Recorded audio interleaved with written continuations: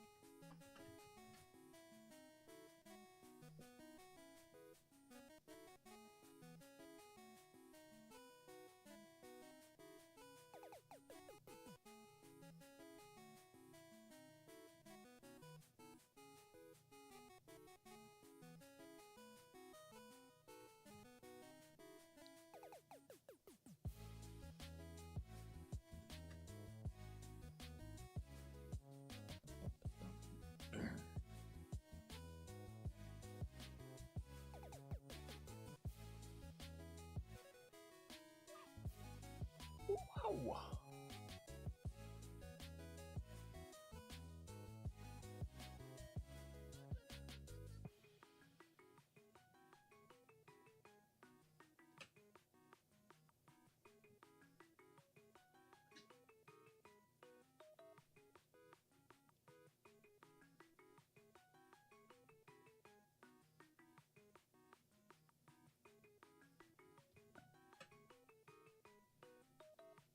Ba-da-ba-ba-ba-ba-bum.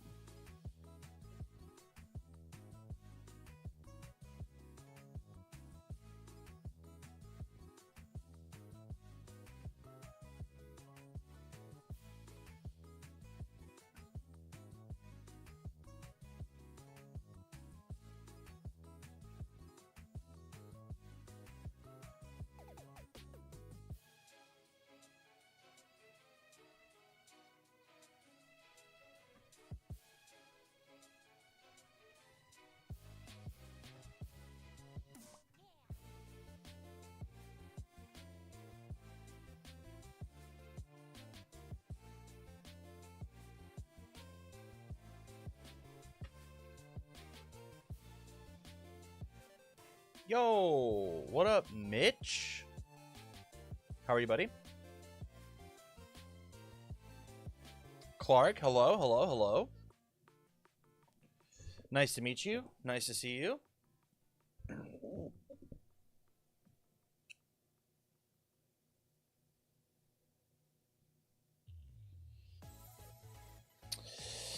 Commentating over the VOD from the last weekend? Yes. That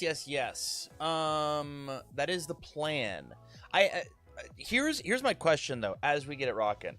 I have a VOD. I don't think it's the cleanest.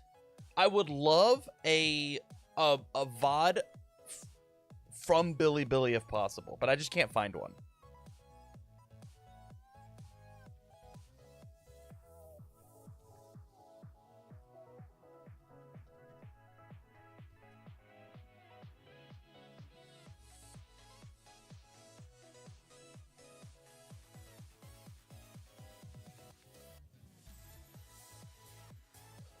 I have found another creator who watched it and streamed it and commentated over it, and I'm down to use that. I can link it YouTube. Oh, that'd be so dope. That'd be so dope. That'd be so sick, Clark. That'd be wonderful. Day 1 of day 2. Let me get the kid on and see if we, because I think our plan is to just like do the whole damn thing and just do do quick plays. Let me get Barrett on and rock it. We'll just get him on. Buddy, this is gonna yell at me. What up? How's it going, buddy? Pretty good, man. How are you? I'm good. I'm well. I'm swell. Hey, I've got somebody who's going to be giving me the VOD, a cleaner version of the VOD, than what I have found. Do we want to do just day 1? Do you want to do day 2? What is the plan here? What's your vision? My vision is just to get reps in. I got to commentate this weekend. Why not get some repetitions on commentating with RiftBound? You know, Sure. Either one is fine with me. I think we're gonna see a lot more spread, hopefully, with the Swiss rounds. Hoping that they pulled a different deck list. My fear is that day 2, obviously, like, you're only going to be able to pull from whatever matches they selected for the top cut bracket. Interesting. Chat saying ability to chop it up into individual rounds. I mean, I'm down. I think if we put this thing on 1.5 speed, 1.25, 1.5. Yeah. We could probably just rip through these. The rounds are pretty quick, I'd imagine. Yeah, I'm sure. I mean, it's still a tournament. Like, they'll probably use the time if they want to use the time. But yeah, there are some matchups that are probably not going to take that long. Yeah. Let's do it. Let's just do the whole damn thing. Why not? I think. Ready? Why don't we just do this? Yeah, just do day 1, and then we'll see where we're at time wise and see what we want to do. I have no time obligations tonight. I don't either. I think it's just you. My time obligation is I got to figure out my sleep schedule tonight. Yeah. because I have to wake up tomorrow, work, and still do the OCE regional. I don't know if I can link it here, but it might stop me. Here's day 1. I mean, we can give it a shot, Clark. Otherwise, you can get me your Discord, or you can jump into my Discord. Link should be in the description of the live stream. I can double check. I'm just excited to get my chops on some RiftBound commentary, man, and see what that kind of looks like / feels like. I've played now officially 4 games on TTS, and whoa, you're a pro. I'm a pro. So please make sure that you ask me any questions you have about the game. Yeah, absolutely. I made bad decks. My decks were bad, and I had to leave. No offense, I had to leave watching you play the Yasuo deck. Yeah. I cringed real hard because I thought your hand was actually pretty good, and you just let him run you over, and I was like, no. Okay. So there was one turn, and any RiftBounders in chat can help me clarify. So there was a turn where you went memory test. Pay I believe for I can do it. Pay for recycle, play Sona. Yeah. Okay, you remember this? And then I didn't use my ability to move stuff up? Oh, go ahead. Sorry. You then swung with your 2-drop that drew you a card earlier in the game, which was fine. Yeah. Into an open battlefield, so you got a point. Yeah. And then you passed turn. And I went, well, if we were gonna play the Sona and we were gonna take the battlefield, and your hand was a bunch of combat tricks. Yeah. That you couldn't play at the time because you didn't have any units on board, right? So then So what I'm saying is you could have played the Sona at the battlefield. Oh, you're right. I forget about that all the time. And then you would have readied all of your runes so that you had protected her. Because you had the last breath or whatever, the Yasuo signature spell. And I was like, oh, you could do cool things, Yeah, and I just chose not to. You just chose not to. You just let your 2-drop die, and then you got hit, and then you got challenged or whatever against your Sona, and I was like, well, yeah. That's all it was. And I was like, all right, I'm going to close the stream. I dig it. I think that's super fair. I think that's just constructive feedback. No, it makes sense. We've got them all, dude. We've got them all. You got all the VODs? He's nuts. I've got them all. So my question now is, because I don't know who this Clark guy is, but he sounds really cool. How do we have this ready to go after the regional this weekend without having to go to you, Clark? How do we do this ourselves? I think Yeah, I don't know. I think you need to verify your account to get HD streaming. I think. Oh, hold on. Am I signed in? I think I. Maybe I'm signed in. Maybe I'm signed in. I'm unsure. Verify to get HD streaming. Man, it sucks that I can't speak Chinese. Use Chrome. I do use Chrome. You can download some extensions that like help you like translate pages, even if it doesn't auto translate from Google Chrome. It'll do like picture translations of like it'll take a picture of your screen and it'll translate it for you. Okay.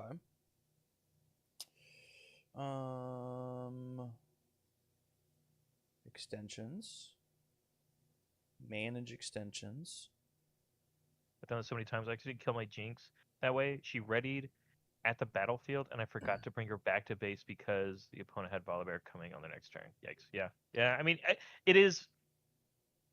It's just crazy, right? Because like I get it's set one, you know, and everyone is literally still learning the game, right? Even the people that are like playing in a bunch of tournaments, 100%.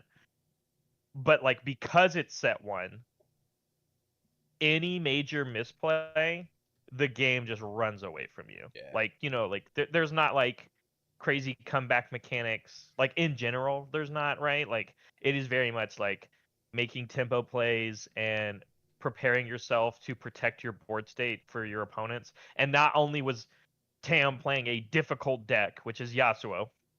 And the reason I say it's difficult is because Yasuo, the legend, isn't going to help you play the game in the sense of like keeping your units alive while reacting to your opponent's stuff. He is very much, I only get to do this thing on my turn, and it costs me energy, so you have to use your resources effectively, right?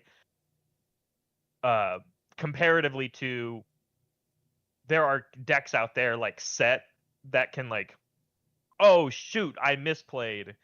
Good thing my character gives me a get out of jail free card for my unit, you know, like.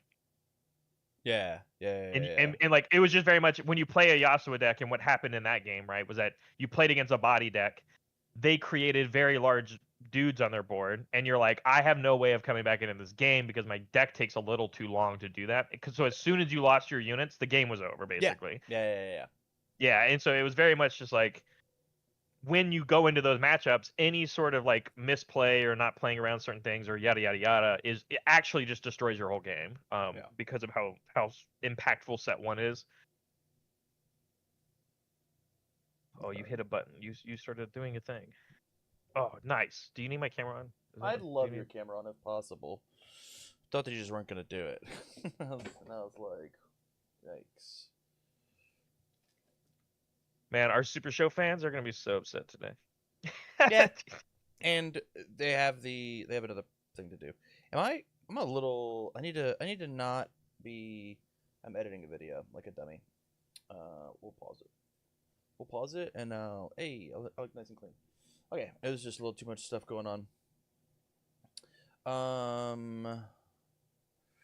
Okay, we're here. Excited. I'm gonna go here to see what the mute you. Man, the I don't know where I can put cards. I don't even know if I can put cards on the stream. I know they do, but if there's something we want to talk about, I don't know if I can. Because like, look at this. Look at the layout, right? Okay, like I don't even know where I'm gonna put us. Where do I put a card? Like I've already tried to pull a card up. You don't. Fair enough. got my ass. Okay. You don't. I think the coolest part here is, so I'm learning because I've never looked at this, so I'm learning with you. Yeah. The coolest part here. Most of this round. Okay.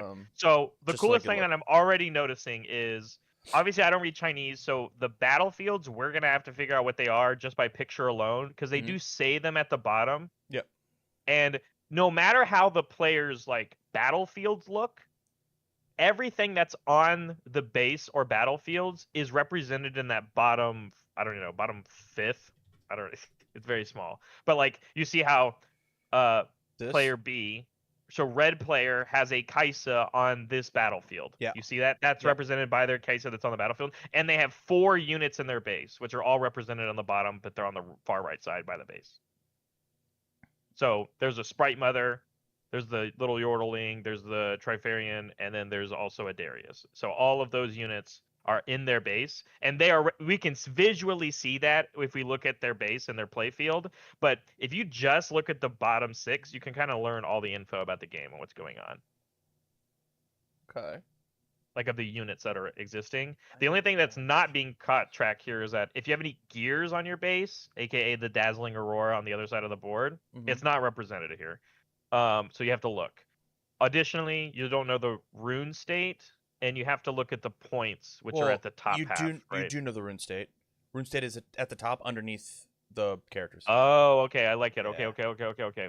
And then, the points are also at the top, in the top 6.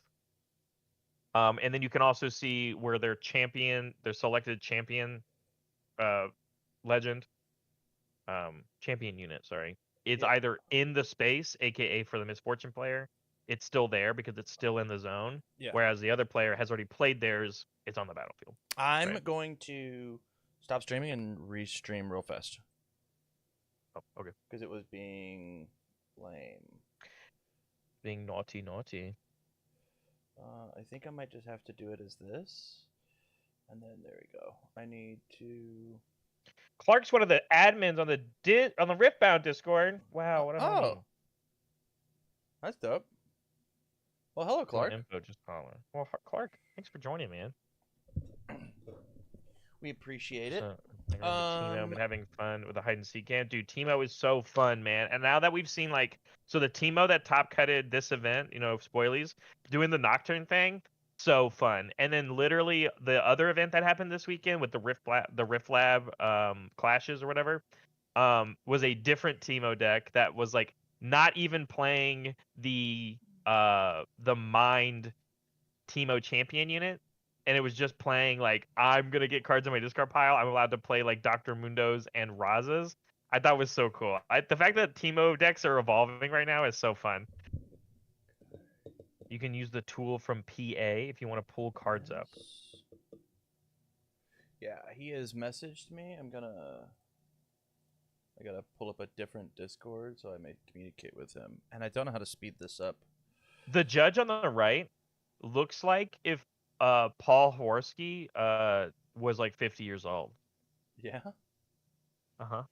You're going to see it. So they have a browser source you can plug into OBS and use to pull up cards. Ah! Okay. I know what that is. All right. Tools. No. Events. Cards. And then... What if I should have checked my mail before doing this. I think my new microphone's here. But I didn't check my mail. Deck builder, my decks, events? There's no way, right?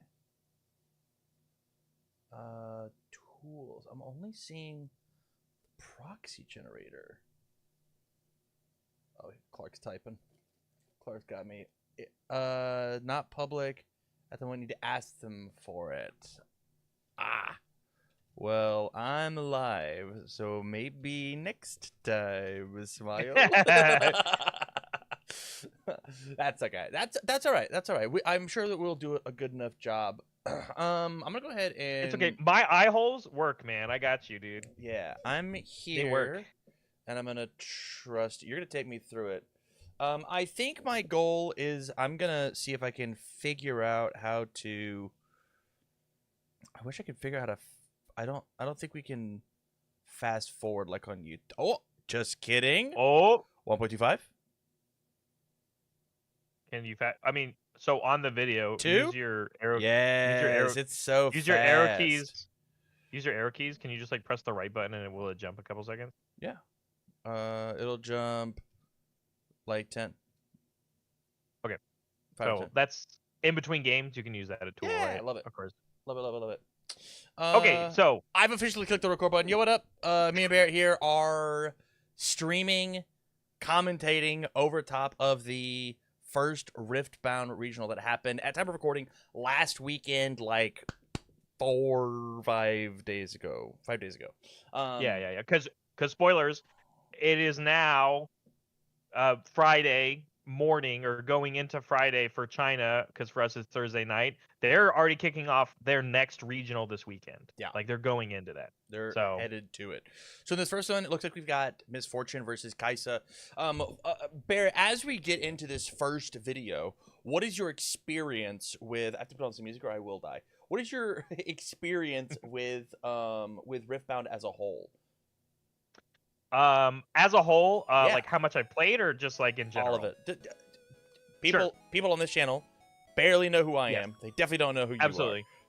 Absolutely. To kick things off, hi, my name's Barrett. I am typically a commentator for Universus, which is another card game owned by UVS Games. Because, surprise, I work for UVS Games. I'm on their game design and playtest team. So I also am now a content creator for RiftBound. It's my YouTube channel is RiftBound Ramblings. You'll hear my voice. It's very an homage to PTCG Radio, one of my favorite Pokemon content creators. But the idea is I just do a news and updates channel, and sometimes I talk about some deck lists. So my extension and experience with the game is I work for UVS Games. I've demoed the game quite a bit. I've played quite a bit of the trial decks against each other. I'm not involved with any game design or playtest for RiftBound specifically, but I'm a big fan of League of Legends, the IP, and I'm a big fan of strategic card games, and I just love how this one plays, and I'm a big fan of everything that's going on with it. So basically, since before Project K was even announced, I had already been playing this game. Which is very nice, but now that everything is public and everything is good to go, I am allowed to show my love and my appreciation for the game, and I'm excited to play a game like RiftBound compared to other games that I played in the past, like Universus. So that's my experience. I hope to get into commentary for this game. I hope to continue to do content creation for this game, and I hope to play this game also competitively, all in one go. My name's Tam. This is my channel, obviously. If you want to support Barrett, please go hang out. You can on the YouTube, you can click RiftBound Ramblings in the title, and it will send you over to his channel. Please go show him some love as he comes on. So, Misfortune versus Kaisa. What are your thoughts here, man?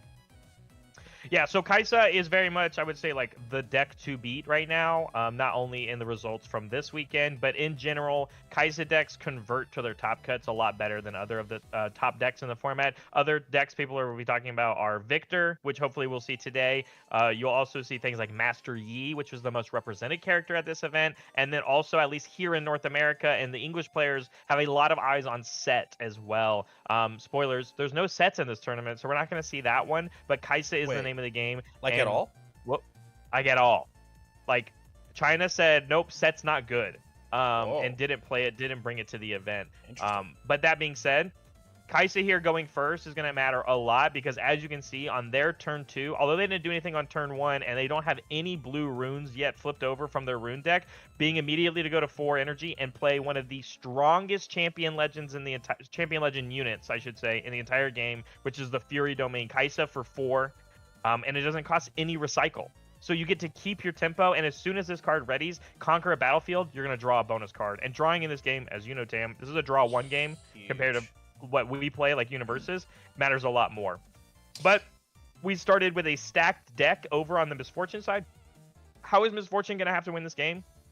Misfortune, in my opinion, is all about the combat movement, right? You think of the 5-cost domain champion unit that lets you ready another unit when that one swings, using cards like First Mate to ready up other things. So lots of combat tricks, as well as giving a unit ganking for the turn, which is what your legend does. You really need to get on the battlefield, and you need to get on the battlefields fast, which is just scary against a Kaisa deck, because sometimes cards that deal damage to your opponent's units have to interact with units that exist on battlefields. So as soon as you even attempt to go for a battlefield, you might have to play a little bit of defense and not use any of your not move any of your units onto battlefields right away. So kicking things off, we saw the stacked deck on turn 1 for the Misfortune player, looking at the top 3 cards of your main deck, putting one of them into your hand, the rest go on the bottom, and then immediately here after on their turn 2, opening with a Sabotage, which is essentially like Thoughtseize. They were able to grab a non-unit.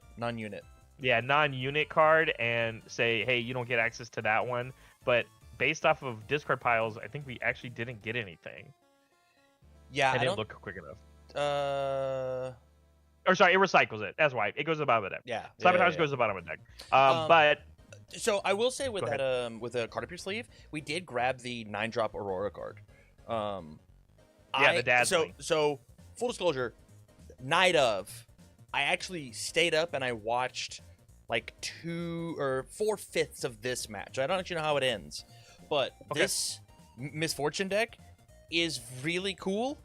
Really, really cool, and it's like its main idea, its main identity is to ramp up, play this thing, because there are some crazy moves in purple that you get to, or Chaos, right? Chaos? Yeah, you get purple.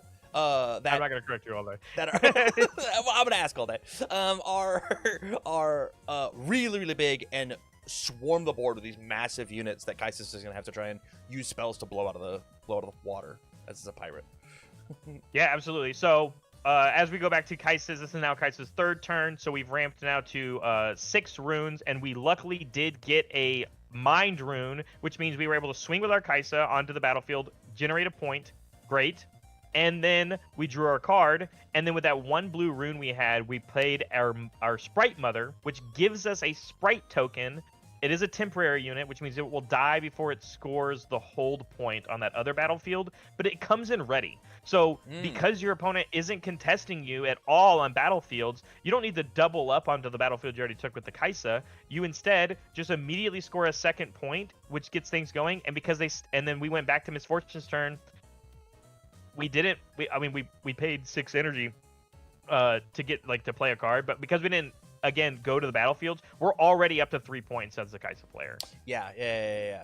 This very, very aggressive over here on Kaisa. Sorry, Catalyst. We used the Catalyst of the Aeons is where we got. We channeled 2 more. We ramped. So that next turn, like you said, we have that Dazzling Aurora in our hand. We're gonna have another do nothing turn, which is play Dazzling Aurora, and at the end of our turn, we'll be able to get a unit onto the field. But it's still going to be a little bit harder. Now that Sprite Mother back on Kaisa's now 4th turn of the game, the Sprite Mother's ready. We can go to that other battlefield that we didn't get the hold point on. We're going to score 1 there. And because we now have control of that battlefield, we're going to slam this Darius from our hand and immediately put it on that battlefield to help protect that Sprite Mother. Yeah, so now 9 might over on 1 and then 4, none on the other because we retreated the We brought Kaisa back. Love it. Keeps it safe, and you would rather the Kaisa conquer. Yeah, and draw another card, exactly. But here comes the Dazzling Aura. We're going to tap out our entire board, basically, except for 3 runes. And we're immediately going to get a Carnivorous Snapvine off of the top, which is going to help us get rid of something on the board. Yeah. It is things only at battlefields, though. So, and this is something I noticed. Every time that a card revealed, you have to recycle things. You have to let your rival cut the cards that get recycled. So yes, you shuffle them up, hand them back. They get to cut and then put them on the bottom. But the Snapvine gets played immediately and then smoke screened.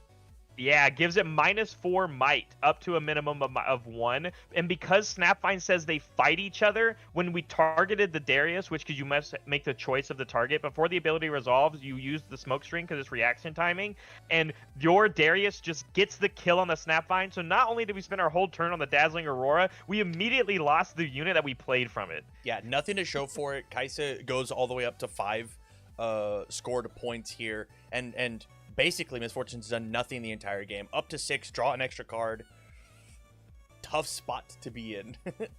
Yeah, now that we have the Dazzling Aurora on the field, as we pass back, we have our 3 ready resources, but Kaisa player here is going to take both of their units and move them back to their base, keep them safe, and essentially set up for game on the next turn, because Kaisa here, conquering again, drawing another card, is going to go and take us to 6 points. If Kaisa lives here, takes us to 7, and all we have to do is take that open battlefield. We're going to just draw and generate a bunch of value. Here comes the Trifarian. It costs 2 less because of Legion.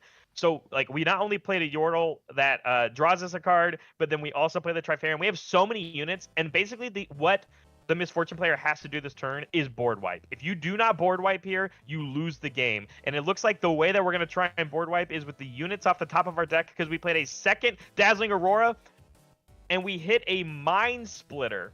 Yeah. Mind Splitter rips a card out of hand, but doesn't actually do anything to the board, and that's what matters here. Yeah, so it rips a card out of the hand, comes in exhausted, of course. That one not being able to change the board state. If we can't find a way to basically answer 4 of these units on the board, it looks like it's going to be gain. That was the 9-drop or 8-drop. Soul Gorger. It grabs a unit from your discard pile, which is when that you play snap, which means we get to shoot the Kaisa. But there's still 4 guys at home that can just like move up to the base and score both those points that we care about. Yeah, so I think it's still going to be game. We're Unless still we on just reaction. smoke Another smoke screen kills the Snapvine when it goes to do the play once again. He said, "Nah, no thanks." Dang, smoke screen more like the hold here from Kaisa will bring us to 7 points. We ready up. We channel our 2 runes. We draw our card. We put 1 unit on the open battlefield, and the game is over basically. Round up is what I was thinking of. Round up kills weeds. Yes. Right? Yes. Round I up could not think about sitting here struggling, dude. Yeah, I mean, the question here is, do you think the Misfortune player has any sort of like movement trick to move one of these 2 units onto that battlefield? How many of these units do you commit right away? And then maybe do we have to rebuttal on our own turn? So we're just going to move the 1, go to 8. Is the other point that we have to have we might have 9? We might be on the battlefield that says it. you have to have 9. I didn't go look them all up. I was so busy trying to jump in on the game. So it looks like we're on the battlefield that says you have to have 9 to win. But playing a Dr. Mundo from our hand, Dr. Mundo is a 6 might unit that gets +1 might for every card that is in your trash. Yeah. So it's just a big body. And its downside is that you have to keep recycling cards back into your deck from your trash. So it gets weaker and weaker. But as you can see right now, it's at +6 might, putting it to 12, which is going to help combat against not only the cards that Misfortune has the potential to play, but again, we have to find a way to wipe the entire board off. So only putting 1 unit on each of these battlefields matters a lot. We're going to go ahead and play the Falling Star, I think is which one that is. I think we're going to try and eliminate that unit that grabbed this one from our... For 6 twice, right? Not 6 twice. This is the one that shoots 2 things, or 3 twice. Or it could pick the same thing 3 twice. Yeah. Yeah. So, and then it looks like we're going to move our Darius back, just keep everything safe away from the battlefields, and ask your opponent, hey, you have to wipe my entire board here. I go to 9 points and I win the game, whether that's from the hold or conquering every battlefield. So the goal is that you hopefully don't give it to them with the hold. You want to make them have to conquer every battlefield, is the best place that you can put your opponent.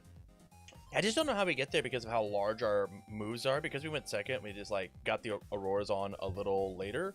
And Slashore didn't find enough ramp, but like there's dudes in hand. We got some massive bombs here, but like they're just too slow to get out because Misfortune gives ganking. She doesn't give actual movement like Yasuo. Like she can't like correct. emergency move somebody up and be like, hey, let's rumble. The good news is that love this shot. And that's the other problem is that like Misfortune does a lot more of that kind of battlefield movement, and a lot of your removal, at least in this style of deck, is going to be from you just having your units hit their units on battlefields. But the Kaisa player is playing incredibly well here and keeping all of their units safe in their base, which is typically what you want to do as the Kaisa player, because a lot of your removal just comes from the cards in your hand. But we did play another... I'm going to look up the name of this card instead of just saying what it does. But from our hand, we straight played a Soul Gorger, which allows us to bring another unit from our discard pile back into play. You must still pay its power costs, but we are going to swing our Mind Splitter into the Mundo. It is only a 7 might, but I must have missed us playing another card. So we had the Snapvine again. Snapvine. We fight. It loses the 6. Then the Mind comes in, so they can trade. Correct. Yeah, so because units don't heal from their health until showdowns resolve. Yeah. Basically, and then there's another timing for them as well. But basically, if you do any outside of showdown damage to a unit, that will stick around so that when the Mind Splitter goes in, it's still going to only trade with it. And then we're hoping we hit some more stuff off of the top. The Dead Bloom here is pretty good. It's good, but it's not enough, right? Like, we just move one to each base and then it's over? Because Dead Bloom can only be played at battlefields, occupied battlefields, and there aren't any here. So this is just going to go up and go to 9. Or it's not 9. You have to win off of it. So we're going to draw a card, and then on that you say thumbs up. And it looks like game 1 going to Kaisa here in a solid 19-minute game. Yeah, pretty good.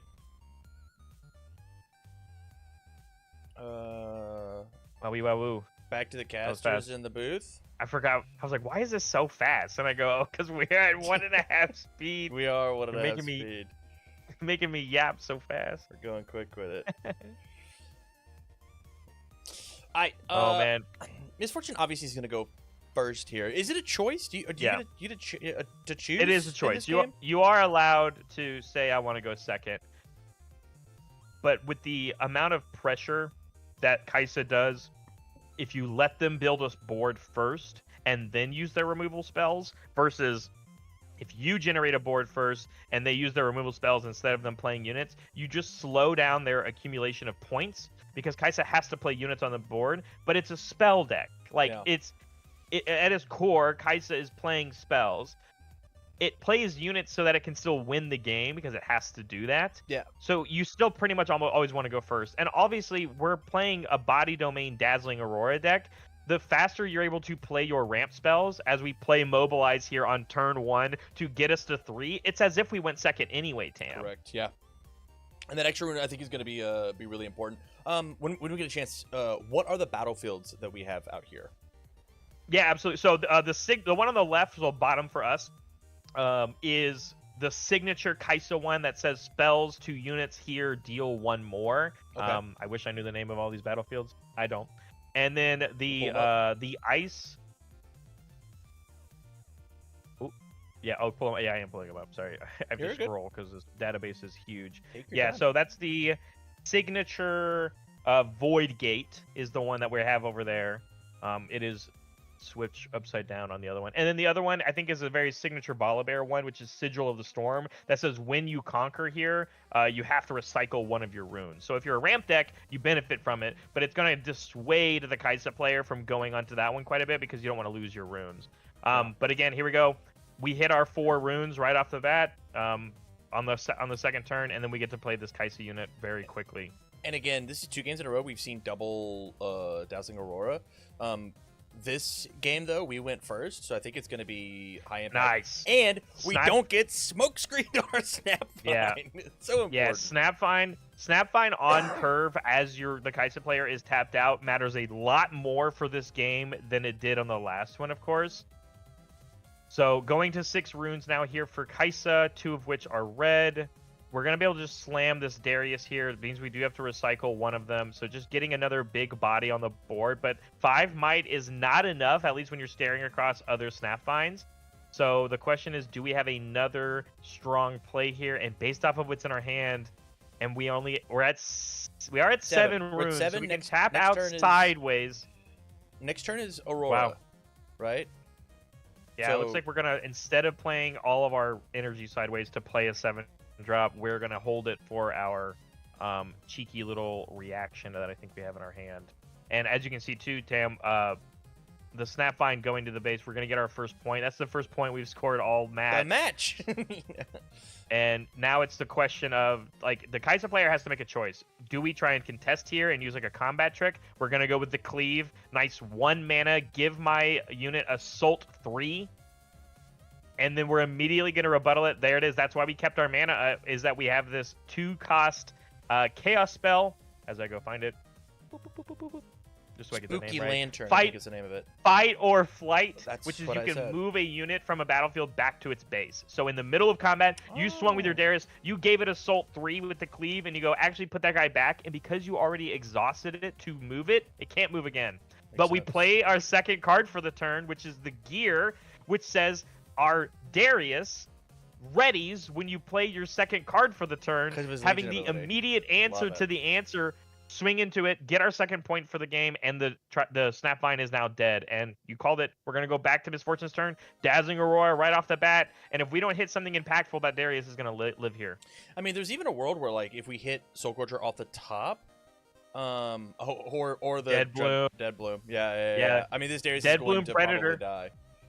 It having deflect as well is going to help us at least a little bit. So you can play it to an occupied battlefield. The smoke screen is going to cost us an extra recycle cost to do so because Dead Bloom has deflect. So that's why you can see the player turn the gear sideways as well as the Kaisa. Kaisa for the spell cost on the smoke screen and the gear for the deflect cost. And so we had the answer for it. Once again, smoke screen being one of the key pieces of this deck.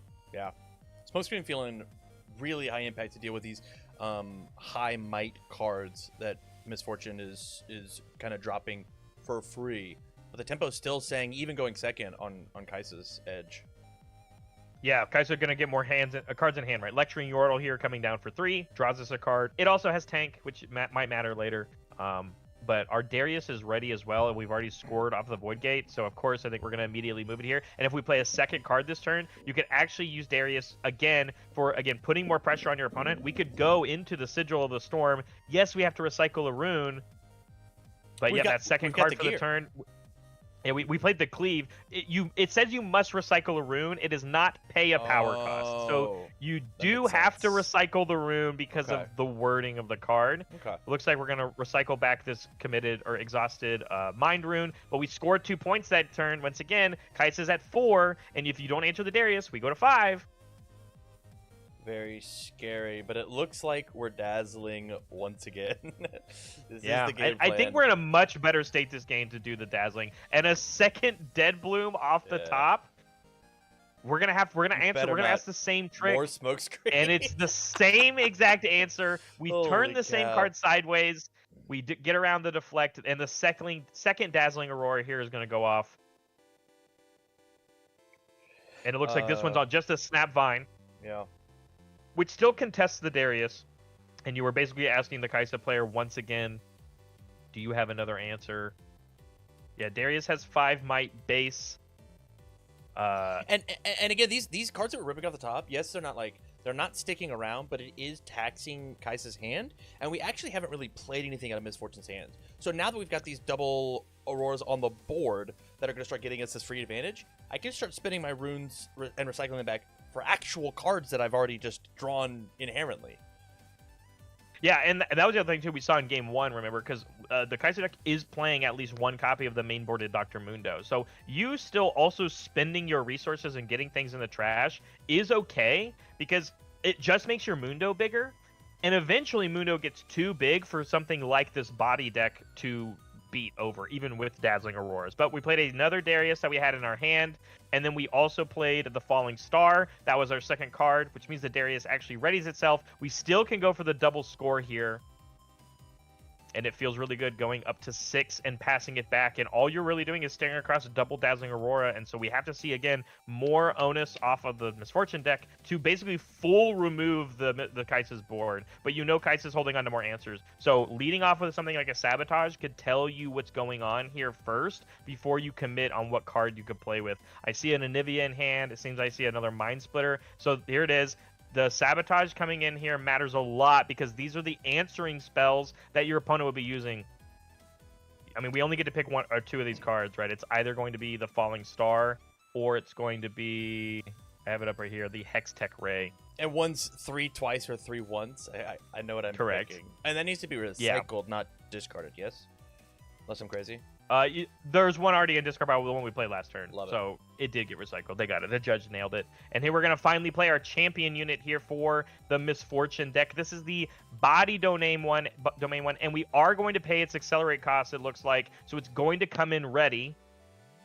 I love this. Which means we can swing with it right away. And if you swing with it, you're allowed to ready any card. So you could ready a rune here. That's all you could do.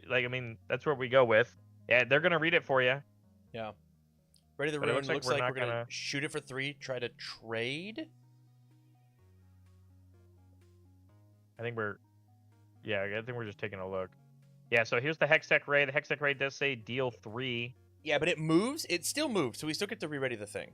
And I think that's what's important. That's what we're waiting for. Oh, I think the judge is telling him, like, hey, I think you're allowed to, like, hey, just so you know, you are allowed to ready a rune, but I think we moved past the state, so it doesn't really matter as much. But they are going to trade because the deal 3 and then the Yordle in itself still fight. And then we're immediately going to the Dazzling Auroras. Snapvine off the top removes the Darius. And our second one is a Soul Gorger, which gives us another unit back. We still have to pay its power cost once again. But we're going to pick the Dead Bloom. It's going to come right back, which has Deflect. And now all of a sudden the Kai'Sa deck is in a much scarier position. Well, the question is it? It might be the Dead Bloom. It might be the Misfortune, because Misfortune lets you re-ready so you can move something do up, some more move Misfortune, move it back, and then protect a little bit. Not that this Kai'Sa's having any problem fighting the things that are currently at base. Yeah, I need to go double check as well as Soul Gorger. Yeah, you can pick any unit. So you could pick the 8-cost Dead Bloom, but you're right. We are going to pick the Misfortune here instead. So it might also we're going to pay does Dead Bloom 6... cost 2 power, recycled power to do it? Yeah. Because if so, we couldn't do it. We didn't have the orange. We don't have the orange. You're right. So it had to be Misfortune. You're right. Yeah. So it looks like the big play here for the Kai'Sa deck is we're gonna tap a lot of our resources sideways. Use Kai'Sa. We're gonna Progress Day. We're gonna draw a bunch of cards. Love this card. That's all I played it a Lux deck last night night that had it, and draw 5 was sick. Yeah. So you drew your 4, and then because we've already played a card, the Legion off of this Trifarian makes it cost 2 less. So we turn completely sideways to get cards back in our hand and basically try and recreate a hand state while also having 1 unit on the board. And so now this is the point of the game that you have survived against the early aggression onslaught that the Kai'Sa deck can do to your board state. It is up to Misfortune to establish a board and start scoring points back while also not leaving positions open so that they can score the last ones they need to win the game. Interesting not to float a resource here, because we're going to be recycling that rune. If we decided to play any other cards, it's just kind of wasted material, depending on what we care about. You're 100% correct. You're right. Unlike things like Magic the Gathering, your rune pool, I believe is what it's called, stays there for the entirety of the turn. So you definitely could have just... Can you tap your rune in response to you moving, similar to other card games? Yeah, I believe just like how you can see on characters, legends like Kai'Sa and Darius, I think they're all reaction timing. Okay. And you I guess but you can't react to generating energy. Yeah. So I guess I don't know. It's a good question to ask. That's a rules question. I have the rule book, but it's underneath this tab, so I'd have to not be watching. Okay, so we conquered. We conquered under the sigil. We had to recycle a rune. We're going to swing with the Misfortune now after we swung with the first 2, which allows us to ready the Soul Gorger. We're going to give the Soul Gorger ganking for the first time. We're going to see the Misfortune effect, and we're going to be able to take over both battlefields in the same turn and represent a lot of might onto them. So we're going to go ahead and use their first Dazzling, and we're going to get another Soul Gorger. And these Aurora does not say play to your base; it just says play them. So you're allowed to just put them wherever you want. We could just put them up on bases and reinforce the ideas that are already currently here. Imagine a second Soul Gorger over on this Nexus. Imagine, and then an additional one coming out of the discard pile because of how Soul Gorger works. And then this was only the first Aurora that we've resolved. Yes, correct. We still have another Aurora here, and I actually really like buffing up the Sigil here because it really puts... You don't want to have to reconquer Sigil. You want to hold Sigil forever because every time you reconquer it, you have to recycle a rune. So interesting. What did we hit? So we hit another Soul Gorger, but we opted to not use the first Soul Gorger. So kind of the worst hit, because if we weren't going to use the first one, we're probably not going to use the second one. And so... Yeah, I would agree with that. And we're just going to load it up. But all 3 Soul Gorgers here on the board against this Kai'Sa deck. But Kai'Sa just drew essentially 5 cards because of the Progress Day, pass turn, draw back up. And we have a plethora of runes right now. 10 runes to mess with. And finding a way of clearing this board. And honestly, my biggest question here is, are we even playing in our deck, either main or side, because we're in game 2, the Mind Domain board wipe? Yeah, and it looks like that's like pay whatever, tap all your dudes, do 12 to everything, which would just clear the whole board. Yeah, but that is not going to be. This is going to be the signature kind of late game drop that you see for most of these Kai'Sa decks, which is the Thousand-Tailed Watcher. It has Accelerate, so we paid for the Accelerate cost for the come in ready. And it says when you play me, you give all enemy units -3 might this turn to a minimum of 1. So these big, heavy hitting units that this deck is playing, you have access to. But immediately, I think with the ability, no, okay, so we let the ability resolve. But as the Trifarian swings in, we're going to play a challenge from our hand. And we're going to say that, hey, before this happens, I'm going to have one of my units fight one of yours. They still trade, correct? I think so. I think we're reading the rules also of the Void Gate. But Void Gate, I believe, specifically says damage from spells. And this is not challenging damage. Is fighting. Two dudes. Yeah, which they have clarified in the FAQ. So this one, I think, works as in... it doesn't work that way. But... yeah, I guess I just don't know what the targets were, but if we just picked the 2 that we're going to be fighting anyway. Look at the arm pad on the judge. Do you see it? It's a big No, I didn't logo. see it. Well, I did see it. I saw it earlier, yeah. It's very funny looking. Okay, so we played a card and we lost our unit anyway. Interesting. So I guess maybe not understanding the reaction of like, well, if they were going to fight anyway and you were already losing, just having them fight earlier doesn't actually do anything. They're still going to fight, and because your guy has -3 might, I'm going to win this one, right? -3 to all of these, and then giving +3 to your own is such a swing. And that's it. That's the game. So, Kai'Sa wins on that turn. Yeah, that was the problem, right? Is that Kai'Sa was already at 6 points to win. They go to 8 if they score both, because you scored every battlefield on the same turn. So that mind splitter, I keep calling it that, but the Fox gives -3 to everything, and then like you said, that pump going up to 10 might. But when all your big units essentially say -9 might against my 10 might unit, you can eventually add up to it and get the win. So 2-0 there for the Kai'Sa deck. Makes a lot of sense when you were so behind after game 1 that you have to really play catch up. And I think, like you said, Tam, when we were finally hitting the dazzling aurora effects, we hit double unit on that turn that didn't really help us, because Soul Gorgers, Tam, not only did we not use their effects because we wanted to save our runes, but Soul Gorgers like base power. Oh, honestly, Tam, we probably couldn't have done it. The Soul Gorger said it's 5. I was not saying stop. Oh, sorry, it's 5 might. Yeah, 5. But we still didn't have any body runes to play things like the Dead Bloom that was in our discard pile. Right. Yeah, we have to still pay the recycle cost. So we just got rune locked, basically. Yeah, tough. Anyways, man, that Misfortune deck is so cool, and I'm really excited to put it together. I'm such a Dazzling Aurora fan. I think it's so sick, and just like one of the big issues that I have playing like my favorite deck to play right now is Volibear is when you answer my dudes, they're gone forever. And Soul Gorger just says that that's not true. Yeah. Right? I just get to bring that's them one of back. the perks. It's very cool of having the Chaos Domain attached with your Body Domain deck versus having the Fury Domain with your Body Domain deck. So with that, thank you much for watching round 1. We're gonna move on to round 2. It's gonna be awesome. This will be an entire playlist. So if you're catching this over on YouTube as the VOD later, thank you. Make sure that you go check out RiftBound Ramblings to catch Barrett as he talked for 92 to 95% of that round. He definitely knows what's going on much more than I do. But despite the alliteration of the YouTube channel, Tam, it also is just true. I just sometimes ramble. So. Fair. So with that, thank you much, and we're gonna head on to round 2.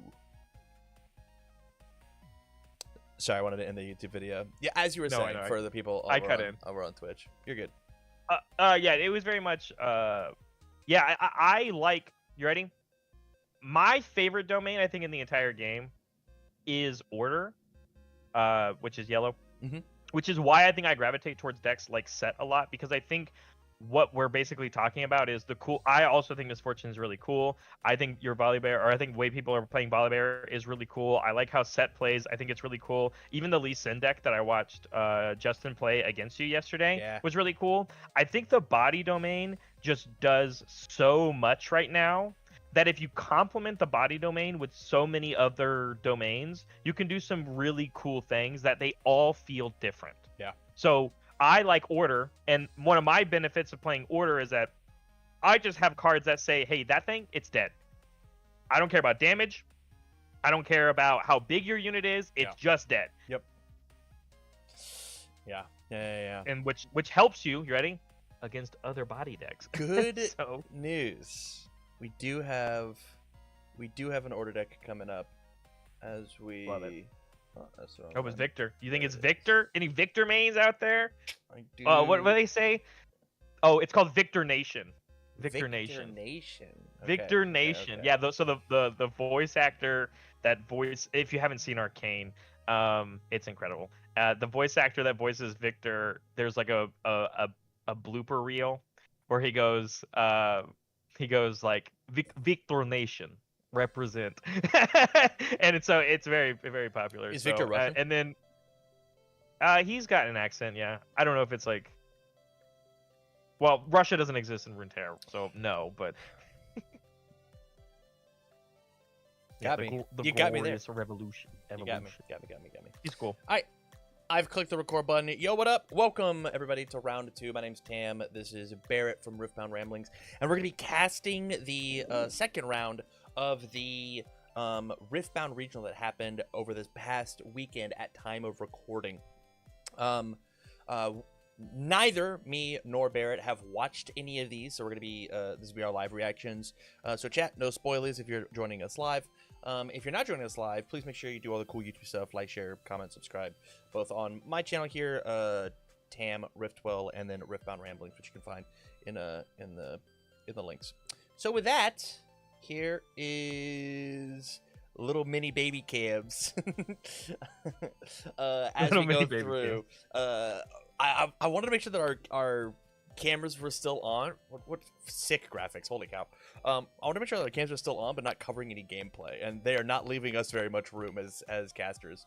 But we got Victor versus Kaisa. We saw Kaisa in the first round. Holy cow! The Victor player is mogging just all the way back. Or a farming, dude. Or chilling. A farming. Holy! This guy knows what's up. Picking starting battlefields for game 1 here. Don't know who's going first just quite yet, as we aren't hearing the audio or anything like that. Tell me, the audio would not help with that. Tell me, order of operations, because I'm new, and you've played it significantly more than I do. Order of operations, see who goes first, then pick bases, or pick bases, see who goes first. I'm pretty sure before anything happens, you determine who goes first. Okay. So like who you're goes not supposed first, to have like and then prior knowledge of any of the extra stuff. I could be wrong. I have the rules up if you really want me to go find it. I'm unsure. Maybe the people at home are unsure. I do so many.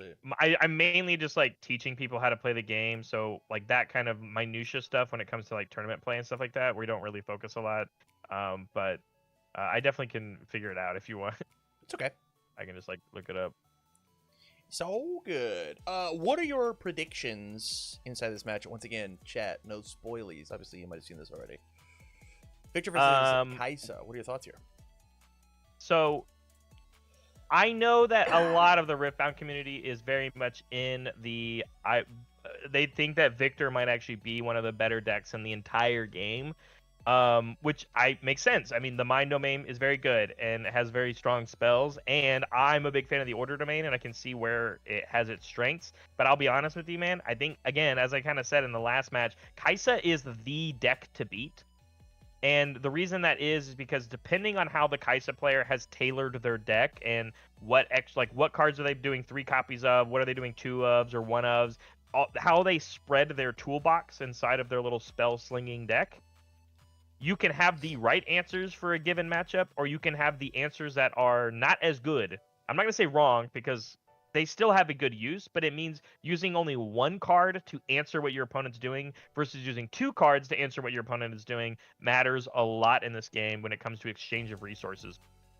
That also being said, being able to play, as you can see, the Fury Domain Kaisa champion unit, that's going to be the one in their champion zone, being able to refill your hand and draw cards matters a lot in this game, because you're the one that's slinging spells to keep your units alive. But it looks like here, going first is going to be the Victor deck. And why did we channel 3 runes, Tam? It's actually because one of the battlefields that we picked for this game says that both players are going to channel an additional rune on their first turn of the game. So Kaisa is going to start with 4 instead, and it matters a lot because we immediately slam this 3-cost unit here for Victor that allows us to play a recruit right off the bat. So getting 2 units on the board, and I'm already seeing different gameplays, at least from this Kaisa deck from the last one, because Kaisa has immediately answered with 2 of their own 2-drops to keep units on the board against their opponent. Yeah, like this, I do like how versatile this all feels. But Victor out the gate very strong. Conquering. Bird. What? We played a bird. Sorry, the bird has a death knell effect that when it dies, we're gonna draw a card. I think is this one, or it channels a rune. It's channel a rune. The channel a rune. Other player has the draw a card one. And then we use Victor's ability to generate us a recruit because we had enough energy to do so. Playing a bunch of weenies is what it looks like. Victor says specifically base, correct? Yes, yeah, I believe so. It's gotta go to base. Okay. I dig it. How many Barrett Bryant tokens do you think I can get for all my Victor recruits? Your recruits? Yeah. I got 1 billion of them, so you can have as many as you want. How many recruits do you think you'll ever have on your board maximum? Hopefully 7+, because we obviously know I'm playing that base, because that one's big meme. That battlefield. Oh, true. I understand. I'm gonna win on the that alt one. win con. Yeah. Wow. Based off of how we're seeing this Victor deck function, I wonder if that might actually be one of the battlefields that they have. Because we're playing a bunch of low-cost units. We have the Poro here that got played. We played our own Sentry, which is that other 2-drop that we just talked about. That says when it dies, you draw a card. They both have one on their board because both of these decks have the Mind Domain.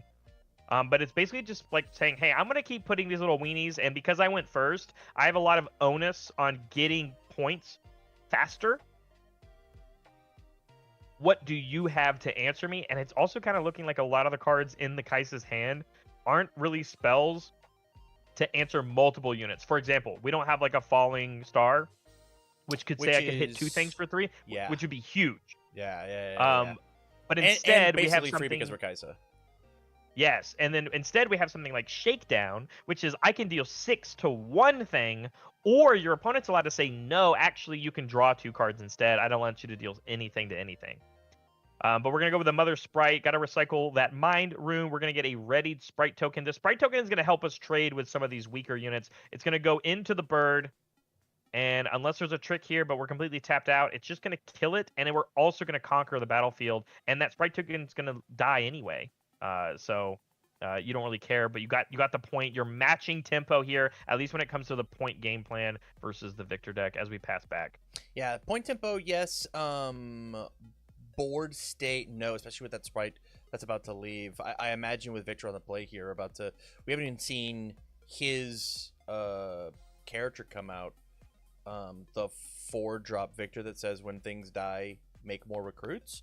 But I don't even know if we're allowed to really like press that button because of how easy Kaisa can just snipe things out of our base. Which I think is like the real power of that character, is the fact that like nowhere on the board is safe. Normally, a lot of your really powerful spells feel like they target battlefields a lot rather than targeting things in bases.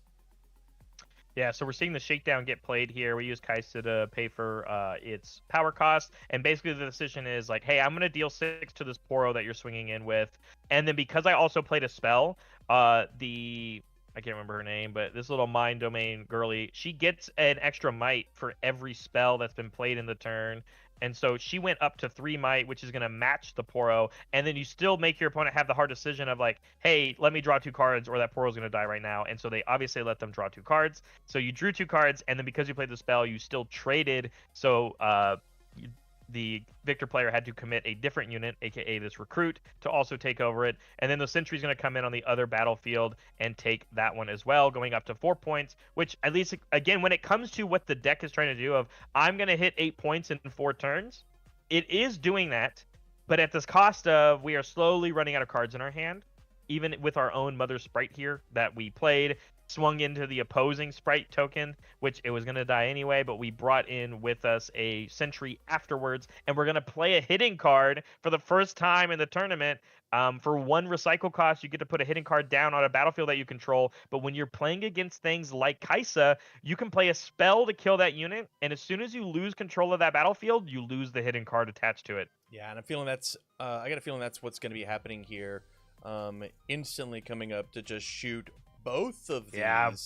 We drew the falling. We do still get to respond. This is a great one to have. This is a hidden blade, which says you get to kill any unit, and the controller, the owner of that unit, draws 2 cards. So your unit was going to die anyway. You'll draw the 2 cards from the hidden blade going off, and because it was a sentry, you draw a bonus. So we had a 3-card swing, and you got rid of a falling stars out of your opponent's hand. That's really good, but you are going to still lose the mother sprite. Yeah, that and like the sentry like did its job. It scored its point. Yep. Just like it's pure value at that point. But at the same time, we have officially lost our entire board over on Victor's side. Correct. For the unit spamming deck to have absolutely no bodies at home feels kind of bad. Kaisa hitting the board though, saying that now, we're dropping cards. These blue cards are slippery. This has got to be a mermaid guy for sure. Yeah, absolutely. The Kaiser's going to hit the board, and this is the safest time to play it, right, as you have control of both battlefields. Your opponent's going to be able to answer those, but if you answer the battlefield units, you're not going to answer the Kaisa, which will set the Kaisa up for next turn. And as we know, our opponent's playing some kind of weenie units. Kaisa can easily kill over one of them, take the battlefield, draw you a new card, and still keep up on the point game. But I agree with you. We're going to have to reestablish a board. And on that point, on the playing the Kaisa, like this being a good time, we just watched Victor play out the kill spell, right? We played out one of the three potential copies of the Throat Splitter. That's not the name of it, is it? Hidden Blade. Hidden Blade. Thank you so much. Throat Splitter is a different card that makes you discard a card, but if it does damage, they get to draw a card. Just kidding. That's a different game. Yeah, very cool. Crazy Jamie, thank you for the reset. Yeah. I will put a thing on here. Thank you, buddy. I appreciate it. On Alert Box. Okay, scary territory. While you're thinking your resubs, we played a ton of units, and AKA we played a ton of recruits. We got a bunch of units on our board, but we didn't reestablish the board state. It's gonna pass back into Kaisa's turn, going up to 6 points, which is range of which you can win the game. Yeah. And all it really does is it denies the conquer ability off the Kaisa, but you basically get to spend your entirety of your turn either keeping your resources ready for tricks on your opponent's turn and bringing your units back into your base to set up for the win next turn. And the Victor player has to now just guess of like, hey, what's in their hand? How can I survive and survive like what's going to happen next turn? Or you have to have straight removal and get rid of these units. Because if you can remove 2 of them, but they're in their base, they can only conquer 1, and a Singularity from hand is exactly the kind of spell that we need to be playing right here. Singularity says you can deal 6 to up to each of 2 units. Doesn't matter where they are, Tam. Yeah. So we're going to hopefully deal 6 to Kaisa and the Mother Sprite. Incredible play here, denying the draw because we didn't kill the Sentry, and most of the Kaisa decks don't have an answer to that. Your answers are about removing your opponent's stuff, not necessarily protecting your own. From here, I looked over to thank a sub. I came back from having 0 cards to now having 100. And we get to just move 2 weenies up to 2 bases and then just like get our 2 points. And unless we have on Kaisa's end some way to bring something in accelerated, we can't win the game on the next turn. And so we're really setting ourselves up over on Victor's side to come in for a big swing. And we're asking our opponent, hey, you got to have something that matters. Yeah, Void Seeker coming in here. It costs 3 because it deals 4 damage, but it also redraws you a card. So that's saying, hey, I know you move that 1 recruit there. I'm going to make you use another one. Whoa. And then immediately playing a Hextech Ray saying, hey, I'm going to make you use another one. This is how you get the removal out. Another Void Seeker here draws another card. And then it says, hey, you have to start using your real units here, not just those. And he goes, nope, that one's fine. I got enough units off of your board so that the same question is asked as we go to 6 points here for Victor. The Kaisa player has to not only play the accelerated unit, but we also have to have an answer to what might happen. I think the only out right now... Oh, okay, so I was wrong. Victor does not say the base. You can play it anywhere. So we played it into the battlefield. Okay. And it says now we're going to play Cole the Weak. It says, hey, I'm going to kill a unit, and you have to kill a unit. So we completely removed everything on the Kaisa's board. So, Tam, it's not just about playing 1 accelerated unit to win the game now. You have to play 2. Yeah. You have to play 2 and deal with the units at the base, which Kaisa famously good at doing, but it's still a 2-pronged, 3-pronged attack because we are getting so close to the end of this game. And again, we saw Victor go from nothing to everything so quickly, and they were all ready for some reason. Very quickly, so they all Victor... came in exhausted. We took a whole turn off while you were thinking those stuff. I see. And that turn off was strictly to play these units that generated more recruits, right? So and because those units are still alive here, the idea here is that you play the 3-cost one, the Faithful Manufacturer. That is a 2 might unit that says when you play me, you get a recruit token here, and then you can also play the Vanguard Captain, which has Legion, so it can't be the first card you play in a turn. When you Legion and play the card, you'd make 2 recruit tokens. So we generated all that value, had those units passing back from Kaisa's turn because they just had to play units. They played double. I think it's not Gemcraft. I think it is. I don't know what it is.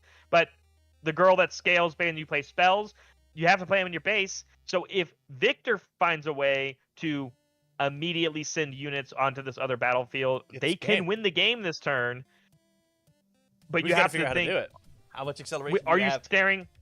Yeah, are we staring across maybe removal spells from the Kaisa's hand? So if you played in a high-costed accelerate unit, would you just lose it automatically? But we're going to pay 3. We're going to play another one of those manufacturers, and it creates the recruit token where you play the unit. So it's going to double up even more power, an extra 3 might onto that battlefield. Another 2, another Call the Weak here. Hey, I'm going to kill one of my units. It's just going to be this little recruit.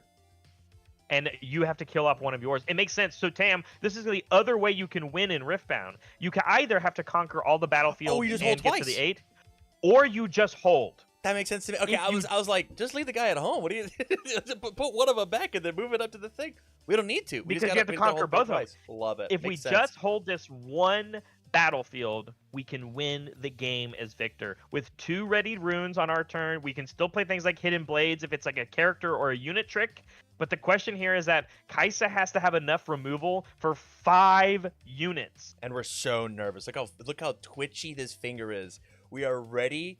We are waiting. He's like, quit counting, quit doing your math. Just pass. Look at how many runes you got. It matters because 2 readied runes is enough to play something like a Hidden Blade. So it is scary. So we're gonna start with a smoke screen. Okay. It gives something -4 might, but it goes down to 1. It can't die from this. Yes. So trading a card in hand to potentially trade a little bit. We do see a cleave in hand, which is going to be really effective at helping clean up this base. It might stupefy in the same idea. It gives -1 might, minimum to 1, and it draws you a new card here. But we played another spell. So again, this I got to find the name. Yeah, you have to go find it. It matters. No, it's not Gemcraft. I know it matters at this point. Oh my gosh. What's this girlie's name? Oh, I hate not being able to find this quick enough. Ravenbloom student now has 2 procs on her. And Darius coming in, really high impact. Whoa, and the lean back. We did not expect Darius, and I can see it. Cleave coming in. So Darius didn't see us play that second spell. We actually kind of misplayed our hand there. If you played Darius as a second card, Darius would have been coming ready. But because we didn't, Darius comes in second. We're going to play the cleave. It's another spell. The Ravenbloom is going to get an extra 1 on it, plus the 3 might. And we're going to swing in. And he goes, yeah, man, I don't have enough to defend that. I'm going to wipe it. And the Ravenbloom will live. We didn't have a spell. We postured that we did, and we just didn't. So now we have no board, 3 cards in our hand, and we're gonna give temporary to one of our. No, we're not. I don't know what we played. It's the hidden spell that draws 2. Yeah, the book. You're right. The book. Which I'm surprised we just drew it, but yeah, that's consult the past. So we paid 4 basically and drew 2 cards. We're going to pay 2 here. Looks like we have a Hidden Blade that we drew. We're going to kill the unit that says you win the game. Unless you retreat it home up to our hand, and then it goes right back into our board at the end of the turn? Question mark? No, it goes in right away. Retreat says you just pick. It just goes to your hand? Yeah, you just go straight to your hand. For one energy, you pick it up.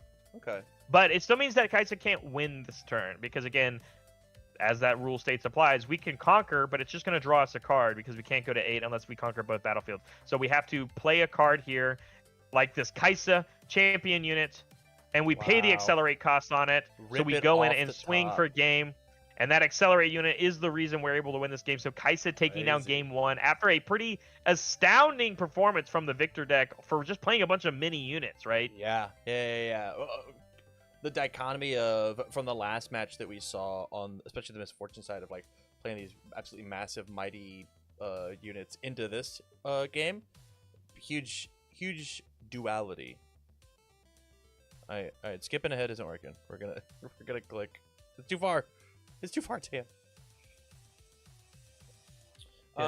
So what do you think Victor had to do in that game to win? Do you think it was just Kaisa got lucky, found the top deck with the accelerate and moving on, or do you think it was anything impactful that we missed?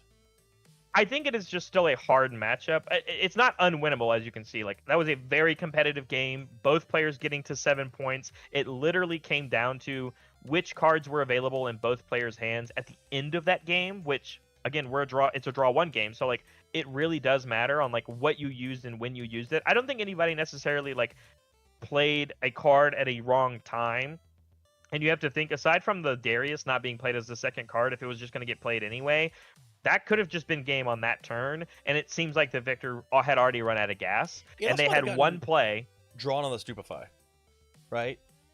So we could have drawn off the Stupefy, then played it, and we just missed the opportunity to Stupefy was second. Or also, exactly. You're right. We could have drawn off the Stupefy, and by then it doesn't come in ready. You're 100% correct. But the idea there is just like, Victor had this one giant play to win the game, and it more so questioned Kaisa, did you have the answer? And even still postured that they might have also had an answer of their own.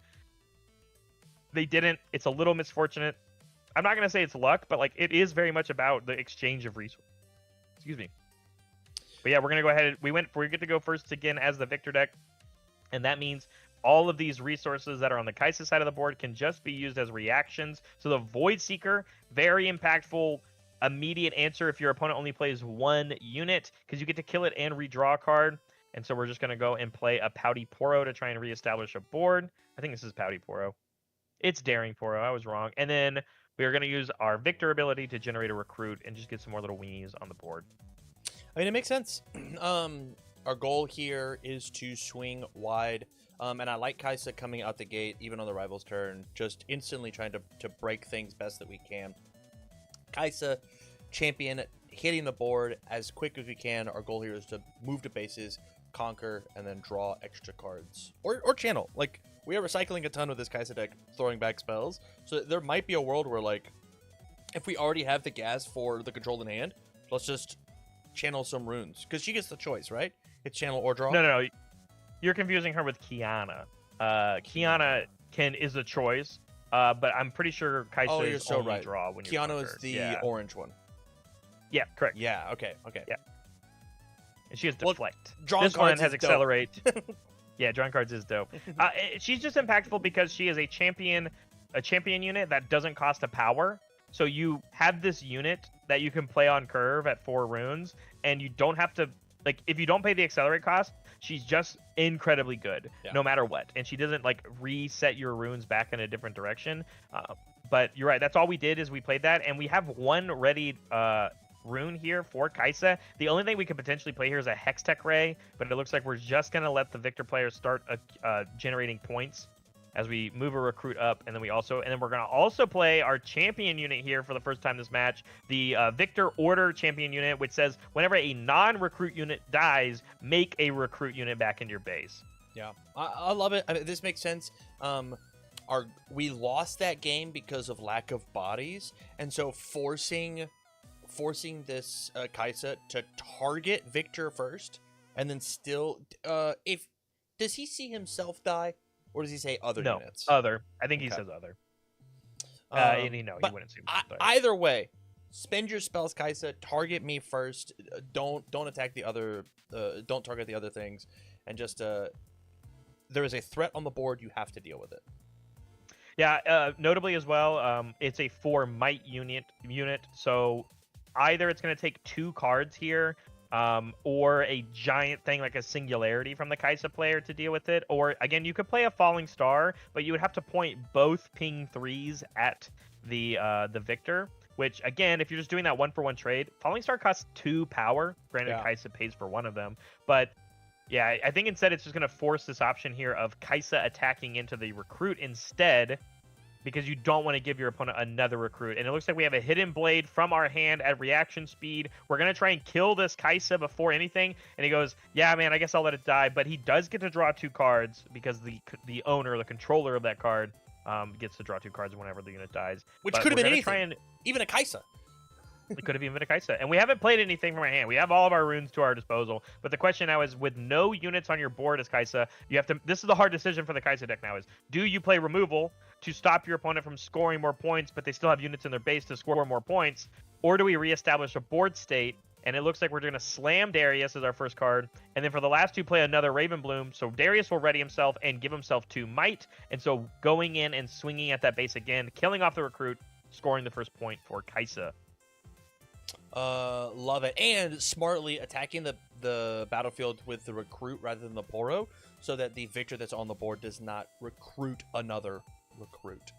Yeah. Again, though, scary state. Completely tapped out for the Kai'Sa player. These units are ripe for the killing, because if we just kill them in a natural way, Kai'Sa cannot respond with anything. No smoke screens, no deal damage to units, nothing. So if you, as Victor again this turn, have more ways of answering the units, you've put Kai'Sa back in that same question, while also hopefully going up to 4 points while Kai'Sa's only at 1.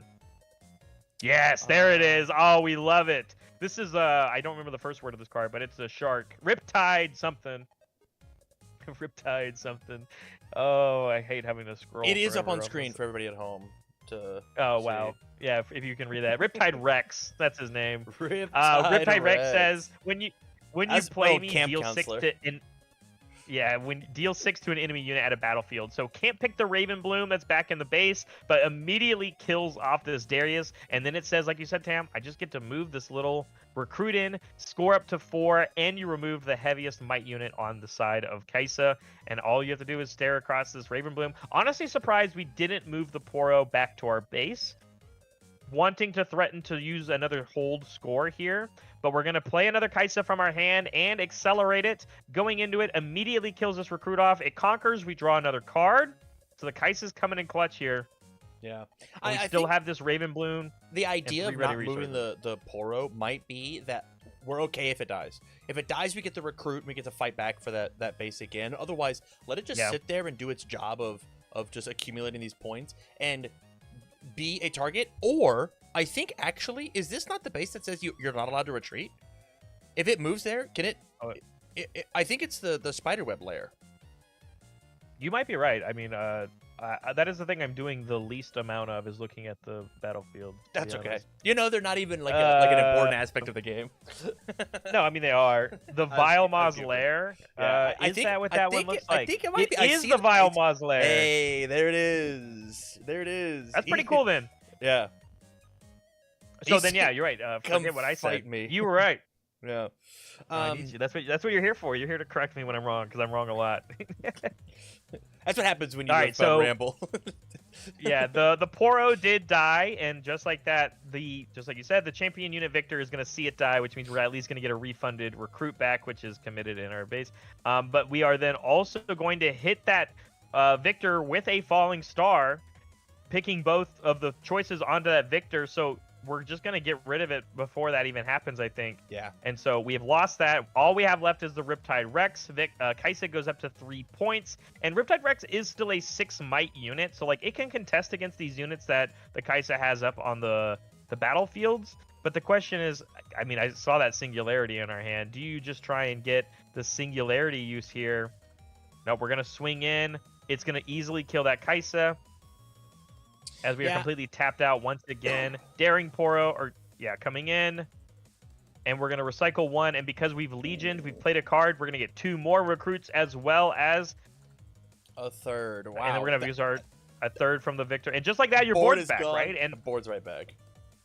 So this is what I kind of wanted to talk about as we go back into Kai'Sa's turn, is that people have a lot of faith in the Victor deck. Because from what you're seeing on screen, Tam, creating a bunch of units, and all the cards that the Kaisa deck is typically doing to answer those units on the board are like single target things. You have to use a lot of cards in your hand to get rid of all these little mini guys that exist for Victor. But like we saw in game 1, the Victor deck can run out of steam if it just uses its resources too quickly, which you feel like you have to when you're playing against a deck like Kaisa. Yeah. 100%. And especially like these big swingy turns like Darius, right? Like Darius comes in, we literally play anything else, including this Cleave. He's going to come in and take out my 5, 6, 7, 8, 9, 10. 10 might Darius swinging in against this 6 might Rex. It's going to easily carry over. Scoring a point. Dude, look at these, and then tying up the little game. Tokens they have, man. They're like the ones we use. Look, there's that little Assault 3 one. Yeah, they look... They are very nice. They are color because they weren't printed from my printer. I'm sure they were made, they were made at a Kinko's or something. Yeah, 8 runes here for the turn for the Kaisa player. We've looked at this Singularity on our hand for 2 turns in a row now. I think we just don't really want to get a pump from Kaisa. Do these colors have pumps that we could possibly play? No.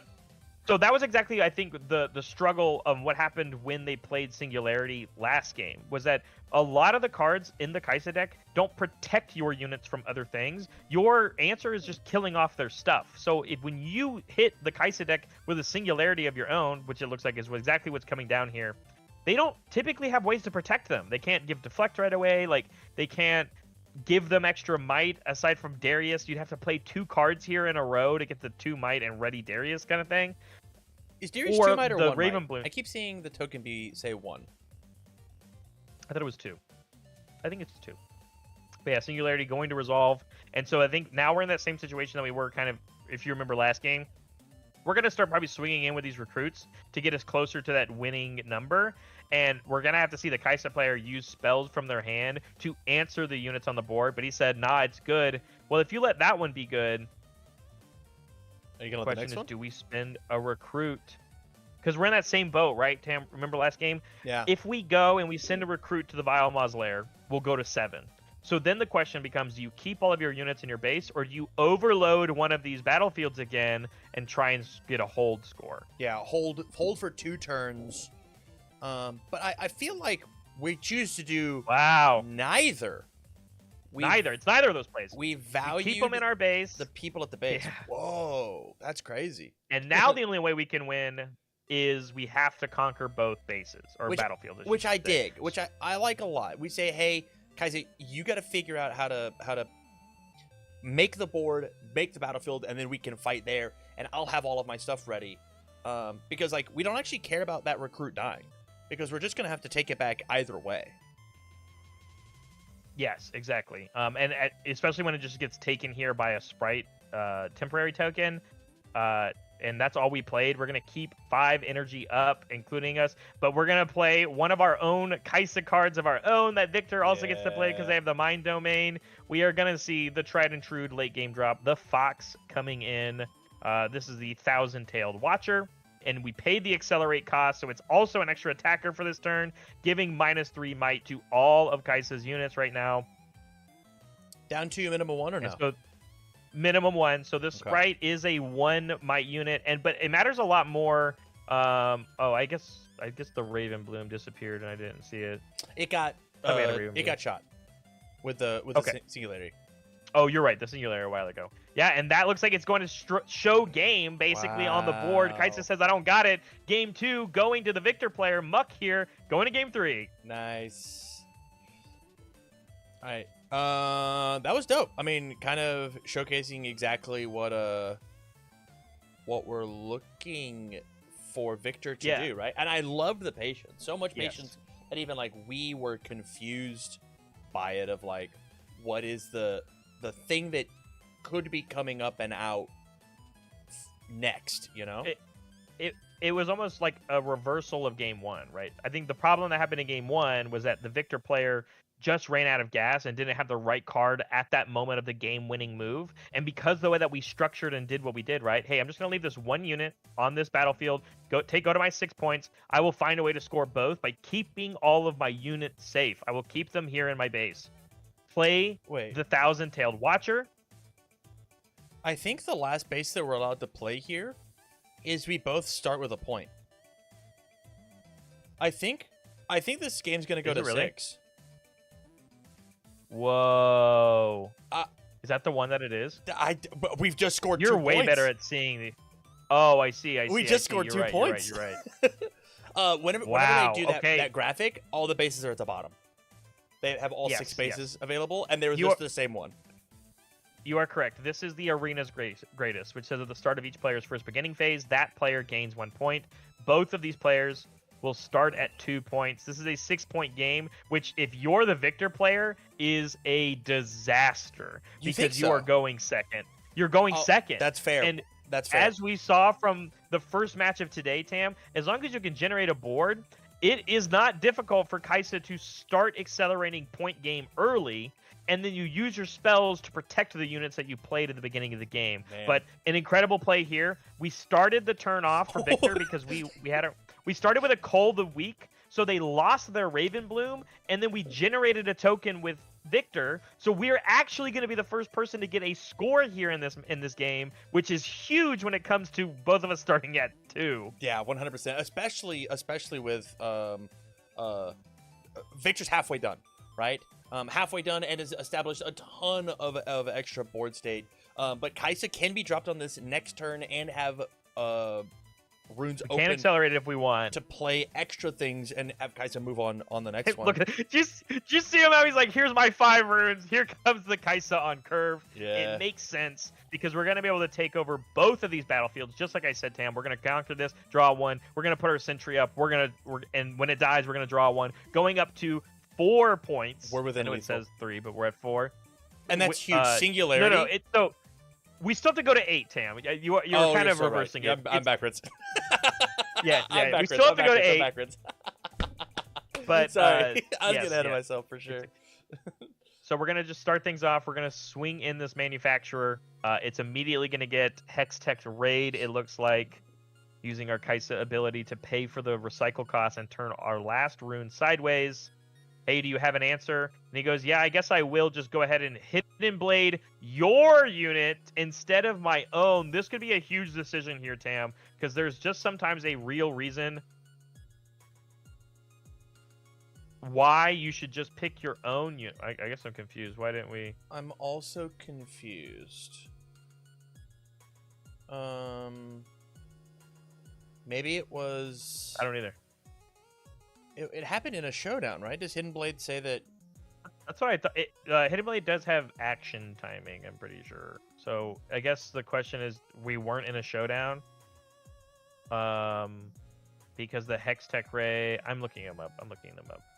Because there is a Hextech Ray has action timing, so the Hextech Ray can only be played in showdowns. So we had to have gone to a showdown. Interesting. It is interesting. We did. I don't know the minutia of what happened. Walk the plank, or whatever it is. That was both. Cull the Weak. Cull the Weak. Thank you. The Kaisa is now off the board, and that Kaisa was accelerated. Yeah, we no lost, units. Yeah, no, it was accelerated. We lost the rune to play that one because it mattered so much, right? Traded a rune for a card and a point, essentially. We do have 1 billion cards in our hand, though. Yeah. Again, that's just the benefit of the Kaisa deck, is that while you are playing the game and using these units that your opponent has to answer, you're drawing cards. Sentry draws a card when it dies. Kaisa, when it conquers, draw a card. This Kaisa that just hit the board. We are going to pay... nope. It looks like we're Falling for... Falling Star. Yeah. Cleaning up both makes sense. Just pieces, making sure we do not want you to go to 7. That would be devastating. Yeah, resets the board state. It makes sense to me, as Victor has also done quite a bit of recycling of their own. So, only going to 6 here as well. Very much, reestablishing the I went second this game kind of feeling. But now there's a Kaisa on the enemy board that you have to answer. We're going to play a Sentry. We are going to recycle 1, get our first gear for the game on the Victor side of the board, for this match, I should say. And we have 4 to play with. The question is, do we play our champion unit? And it looks like we do. We have that gear that we played, so you don't have to pay the recycle costs. Here comes Victor. And if the Sentry dies without the Victor dying, we will draw a card and make a new recruit to replace it. Kind of just like saying, hey, I know that weenies are what's going to win me the game. And I know that. Are we going to see the signature spell here? Do we have enough? 1, 2, 3, 4. We have 8 energy right now, and I think we have 8 energy, and I think we might see an Acathian Rain come through. 1, 2, 3, 4, 5, 6, 7 pays 1 of the power cost with Kaisa. The other 2 with our board. Acathian Rain says, in any way that you'd like, deal 2 damage, deal this thing, do this 6 times. Yeah. So it just clears out you get to pick the board, and they die at the same time. Does Victor see the other guy but die? No, they will die together. Dang, what a blowout! But that's a 7-cost spell, right? Like it is a 7-cost signature spell. The reason to play Kaisa, you might say, because only she can play that card. But then, of course, the Kaisa going to move in, conquer, go up to our 5th point, draws our card, and then we are once again kind of on the back foot. We spent all of our energy last turn trying to establish that board. 1 spell says that we lost it all. We do have 7, so we can't establish our thousand tails, but I don't think that we can pay for the accelerate cost. You can't. You'd have to have 8. Yeah. Have to have 8. It does cost that 1 extra. Yeah. I believe that we are also in overtime. Yeah. So unsure what the times are. I think it is you get 1 turn, I get another turn. I think this game might just be going to a draw because of this. Unless we retreat it back to hand. That matters if Kaisa a lot gets another because turn, we get to accelerate it. Correct, you do. We don't have another way to get another point here. We're generating units. This is great and dandy, but if that was turn 0, we now go to turn 1, essentially, going to Kaisa. You draw your card for turn. You can play a Kaisa. We even have a Darius as well. If we have enough runes to pay for all of these, we could go for the double score here. Going up 9? to 7 and present. So no. Darius is 5. Kaisa's 4. We just can't accelerate into it. Yeah. But we are going to play another... You played the wrong card. He played another Acathian Rain, and it was supposed to be this Kaisa. Very funny. They all got Kaisa on the art. Kaisa's coming in, accelerated, goes in, draws a card, scores us to 6. And then, the question is... What do we do? How much of a board are you going to put? Another Raven Bloom going to hit the board, keep 2 up, pass back. We are now on turn 2 of turns. Going back to Victor, we ready up, channel our 2 runes, 3 cards in hand. What can we do? Currently not enough power to deal with this Kaisa, but we know that there is a Thousand Tails in hand. And the Singularity, right? And so we have enough runes now. 6, 7, 8, 9. We have enough runes to play it accelerated, but the question is what do we have? It looks like Singularity is the idea. Shooting both units, clearing out the board one more time, doing a good Kaisa impersonation over here for Victor. Yeah, that's the benefit of having mine. It's like what we kind of talked about all the way at the beginning, right? The combinations of why you have different domains on different legends, you get kind of the same idea of those mind cards that are being played in the Kaisa deck, but the order domain being a very different axis that the Victor deck plays on, having a much bigger presence, hopefully, on the board when it comes to multiple bodies. We're going to double up. We are going to double up, try and take the hold, and then play another one of those. I call it the bird, but it has a name. It's the soaring scout. When they die, you channel runes. Exhausted. So, but that was our last turn. Is to hold bases and not let Kaisa score twice. Can we see the double turn here? This is going to be probably enough. We played the Darius. We played the Cleave as our second card. The Darius we're ready and get 2. We saw this play on the second game. It's a 10 might unit when it goes in with the Assault. And there's just not an answer here. Yeah. These are all going to die. We're going to channel our Toon Runes when they die, but we're going to go to score of 7. And at least if it's a 3-turn game, and I'm pretty sure that's what it is. Oh, I guess they might just have 10 minutes to try and finish. Interesting. 10 minutes overtime. I haven't looked at the tournament floors. That is okay. I mean, there's a Fox coming in. We're playing the Watcher. -3. We're swinging in with the Watcher with the accelerate cost. Sorry, play the Watcher. Fun play. Got anything? I love players are playing fast. We know we're in overtime, and the judges I love are just being like, slow down, please do it right. Yeah, because the game works, right? So if from what I understand, playing a unit doesn't start an ability to be chained on. But because the Watcher has when you play me, do an ability, abilities can be reacted to. The double smoke screen? You ain't seeing nothing, dude. He goes, yeah, man, I don't think I got enough. Yeah, so I think that's going to basically be game. We played our second card, which means Darius goes back up to 2 because of the Legion. Yes. Whoa, that was crazy. And the least awkward handshake I've ever seen in the entire world. Both these players are so incredibly nervous. Congratulations to Kaisa again. Wow. Wowzers. I'm sure that won't happen again at all on stream. The awkward handshake part, or Kaisa's winning screen. Oh, sure. Yeah, I mean, that was exactly what it was.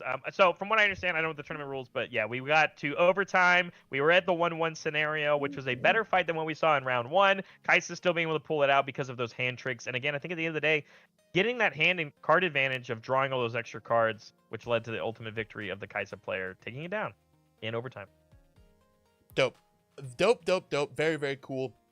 With that said, this was round 2 of the event. If you wanted to see more, me and Barrett are going to be casting the entire stream from the last RiftBound regional, the first RiftBound regional ever, live here. This would be a playlist over on the YouTube channel. Make sure you go check out RiftBound Ramblings. You can get a link to that either in the description or by clicking the @ in the title. So with that said, we're moving on to round 3. Barrett. Awesome. Let's do it. That was a long one. We're just gonna roll right into it. Yeah, round 3. Ooh. I've already clicked the record button.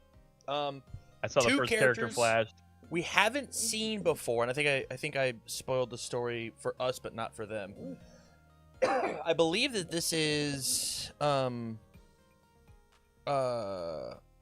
who's the fox girl? What's her name? Ari. Thank you so much, Ari. And I believe this is Master Yi. Yeah, Master Yi, the most represented character at this event, or legend represented at this event. Which the coolest thing here, and this is kind of the duality of what we haven't seen yet in this tournament, Tam, is we're gonna have 2 decks that have the Calm domain fight it out here. And so we're going to see a lot of cards that we haven't really seen yet. Of course, some of the Mind Domain we saw a lot with Double Kaisas, and we've seen some Body Domain already with that Misfortune deck earlier today. But we've even got our starting battlefields, as I need to pull them up because I can't read that language. I know the bottom one says if you hold here, draw a card, which is very good. Very, very good, and very good for Ari's game plan, because her entire idea is to make a new base at one of these battlefields. I want to hang out so deeply. It's crazy because it's this double idea, because the other one is the star-tipped peak, which says when you hold here, you channel a rune exhausted. So both of these battlefields are going to have the benefits of holding, which, spoiler alert, Tam, when you go and you read the definitions on what the domains are meant to do, the Calm domain, green, is all about holding battlefields. So it's going to be really hard to see which of these decks is going to do it better. The Ari deck, with the combination of the Mind Domain, is really good at using things like spells and tricks from hand to protect them. Meanwhile, Master Yi is really good at using the Body Domain to play really large dudes and letting them defend alone to help hold those domains. So this is going to be a tale of 2 decks for sure. I don't know what's actually going to win here, depending also the level of this Ari deck and this Master Yi deck. Yeah, I'm excited. Unsure who goes first. They're about to figure it out. But if you were in this scenario and you were playing Bear, do you have a preference going first, going second for either? Yeah, I think Master Yi is for sure the one that wants to go first here. I think no matter what, when you're playing a Body Domain card, or Body Domain deck, I should say, you really want to establish your runes like faster. If you're playing either a ramp variant, playing things like Mobilize or Catalyst on turn 1 or turn 2, and if not anything else, establishing units and putting them out, because Master Yi specifically needs to be on battlefields to even have character text, right? Oh, I love this play. Okay, so things are happening already right away on the turn 2 here for Master Yi.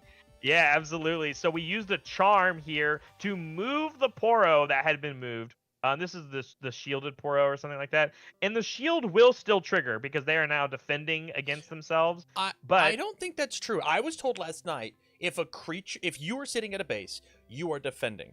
If somebody when you move it, they have a soul attack. They are attacking, which means that Shield Poro you are correct. is no longer shielding. They're the aggressor. How dare you come to my house? But you're right. But we did have an on guard, which the on guard is going to give that Poro an extra might, and they end up trading. So you conquered it. You took your point. That's great. But your unit is not going to be there to hold it because we're going to play an on guard, and we're going to make sure that these units trade each other out. And so at least, hopefully, then the Master Yi player was able to play a second unit. This is the wind or the wave something, the wave bender, tide something. Wielder of Water is what they played, which says when they're attacking or defending alone, they get +2 might. Which is huge because of the Master Yi legend, which says when you're defending alone, another +2. So this is a massive 3-cost 6 might when attacking or defending all by his lonesome. And it looks like we're very much fighting over this one base. Yeah, fighting over this one base. We really want cards in our hand for sure. And like that's the scary part, Tim, when you pick these battlefields that have very high impact abilities, is that you are going to be fighting over them. But at the end of the game, if you don't win by a hold, you have to eventually take over the other battlefield as well. So if you're putting all of your energy into one battlefield, you have to eventually spread the love. But that was an incredible 5 energy turn there from the Ahri player as well. We paid 2, we played a Raven Bloom, and then we paid our 3 recycled 1 and played our Ahri champion unit from our champion zone. And this Ahri benefits a lot also from doing that extra game plan of what Ahri does. So Ahri's legend, which we haven't really had matter yet. Oh, we have a Blitzcrank too. Oh, this is nuts. Love the graphic. Okay. Might be my favorite card in the whole game, actually. Yeah, so this champion unit Ahri says that when I attack or defend, I give an enemy unit here -2 might. The Blitzcrank that we play from our hand, when you play it onto a battlefield, you get to Blitzcrank hook one of the enemy's units onto here and says, hey, we're going to fight right now. And the Blitzcrank has tank. So it has to be assigned to damage first, and then the Ahri is going to give it the -2 might, and then the Ahri Legend is going to give it a -1 might. But here we go once again, the Wielder of Water combating with that, as well as Master Yi, or Master Yi only just went defending alone, I should say. So they're eventually just going to trade. Did we play a trick? He played a trick, yeah. He played +7 might. Which was sick. Yo, we played the mighty whatever. Mighty Roar or whatever, the Gnar one. Yeah. Primal Strength. Yeah, the 4 energy gives 7. So they trade. They just trade. They don't even, like, it's not over. You just end up trading, which is fine in exchange of resources. The Raven Bloom, of course, taking over this, and we held on to it. So we're going to score, go to 3, and then we are going to draw our bonus card from the hold of the battlefield effect. And we're going to pass back to Master Yi's turn, it looks like. Or no, they just passed their turn. That's why we had to hold. We had nothing. I think we drew another 8-drop. We played nothing. We drew into a second 8-drop. Just don't have the runes because we keep trying to do these battle tricks. But Ahri keeps coming out on top. Love this. Playing as Zhonya's Raw from our hand here, I think, is a really strong play. It says if another trick like that happens again, the Zhonya's gear says you can save that unit and recall it to your base, which means it goes back to your base exhausted. Question for you, Bear. So it's really nice. Have 2 of those out, are they both forced to trigger? I have to read the card. It was something I was running into last night. I was afraid to ever play a second one. I think the answer is no. The next time a friendly unit would die, kill this instead. Yeah, so like the next time that happens, do they both see the next one happen, and then they both have to save it? I don't know. I don't know the answer to that. That's like an FAQ question. It's interesting, and like it might be part of the reason like the hidden on it is so good. Of you play one at base, you play one at a battlefield, and then you use the one at base, and then when the next time something dies, you battlefield it. I don't know. It's a tough idea, but it looks like Snapvine coming through, and whenever it gets entered, we play a discipline to say, hey, it actually has not 6 but 8 power, and so even though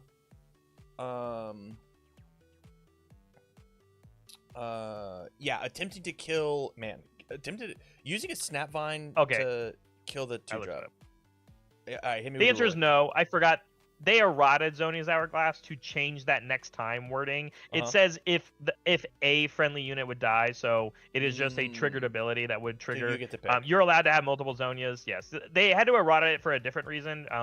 Where they do the thing where if the unit dies, you bring it back, but it also heals the unit. They have to clarify that it heals the unit, but they also reworded it to eliminate that next time wording. So no, you're good to go if you're playing multiples. But yeah, the Snapvine play coming in here. Great. This is one of the benefits of having the body domain, right? We've seen a lot of these other like mind domain tricks from the other side of the R deck, but now we're seeing a little bit more onus here from the Yi. But I wonder if that one turn that we just took off is really going to come back to bite us. But when you're staring across two very weenie type units, the Yordle here as well as the Ravenbloom, there isn't really like a lot going on. But the question as we are now on Ari's turn is, are your opponents tapped out except for one green rune? How much of these battlefields are we going to be able to attack and take over? It looks like both. We're going to score twice, going to 5. Yeah, Ari looking to be in a very dominant position here, but Snapvine can eat pretty much anything that's on the board outside of having some sort of battle trick, which it looks like the Ari player is not going to be prove me wrong instantly as we go. Hey, just commit to have 6 floating or six ready, waiting to be used as a trick. Very precarious position as we have because defending 5 damage coming in. Looks like we're just gonna save it, and then Master Yi comes onto the board, comes in ready to kill the other Poro. Yeah, and it has ganking for later, right? But you know, that double swing, and because we now Master Yi has control of both battlefields, and with 1 unit each, this is where this deck shines, right? So this Master V is a 6 might unit. Master Yi's legend ability says it's actually going to go for 8 when it comes to defending, and same with the Snapvine, right? The Snapvine normally is just 5 might, but with the Master Yi's legend ability, it's actually for 7 when it comes to defending alone. The good news is that they're still at their base power here, and one of the benefits that the okay, we're just going to see a charm here that's going to help us not deal with the Master Yi text. But we're going to put this charm on the stack. We have 1 ready green rune, which means things like Defy are on the table. Yeah, Defy saying that's what we're waiting on. Spend 1, recycle 1, cancel a low cost spell. 4 looks like that 4 is and the 1. Yeah, so we're going to just counter target spell. It is the charm. We're completely tapped out now, and we did get a recycle out of our opponent as well, which probably feels pretty good. But if you don't have another trick, it's going to be a lot harder, and it looks like the 1,000-tailed Watcher is coming in, and we are going to accelerate it on play. -3 might to all of these, which is really good against the Master Yi effect. And I think if we're going to take down any of these, it's got to be this Master Yi champion unit, right? So this will go from 6 to 3 to 5, but the Fox stays at 7. So yep. Yeah, it looks like clean trade there, and more importantly, grabs and potentially holds this draw 1 to find more battle tricks to keep this 1,000 Tails alive. Yeah, and I think the other important part here is that we've gone to 6. That is lethal range when it comes to winning the game, but we did let Master Yi hold that other battlefield, which says we channeled another rune Exhausted, so that Defy that we played kind of refunding itself because we kept that Snapvine alive. And instead, we're going to use even another recycle, draw another card here with this Clockwork something. It's a little cute little guy. He's got from here, we do Clockwork have Keeper. We had 6 mana over on Yi's side. I don't know how much play we're going to have here into this 1,000 tail. And if there's any amount of offensive play over on Ari's side, it could just be GG's. All we got to do is get rid of this Snapvine and then move up. We already have the unit to move if we've got something crazy. But it looks like we're going to re-ready the Clockwork with the first mate and then pass and say we'll get it next time.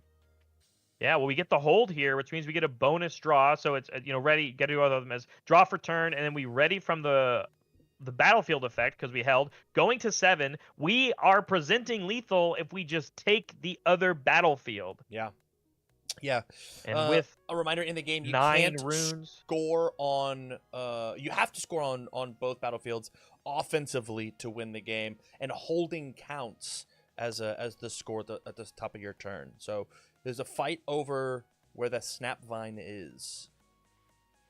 It's just really scary, right? A single charm here, one charm says you move the Snapvine away, you swing in with a Raven Bloom, it could be game. But with 3 ready resources here on the Master Yi side, we've got to think about things like Defy that can counter things. I'm trying to think also of the cost. We also could have Wind Wall. Wind Wall costs 3, which is counter any spell. It does not have a cost restriction. So we are very much posturing that we have a counter spell in our hand. And Ari is just trying to go across, think of the best way to go through it. Another Watcher could be very scary. 2,000 tails hitting the board.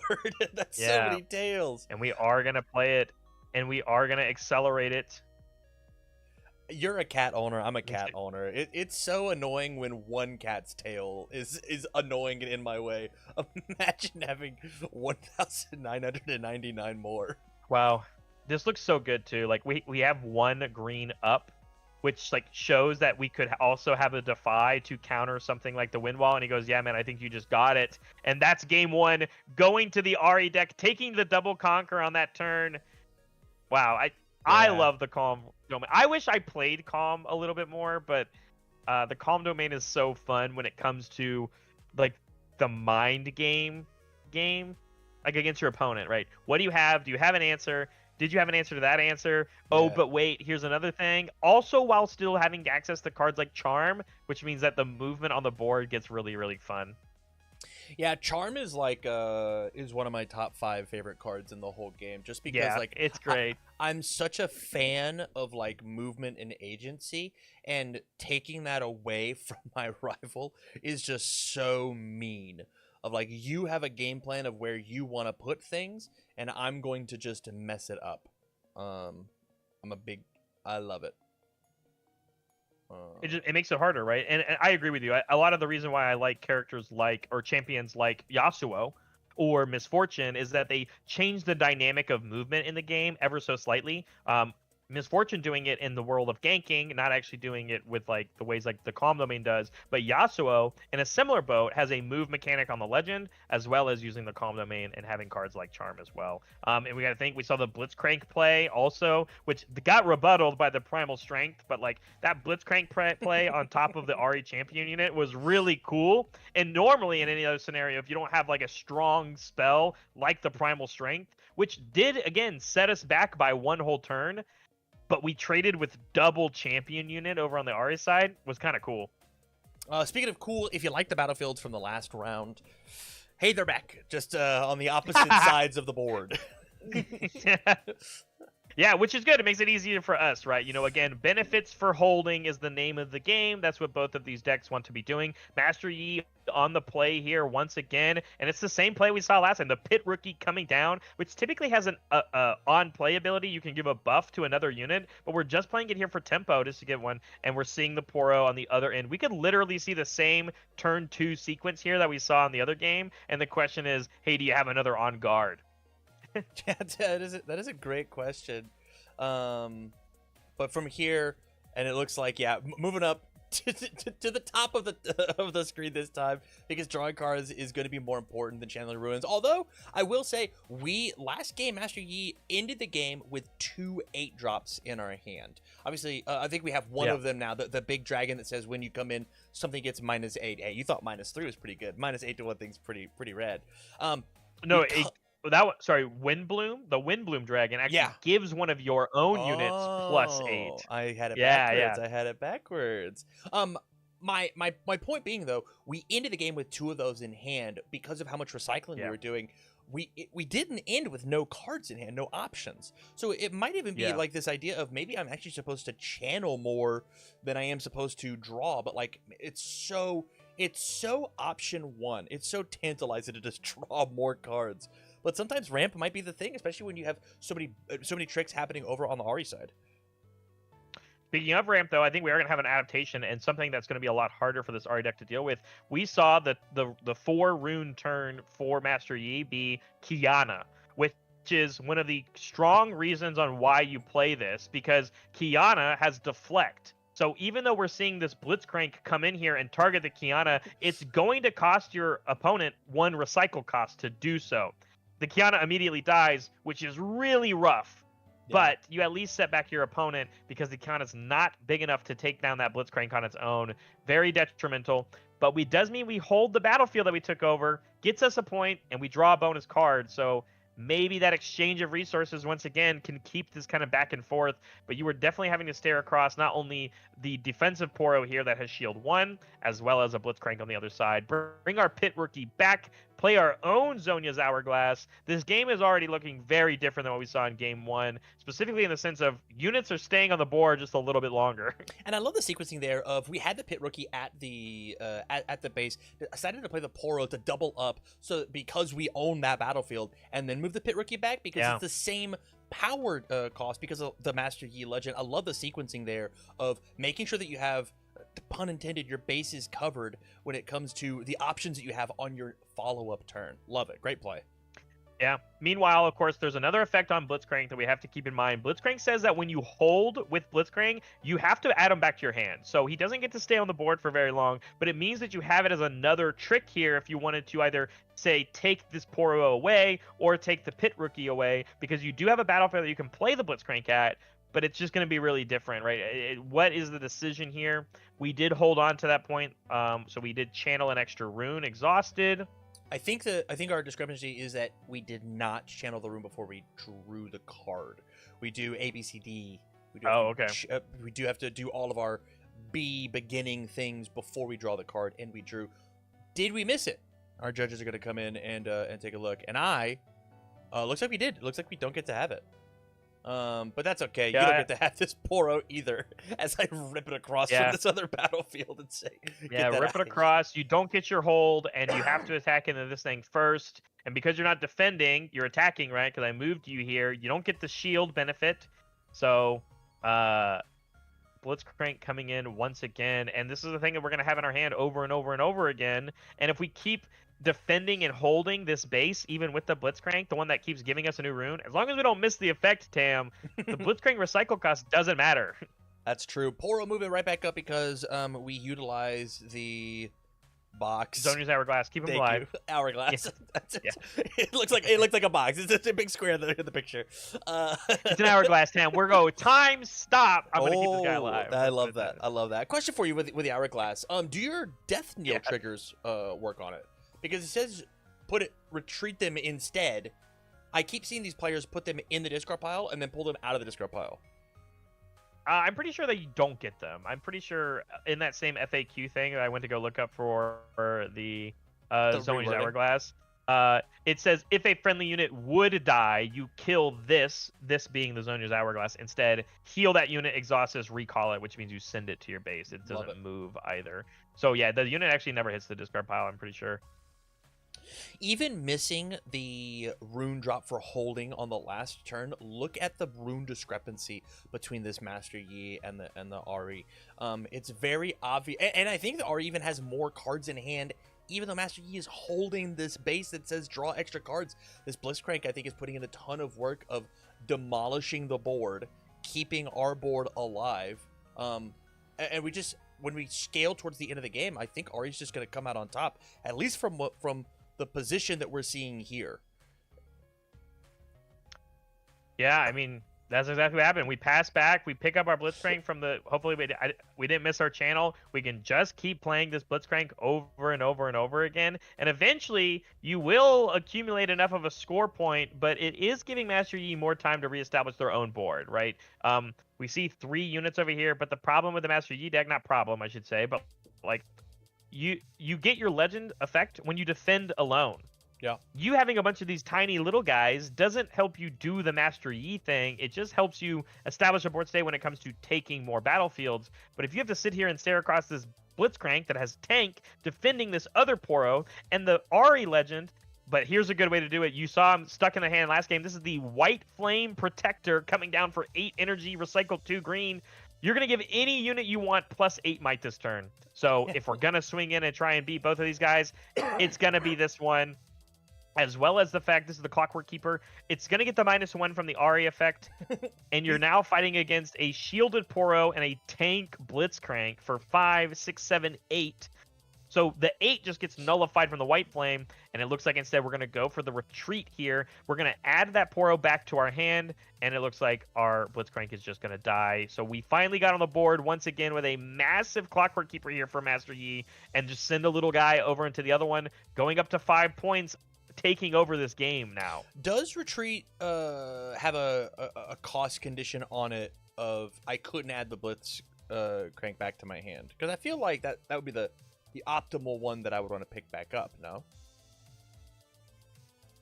Maybe. I don't think it does, but I think the decision there instead is that the low cost units might be the name of the game, because we keep just turning all of our energy sideways for this Blitzcrank, and it actually is kind of like slowing down our board progression. I think that's a real choice that you make here, but we're going to see the Foxfire come in. Foxfire says you choose a battlefield and you kill all units that have 4 might or less at it. So here's a kind of pseudo board wipe, and it does the Ari thing, right? So they didn't have more than 4 might, so they just died. And then we played the Riptide Rex to deal 6 on play to the other unit, eliminating both of them. No hold benefits here for the Master Yi, but wide open battlefields to take some more points. Yeah, up to 6 now as we move here. Play the... Love this. We played a Kiana, and then we played a the Pit Fighter, or not Pit Fighter, First Mate to ready the Kiana, to immediately let the Kiana move in, either draw a card or channel a rune, and then because we have control of this battlefield, play a hidden card, going to 7, really just trying to win off of defending either one of these 2 points here. It is so Stupefy interesting. coming in for -1. I know that. Yeah, I guess we get our Master Yi ability off of having 1 unit there, but why not move our dragon to the other base? Or even I don't know. That thing's, it's got 8 might. Yeah, it's got 8 might. It's like big. I don't know. Yeah, I don't disagree. It's huge. It's massive. So unless there's something that we are not thinking of that could be a detriment, thinking of like, I mean, we didn't have it. Like your opponent doesn't have enough energy to go like 1,000-tailed Watcher into another Foxfire. But this might be why is right here is that we're staring across this White Flame Protector. Doesn't matter. But we get to play the hidden of this Zhonya's Hourglass. But I actually don't know about the ruling on this one, because they changed how hidden cards work and affect. Because it's a gear, does it go back in your? It has to go back in your base, right? Yeah, but the effect still would result the unit there. But I think it's because we're going to lose control of the battlefield because it's a gear hidden. There's a lot of weird rules still here with the hidden cards, but the Kana will still end up dying, and the Zhonya Hourglass will save it and bring it back to your base. And we're going to keep loading up onto this one battlefield here, playing our own hidden card of our own. And again, we have the tank Blitzcrank to still consider, because you can still deny the win from your opponent as long as you can hold 1 battlefield forever. And it does look as long as you can stop them from holding the other one. Yeah, this is Ari has no ready runes. We've got nothing. We've got it looks like 8 from Master Yi. This could be, another White Flame. Okay, another White Flame. White Flame in. here. Yeah, picking the other White Flame. This is a big kid. This one's for 16. Swing in, presents lethal. The Zhonya's Hourglass doesn't matter though. You take it over. You take both battlefields in 1 turn. Game 2. We're doing checking, making sure that there's no shortcutting to be had. Love the judges Zhonya's here. Doesn't matter here, because eventually the White Flame Protector that has 16 might on it, 15 even with the Ari ability, is way too big to overpower. And because that First Mate took the other battlefield, both battlefields in 1 turn, going up to 8 wins you the game, going to game 3. Yeah, great stuff. As you fast forward for us. Very, very good. I want to look up the clarifying thing on this Zhonya's Hourglass. So they changed how hidden cards work while you Let me go find. I'm gonna do a little look in. And I'm gonna go find the battlefield.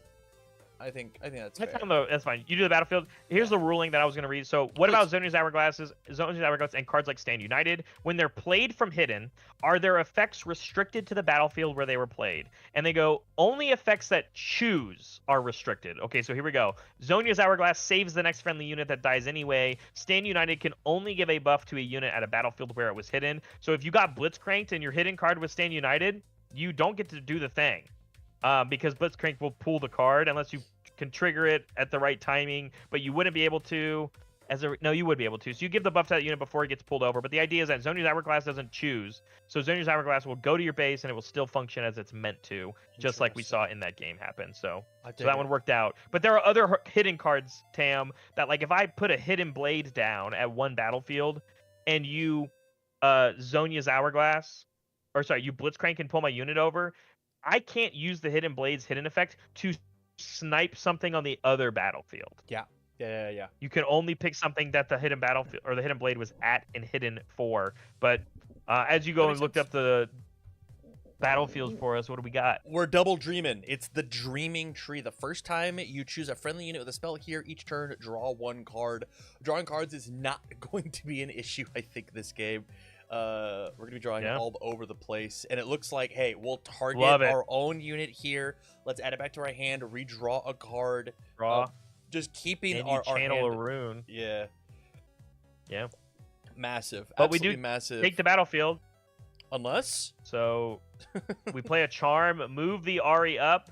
Because of the Master Yi effect, I'm a 7 might unit. Even with the Ari, you're gonna give a total of -3. Against this 3 might Ari, I think it's attacking because Ari's the one advancing, right? So Ari's attacking and her legend only works when she's defending, right? So either way. Yes, correct. Yeah, correct. Good stuff.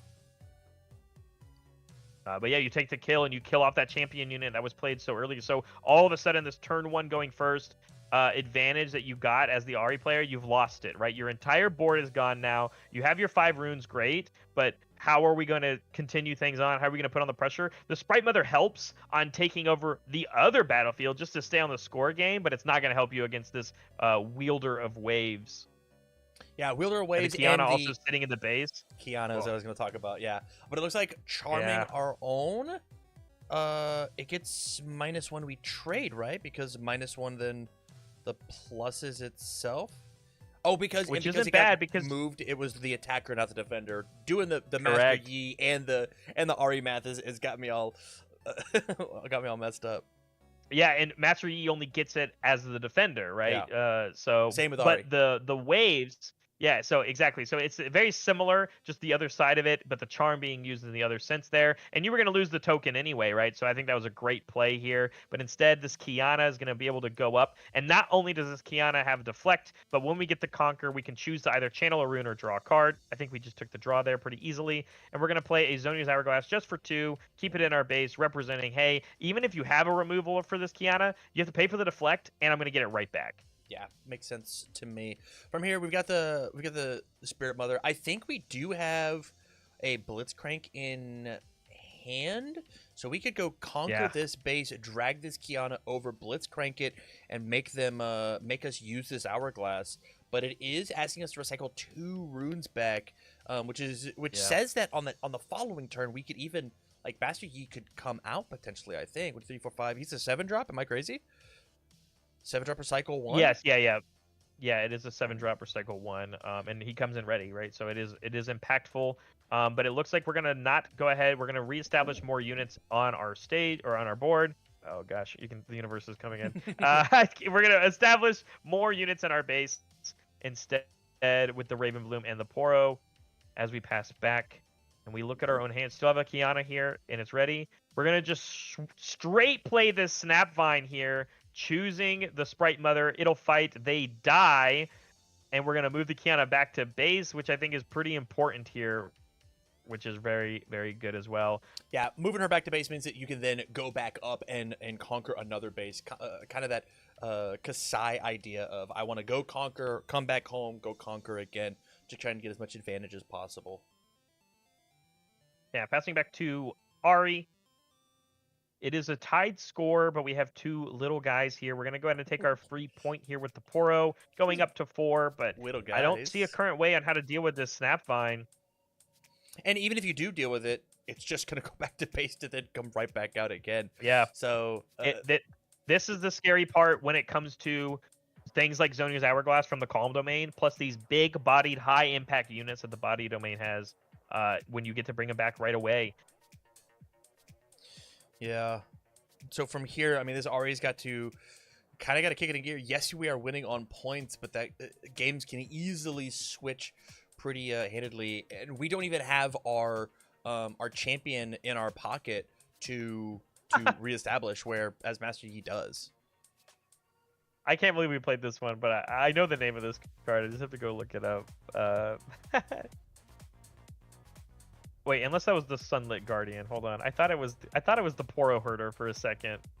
It's the Guardian. You can see it on the bottom of the. Oh, you're right. I can see it. Okay, Guardian, very good value unit here. It has tank and it has shield for a 3 energy 3 might unit, right? So, Ari doesn't care about defending alone like Master Yi does, but another Snapvine here getting played. Picking the Sunlit Guardian means that shield effect doesn't matter at all. Ari isn't involved at all legend-wise because there's no defending happening. We're just going in, which means this Kiana swinging into this shielded Poro. Although it's going to get the -1 from the Ari, we're going to play an On Guard. Ooh, I like that. I like that. Yeah, so Ari's going to give it -1 no matter what. The shield Poro is going to get +1 because it is it's shield 1, right? Yeah. And so it'll go from 2 to 3. To 3. And then Ari's going to go down to 3, but the On Guard is going to pump us up to 5. And so now with Ari's 4 ready resources, we got to figure out how are we going to answer this. And the battlefield effect, right? We did choose one of our own units from a spell. So we're going to get even just like the redraw there, right? Yeah, redraw, and then it would perish, and then we would redraw again if we so choose, because we have conquered with this. And I will remember her. Kaisa? Is that her name? Kiana? So close. So Kaisa's the red one. Oh, you're so... But yeah, so then we get the Kiana effect, and then here comes a charm, but we smartly held our Defy not against the On Guard that would have won. It's the reason why we won that fight, but we instead use it against the charm to keep our board state a little healthier, instead keeping the Raven Bloom alive, which is very nice. But we're up to 5 points here. We're going to play a Clockwork Keeper. We're not going to pay the 1 power to help us draw a card, and instead we're going to play a Blitzcrank Raw from our hand. Oof. It just comes in tapped, but it means it won't bounce back to our hand because it's not going to hold the battlefield. But double hold here for the Master Yi player, goes up to 7. Can't win this turn, but we're going to play a Pit Rookie, give our Snapvine a buff. And remember, we still have this Zonia's Hourglass here, playing more cards on the board, saying, I'm going to win next turn if you don't conquer both of these battlefields, deal with my Master Yi effect, and I've got units to boot if I need to try and take over the battlefields again. So, very tough position here for the Ari with 6 minutes left in the round. What do you do, Tam? I mean, the writing is on the wall, but we've got all the resources in the world to play with, right? If you look at the rune discrepancy between these two players, the onus is on what did we draw from Ari. 1,000 Tails would be nice here, but then like a 1,000 Tails might actually just be the answer to stop the bleeding. But then we're gonna go up to 8 runes over on Master Yi's side. Master Yi just comes out and then just decimates the 1,000 Tails. Like I don't. We have a small army over on Master Yi's side.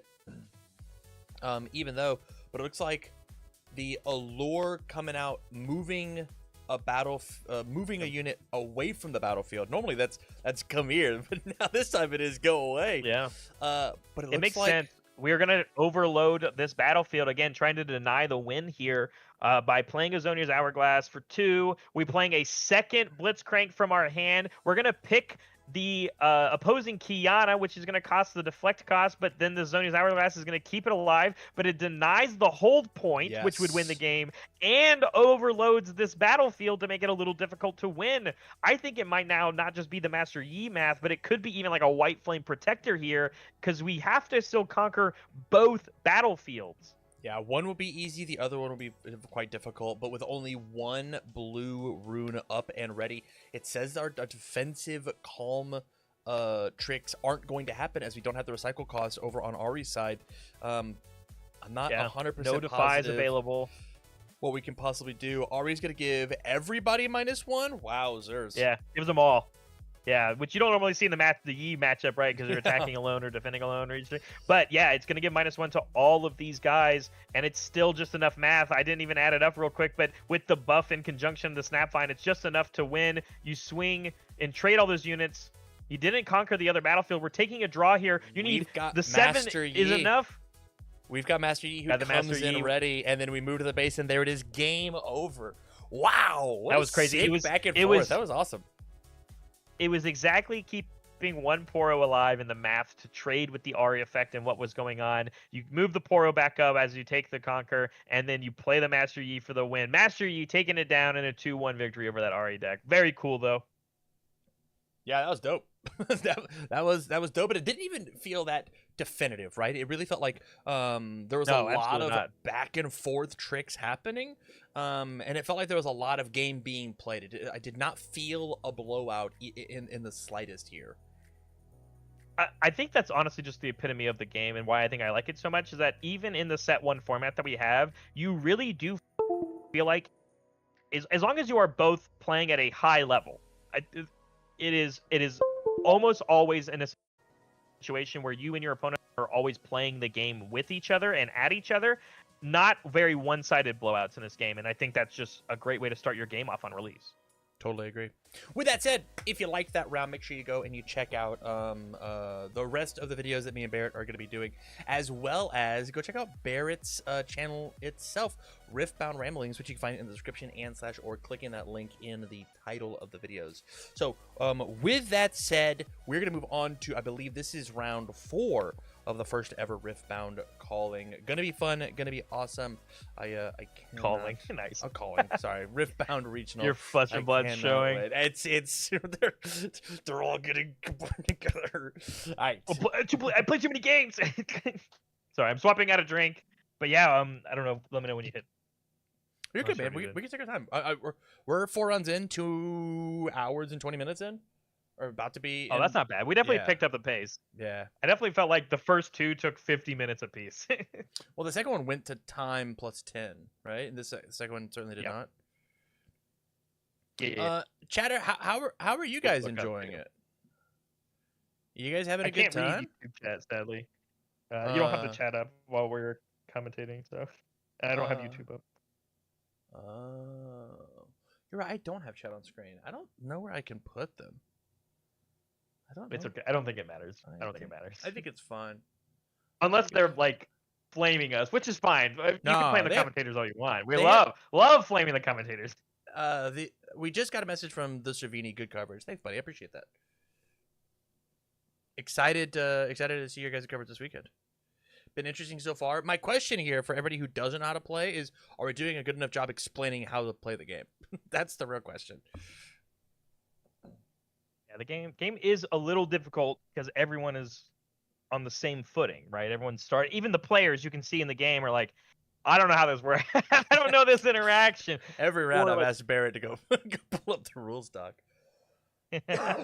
Which is fine. I've had them, dude. I'm telling you, they have been on tabs on my computer since day one. I just have the core rule because people will send me a message in a DM and they're like, "How does this work?" And I go, "Well, what have you been told?" And you're like, "I've been told this." And I go, "Well, this directly conflicts with what you were told. You should go ask somebody that is a qualified judge." But because like that's me as a player, right? Is like I see this thing and I read it and I go, well, this conflicts. Can I get an explanation on why? And then they came out with the FAQ document, which is like really insightful and it really helps out a lot.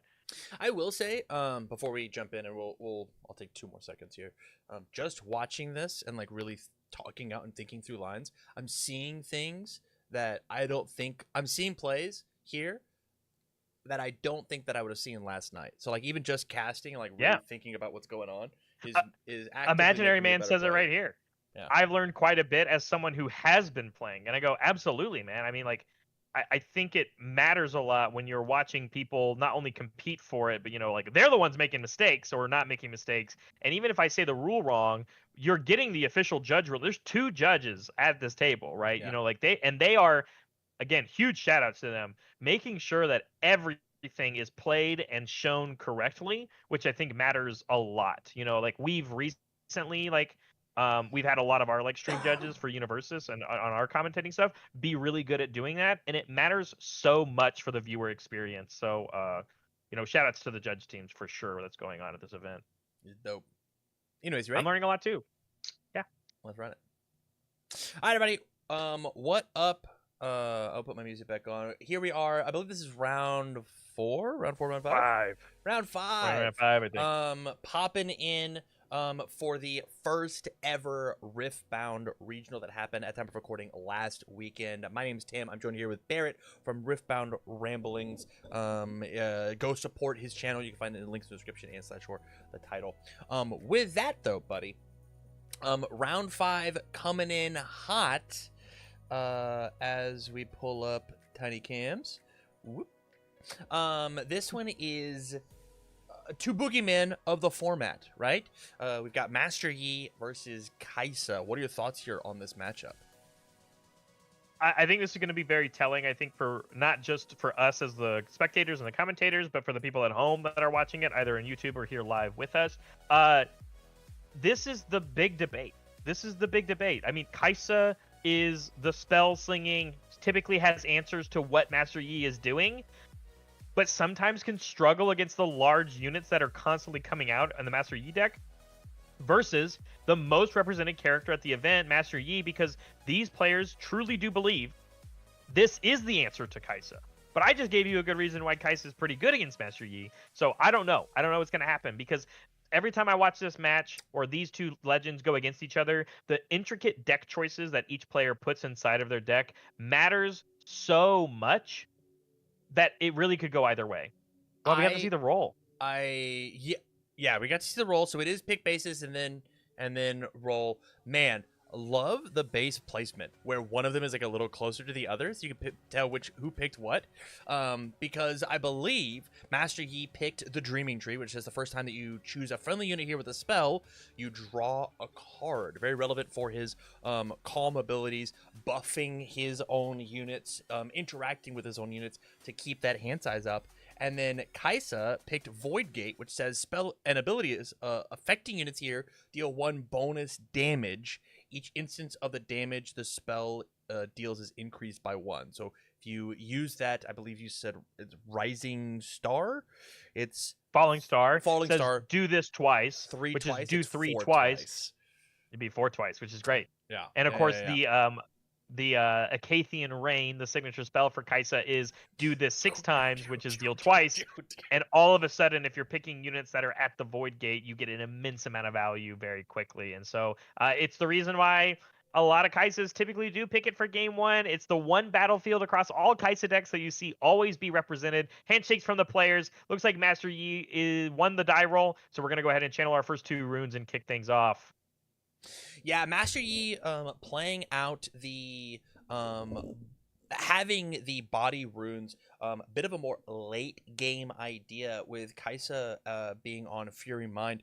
We've seen very aggressive tendencies from this deck early, even though we have the so I like the battlefield placement. I hate where you put your guy. I hate where you put the unit on it. You literally have the 2 giant zones for it, right? Just put it in the rectangle, right? Yeah. No, I understand. But we're going in for the attack. We're immediately getting responded with a Hex Tech Ray from the side of Kaisa. But he said, nope, I've got my own trick. How about an On Guard, which is going to give it just enough might to survive this Hex Tech Ray. So interesting. We're doing back and forth. So, because you attack, I have no abilities being played. The Kaisa player plays Hextech Ray. That goes on the stack. To the response, before the Hextech Ray resolves, you're allowed to play the On Guard, so it's going to get the extra benefits, but it still takes the damage, and it will remember that damage. So, a showdown... A showdown did have to happen, right? I think the difference is when you have a showdown not involving another player, a.k.a. another person's units, the damage isn't healed. Interesting. Yeah. Because there's only 2 instances in the game where damage is healed, which is after a showdown. Yeah. But because you're not fighting enemy units, the best way I should describe this is, I'm pretty sure the word showdown only happens I guess that's not true. Let me look. I'm gonna look up Hextech Ray. It's tough because it does. It is a showdown. The term showdown still happens, but like nobody fights. Yeah, like there's no fight that happens, which I think is when the health is healed. So I don't know. I'd have to look it up specifically. I actually don't know if that was correct. To be it honest. looks like the I don't know tokens if were that was pulled off by the judge, so I think that it is, it does heal back, and we were just waiting for it to happen. Yeah. Unsure though. I'm looking. Hey, comments. This is why you exist. It's week 1, baby. Units heal from combat damage when. Yes, units heal. Units everywhere will heal from damage at the end of every combat and at the end of every turn. That means if a unit survives through damage assignment, it'll be back to 0 damage at the end of the combat. Combats. Showdowns initiate combat. Showdowns can initiate combat. Combat is between two dudes. Love it. Yes. Okay. So from here, looks like all Kaisa did was pay R4, bring out the Kaisa to be played, and passed it back to Master Yi. Master Yi, 6 runes, trying to figure out how do I deal with this impactful Kaisa and keep her off the board, because you decided to play it nice and slow. That's what I think the biggest note I have right now is that I'm not saying the players are playing slower. I think the exchange of how we're accumulating our battlefields and bases right now is way slower than what we saw in the last match of Ari versus Master Yi, which makes sense, right? Because the Ari Master Yi matchup are units doing damage to each other in combat while still using a little bit of supplement of spell tricks, whereas this is a Kaisa deck. This is a spell slinging deck at its core versus a unit deck with some spicy tricks from the Calm domain, of course. So not overloading your board makes a lot of sense as the Master Yi, showing that restraint and then combating other combat tricks with some of your own. But this cleave getting played here on attack, giving this Kaisa Assault 3, pretty single-handedly is going to help this win, but the Zonia's Hourglass is going to keep it alive. But we take the Conquer so we can get our point and then draw a card.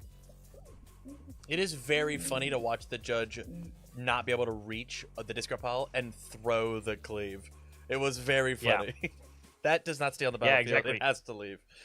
But the reason we did that timing was because we wanted to play the cleave as the Kaisa was at the battlefield with the effect that says if I target one of my units with an effect, I get to draw a bonus card. We want to get the benefit from that selection, and then we get to draw another card again with Kaisa. So this is one of those situations, Tam, where we've talked about before. Your battlefield selection matters so much, because if you pick a battlefield that is going to end up giving more value to your opponent than you yourself, and this is already against a Kaisa deck that draws a million cards, it seems, you're helping them even further. There's no max hand size in this game. You're just giving them more resources, more chances to have answers.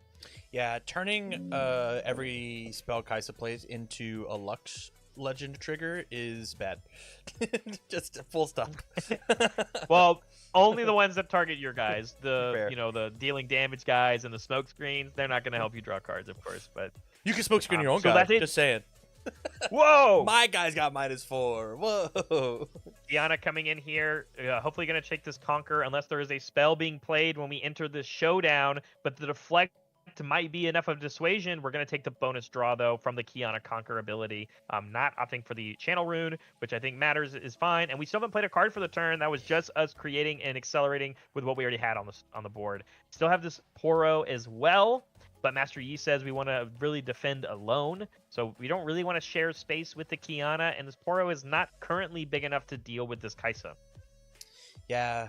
Interesting. Pit Rookie comes in, buffing up this Kiana, saying that it is pretty nice big, and an Allure coming in to grab this spell.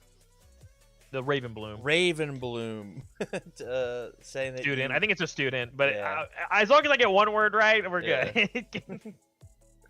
The Raven Bloom. It's getting charmed up, and so we are going to see a spell response. The smoke screen here is going to be massive. We spent the power cost from Kaisa to help us pay for this, but the deflect says we have to pay at least one more. That -4 is going to be enough for it to matter. And funny enough, trading the Raven Bloom for your Yeah, they Kiana trade out. They is trade off. very bad. It's not good for Master Yi's side. But I guess gets a card out of Kaisa's hand. Yippee. It's a card. It's an extra recycle cost for deterring and setting back runes, which that is a real part of this game. We've seen it matter at least in 2 games now, right, Tam? Where like you spending recycle costs and then you ending up maybe not having the correct recycles anymore to pay for certain cards can be the reason why you just actually can't physically play cards anymore. Yeah. Playing a Clockwork Keeper. The keeper coming in, choosing whether or not we want to. Player might be taking his time. Do I care about the card? It looks like we do. We're gonna get the draw. It makes sense. You got to keep up with the Kaisa draw. We're watching at 1.5 speed. I think that decision took actually like 10 seconds. It was 5 for us. It's crazy. Oh, sure. Crazy long time. That card. He's like, is this the one that makes the game happen? 8 energy like turn. Spirit Mother coming in. Just letting us capitalize. Makes the little temporary spirit grab us of the bonus point, tying back up the game, establishing the board with the Spirit Mother back in base. Good tempo play. Yeah, we got the hold point already from the Kaisa, which like means we're not going to get the Conquer effect, obviously. But now with this Kaisa still readied, we can exhaust her and move her back to base and keep our units safe, which is what Kaisa is really, really good at. But hey, you said 1 Sprite Mother. How about a second one, which gives us another token, which you can just slam onto that battlefield, and it comes in ready. Yeah, interesting. I almost want to put it at the other battlefield. Well, the spirits can't hold, correct? They break before. Correct. They will disappear. Okay. Yeah, the temporary keyword says they disappear before the hold point would come in. But because it's in conjunction with the Sprite Mother, here's the reason why I don't like temporary. You ready? You as the attacker of Master Yi, when you go in, you attack, you can choose to send your might damage assignment to just the Sprite Mother. And if you kill the Sprite Mother, they don't get the hold point. You will have successfully deterred them from getting the score by just killing off the Sprite Mother. These sprites are just like buffer fodder so that it can't get conquered. Yeah. Can I say something about the graphic at the bottom of the screen? I like the fact that you've got the red words on the bottom, which I think mean rested, or active or whatever. We've got they mean exhausted. Yeah, they say exhausted, and then not exhausted, which is a good touch. I like that a lot.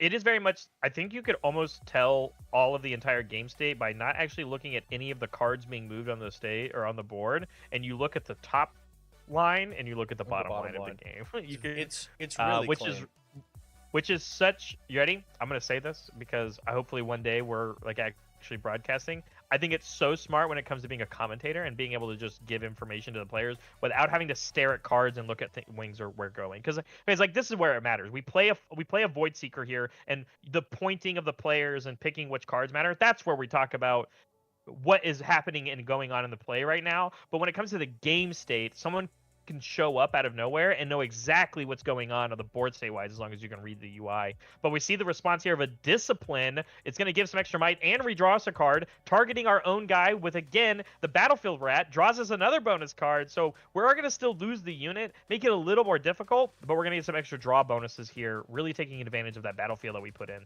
Yeah, I think with how much aggression the spells have on Kaisa's side, I think 2 isn't really going to be that impactful. So I think getting to redraw, and then since we had a unit at the base that says redraw, grab the extra one is going to just be more value than the +2 could really represent. Unless there's something like this Snapvine that we absolutely have to keep on board. I really like the heads up play. Not one that I think that I would have made. So very cool heads up. Yeah, and we're seeing a newer unit for the first time, I think, this event from the Kaisa deck. No, it's not right. It's just the Yordle. I thought it looked a little different when it was sideways. That's just a lecturing Yordle. Tank unit on play draws us a card. So it's going to help us keep this Kaisa alive, even by just a little bit when it comes to defending this battlefield. But we are going to see the Snapvine go in offensively against the Sprite Mother. Says, hey, I don't have any actions, but currently I'm winning here. And he goes, yeah, you can have it. We're going to resolve the fight. Combat will end. Snapvine will heal. We'll take our point, go to 5. Yeah, so the question there was did we have something that can fire away and keep us alive? But I think 5-5 both holding a base is probably okay, unless there's an alluring coming through to go grab this Kaisa unit, drag it over to this Snapvine. The question is do we have any responses to this one being played? And it looks like we do, but with Kaisa committed, or Kaisa exhausted, it is going to force us to actually recycle these 2 runes, putting us back in the tempo and letting Master Yi next turn have more runes than us. But it looks like just the one, luckily, be out, because we are going to smoke screen the Snapvine, like you said, but the charm resolves, and they clarified this on the frequently asked questions. When we go to make this decision, when you play the charm, because it selects an enemy unit and then selects for it to move, you have to make the choices of the card before it resolves. So that information matters a lot when you're like the Kaisa deck, because it's like, well, what unit are you picking and where are you telling it to go? And so when he goes, well, I'm going to make this Kaisa fight my Snapvine, I'm going to move it over here, and you go, okay, so then I need to use a trick here, like the smoke screen, to make things a little bit harder, but we had a trick of our own, keeping our Snapvine alive, and all of a sudden we are very quickly losing all of our board state here as Kaisa, and taking over the other battlefield, going to 6, and even playing some more support like the first mate to bring our Snapvine back and keep it alive. Oh, what an incredible turn here from Master Yi. Yeah, that was really good, but we've got a ton of runes to play with over on Kaisa's side. Yes, our board is empty, but a couple key spells can clean up this board state, and Kaisa does not necessarily care where your units are, battlefield or at home. It's fine. We're going to get them all. And it looks like Rising Star? Did I get it that time? Falling Star. Falling Star? It's a 50-50. It's the coin flip. It goes one way, right? It's either rising or falling. Absolutely. The diagonal escalating star. This is the strength I talked about at the beginning of the match on why Kaisa, because this one falling star represents killing 2 Yi units without the Yi legend ability working, because we're not defending. This is just happening in the main state of the game, in the main phase, right? So like, hey, I'm presenting to you, I'm going to kill both of your units on your battlefields, and it looks like it resolves. We don't have any tricks, so you spend the energy there, and here comes a Darius that's going to come in ready because it sees itself played as the second card, so it comes in ready, it gets 2 might, and then you can immediately go over. Yeah, it sees itself played as the second card. I love that. Love that. Yeah, cleaning up the battlefield there, opting to go for the 2-for-1 on the spell trade and then go grab the thing. I think that on our turn as Master Yi, we can't just go crash this Snapvine into the Darius. Fully committing. Reinforcing this is a crazy play. Is going to be pretty tough. It's going to be tough because I think you're looking at the other side of the board. Oh, the Dead Bloom from hand is crazy answer. It also has deflect here, Tam. Yeah. It's an 8 might unit staring across 7 might. It's devastating. And he goes, yeah, man, you have the Snapvine. That's game. That's going game. To the Master Yi player.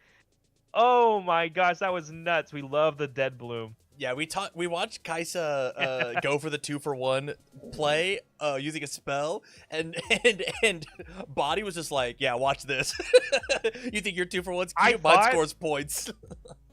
I thought what it was going to have to be, Tam, was that we played our Master Yi champion unit. It comes in ready. That represents 7 might, and we could either find a way for like a single like spell trick to give that Master Yi like 1 more might or something would have been the play. Master Yi goes there, Snapvine goes to the other one. But the Dead Bloom play, completely eliminating that board, then moving the Snapvine to the other one, taking the game win. It was great. I thought that was so good. I didn't see the Dead Bloom coming at all. It was, I mean, that's the strength, right? When you get to these large rune counts for the body domain, is that you get to play things like Dead Bloom, and it's such a high impact, right? Because not only was it that 8 might, Tim, if that wasn't for the winning turn, this 8 might unit now has deflect also that this Kaisa deck really struggles to deal with. Yeah. 100%. Both players here figuring out, I think we're trying to just get information to the casters of which bases we picked, and it looks like our choices, I think, or no, that was game 1's was in the middle. So now we've moved on to Master Yi has the battlefield that says when you hold here, draw a card. Correct. Which is and called then Kaisa has evolved Grove of the God Willow, which is cool. Yeah, with the it's got the Watcher on it. Yeah, Watcher on 2 cards. And then we've got I don't know what's the Kaisa one pick. When you conquer here, ready 2 runes at the end of this turn. which is going great to be, when you're the Spellslinger deck. Yeah, 100%. But I will say, with the I guess it's when you conquer here, not when you hold here, right? And so Only you're when going to you be conquer. asking Master Yi, the deck that wants to sit and stay on a base, make that summer home, to sit on a battlefield, travel back to base, and then go to the go back in order to activate it. Decision The second lines. fist bump. We got a double fist bump. Yeah, we've seen so many fist bumps. I think it's actually the really visual excited. cue for production to like do the spin and like make things happen, because every time that we see the fist bump, it goes back and we lose the graphic, which I think is smart. Yep.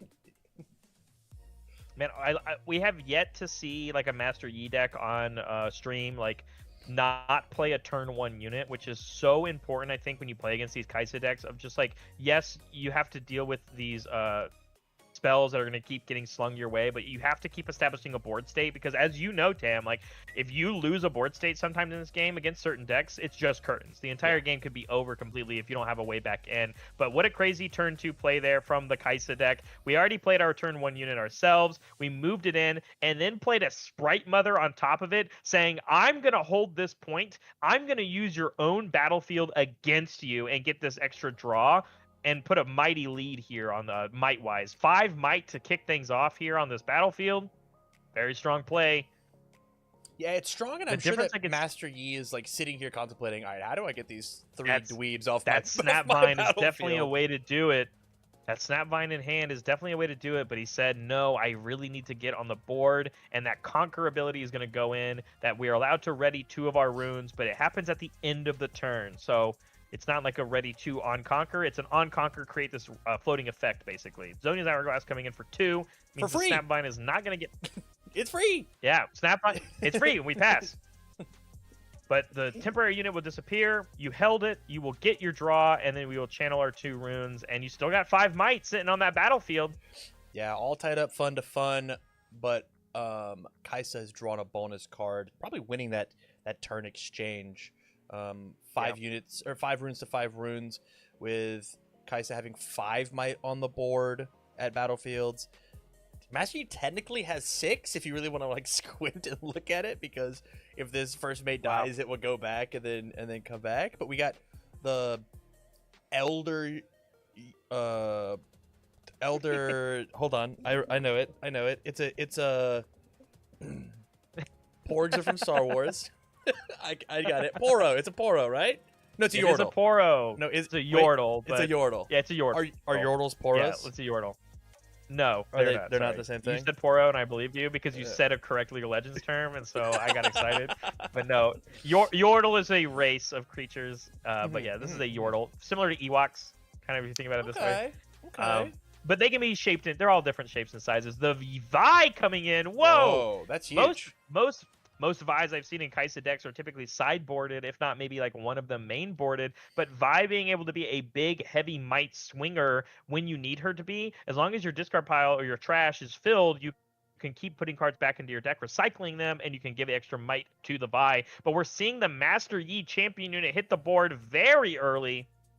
Yeah, and I think it instantly moved up, but I'm not sure what's happening with...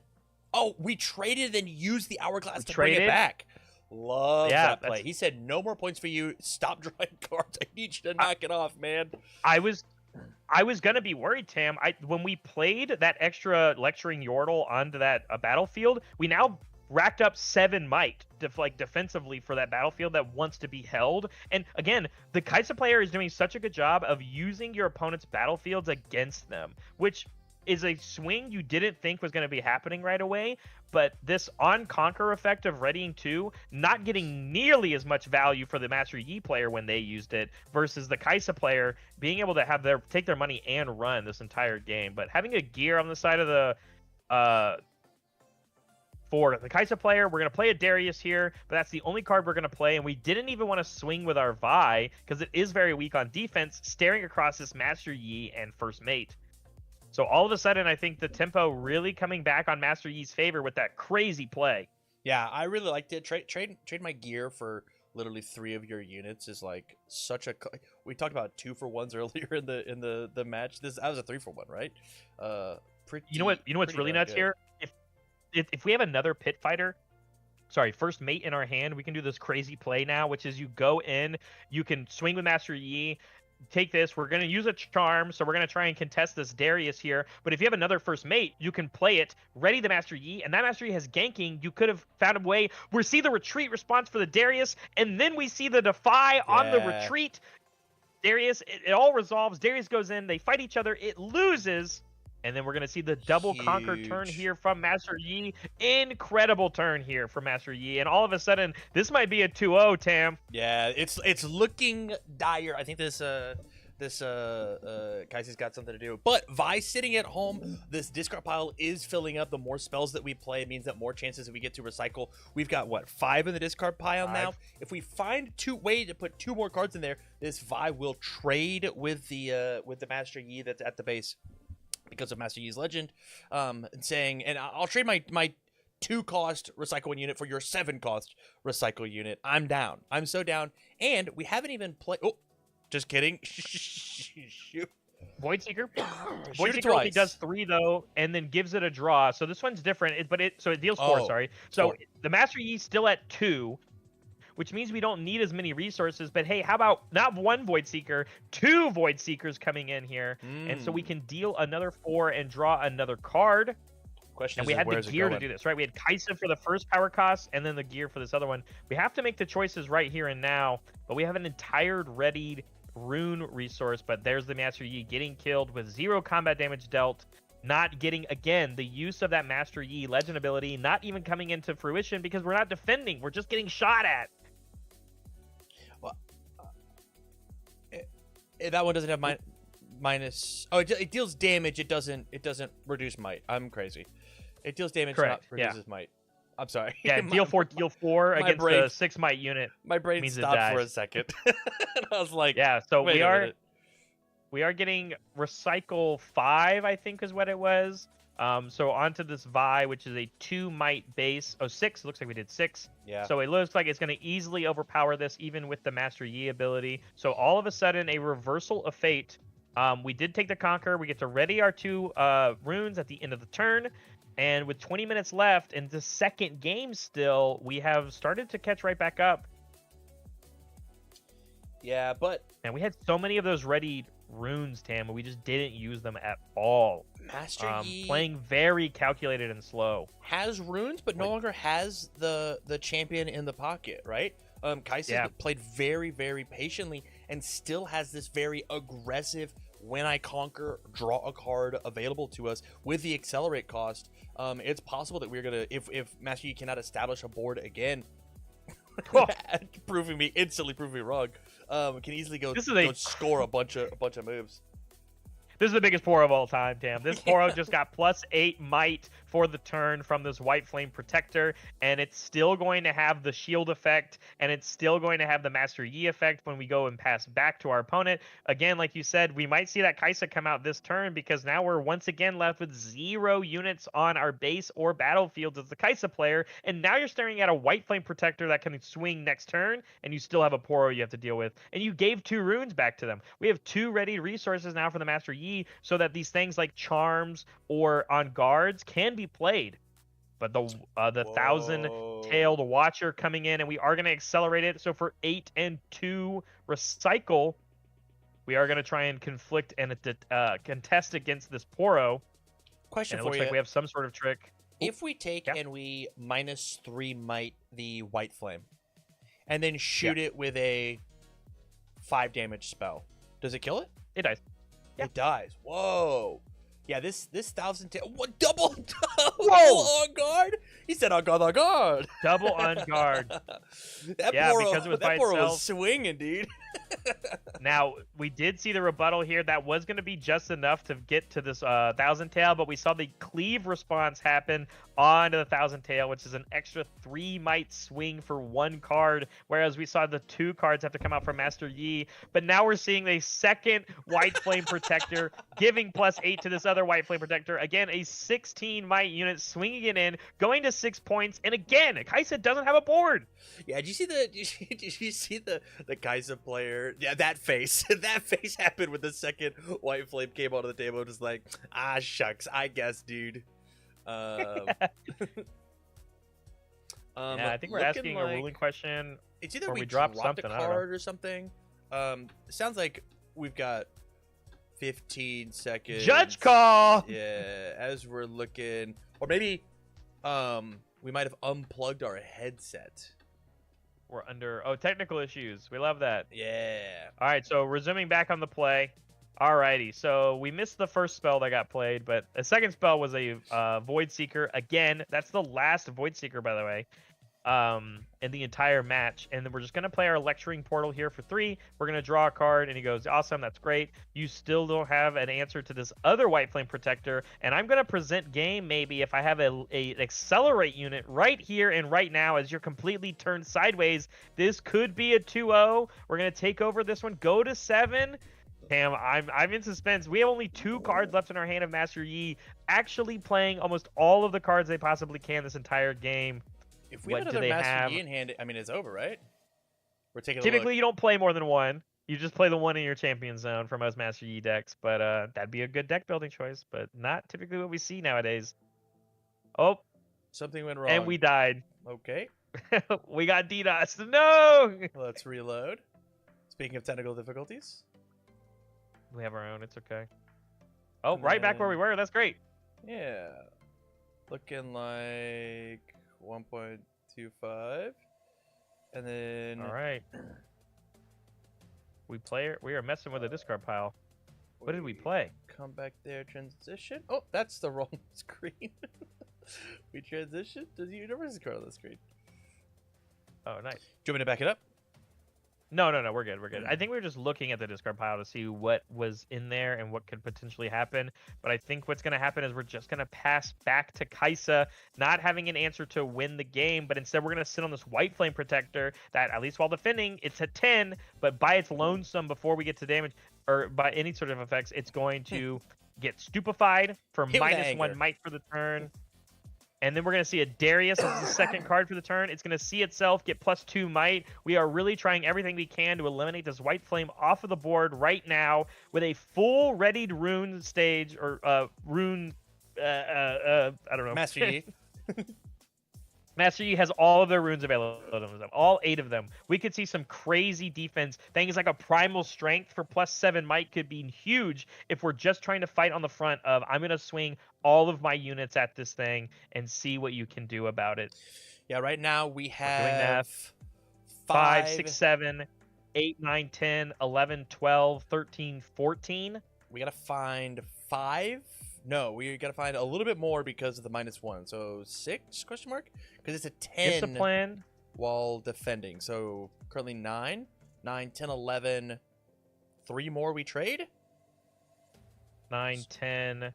And it looks like we didn't get enough off of that discipline effect, but we do get to assign our might. Makes sense. Kill everything off except for the temporary unit that will disappear and not give a score. But we're going to play a Vi champion unit that we had from our hand. A second one has hit the table now for this game. Huge. Reestablishing our board, going to 5 points. But again, we're in the same scenario. We deny the hold score for the win, and we are not necessarily finding the right cards that we need to close this out.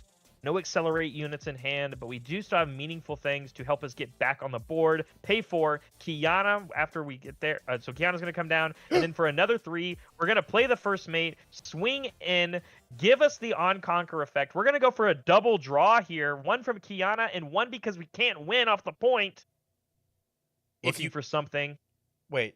If it was like another first mate, we can play it. Ready the first mate we played and then go in for game. But it looks like we didn't get it. Why do we draw twice? I'm sorry. Okay, so in RiftBound, when you're at 7, you can't win the game unless you conquer every battlefield in the same turn. Yes. But that doesn't mean you get a benefit if you conquer a battlefield while getting there. I see. Which is you draw a card. Love that. So we can't move to 8. Instead of moving to 8, you draw 1. And then if you were to go to the next battlefield, you just win the game, right? But this also works in multiplayer, that if there are 3 battlefields and you're at 7, if you conquer the first one, you draw a card. And when you conquer the second one, you draw a card. And the third one, you can win. So that's the extra benefit of this. I see. But we played the Kiana. We didn't draw what we needed to win the game on that spot. Kiana's going to die here to another Vi getting played, recycling a ton of the cards back into our deck. The Sprite Mother that we still had is going in, and then we finally play our chosen champion unit from our champion zone. The Kai'Sa is going to come in. We're going to get the Conquer with the Accelerate. We're going to draw our card. And then we're going to ready. Thousand Tails Watcher comes down. Extra defense here, posturing game. They're at 7 points themselves. Can we find a way to eliminate all of the units on the board? Because it is currently any hold win or any hold point wins the game here for Kai'Sa here. We're running out of resources. We drew a ton of cards. Primal Strength to give +7 might to our first mate here. Very tough get up to spot 7 to be in. Or 10, sorry. 10 might. On Discipline guard. for another bonus. Yeah. Draws. 3. Another 2 10, more. It's at 12. 7, 8, 9, 10, 11, 12. It currently ties. We swing in. We play the on guard. Because it's by itself, it gets another bonus too. He wins the battlefield and gets a draw, but it wasn't. We saw a posture here. And there it is. The game's and over. He goes, I don't have enough to get the other one. You're going to win off the hold point. Game 2 going to Kai'Sa with only 7-ish minutes left in the round. That was a crazy try, though. That was a good try. I think we had the snap bit of snap by, but it cost 5. We only had 3 left. Yeah. Had to spend. Be ready, because we were forced our hand. We had to play. Even if we saved, it would have been just the discipline. But the discipline, I think, drew us into that extra on guard, which allowed us to win the fight. So we got the bonus draw. It was just like one energy or one extra thing off. But at the same time, we were trying so hard to draw those cards to get things rolling. But we are immediately into game 3 after shuffling, after sideboarding decisions. We are immediately back here with only about 3 minutes left before we go to time. Master Yi, of course, being on the play here. Our battlefields are different, and I don't know exactly what they are, but we're seeing the Poro play from turn 1, followed up by a Zonia's Hourglass into a Charm. You don't even feel as bad as if you get something out of your opponent's hand there, because you have the Zonia's Hourglass to back it up. But we're going a crazy turn 2 Darius play, just coming in committed. We're exhausted, and you pass it back as we go to 2 points from the hold. Let's talk battlefields real fast. They'll matter. We've got Reaver's Row. When you defend here, you move a friendly unit from here to base. It is essentially... That's really good. You've got hourglasses on hourglasses. And then 4 to 5 position. When you defend here, choose a unit. It gains shield to this combat. So as the defender, you are stronger, which Master Yi went first, which means that he can conquer battlefields, which means he'll be the defender more often, as long as he can keep this lead and keep his units alive away from these spells that Kai'Sa is going to be slinging. Absolutely. Yeah, the Reaver's Row, I think, will matter a lot more for the Kai'Sa player when they're getting attacked into this. But Master Yi is going to want to hold on to this shield one probably a lot, because it basically doubles up that Master Yi effect. As we see this Redarius, as we pass back, we didn't play anything on Master Yi's turn. We played nothing. But it has shield 2 on top of the shield 1 that the Poro already has, and then the Master Yi effect. This Poro right now is sitting very healthily, that if it gets attacked is on like 7 might. Yeah. 2-drop 7 might creature while defending is pretty darn scary. And it looks like another Darius coming in, but it's bigger than 7. And it was the second 10. More than 10, right? Because as they both see the second Darius getting played, they both get +2 might to them. They both get the re-ready proc. So they're actually 14 might here, Tam. Because of that, we're only going to be able to trade with one of them. Obviously, going to trade with the 7 guy. It doesn't matter. They all add up. 7 versus 7, even with the Stupefy coming in. But we had another Poro. We're going to play it immediately and get it moving. Or we Zonia's Hourglass it, I'm sorry.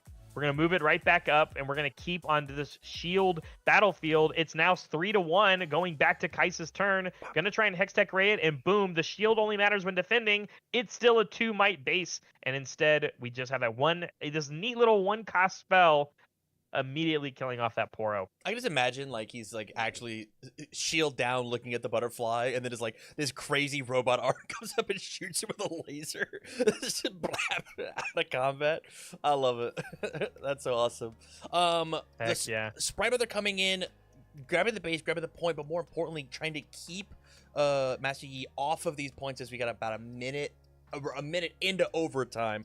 Our job here is we can't let units touch these battlefields. So while a fictitious monster, it's going to do its job this turn probably. Yeah, so as far as I'm aware, based off of these overtime rules, and I'd have to go dig into the tournament rules to figure it out, but I assume at the end of whatever the overtime time is, which I think is 10, the person with the most amount of points will win. If that is still a tie, I think we go to turns, and if turns don't work, then it's just a draw. I don't know. Or at the end of 10 minutes, it's just a draw. I'm not really sure yet. We haven't really seen that result happen. We've seen it go to time, but we have seen the other deck, specifically these Kaisa decks, still being able to squeak out a win in that scenario. But the 1,000-tailed Watcher coming in, giving -3 might on play, being able to move in with the accelerate cost, taking that first one, and then moving the Sprite Mother in to tie up the score points with 1 unit on each for Kaisa battlefield. And you have a Kiana that's going to get readied up, and we have quite a few runes here, 8, 10 to play with. Oof. And here comes a White Flame Protector. A big Kiana. We've seen the success of these really, big Kiana. Gonna be able to attack into the 1,000-tail Watcher and threaten the effect of the Reaver's Row, which says, okay, fine, I'll just move it back. Yeah. Kiana's going to get the Conquer ability. Yeah.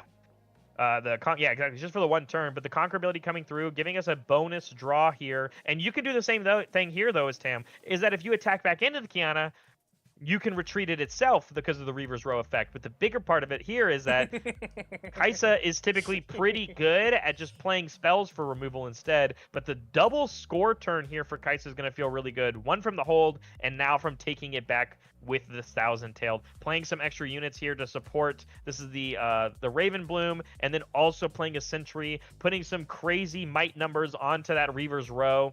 And Reaver's Row says you can only save 1 of the units. Yeah. Just so you know. So it's probably going to be the Watcher if you present something and play enough resources to just kill off the battlefield anyway. From here, but with 4 ready resources and Kaisa, I would be... Our hesitation here is, what battle trick do you have that isn't just going to blow me out of the water if I make the wrong misstep or I missequence anything in the wrong order? Master Yi taking his time, slowing the game down just a little bit to really focus and go, what is the plan? A to B to C, all the way to a victory. Yeah, back to 10 runes this turn.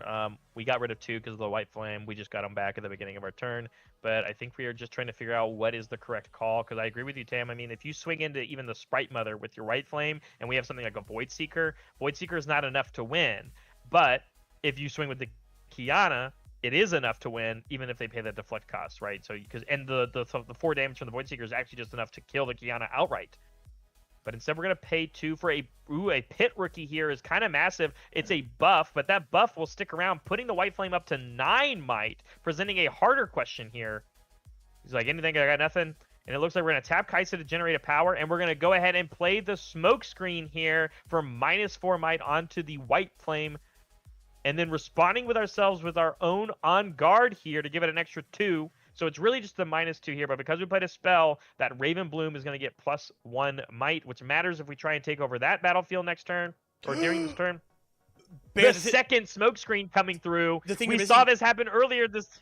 The base gives you Defender. They were tied with the singular Smoke Screen. With the shield too, yeah, that's right. With the shield too. And so this is now a trade.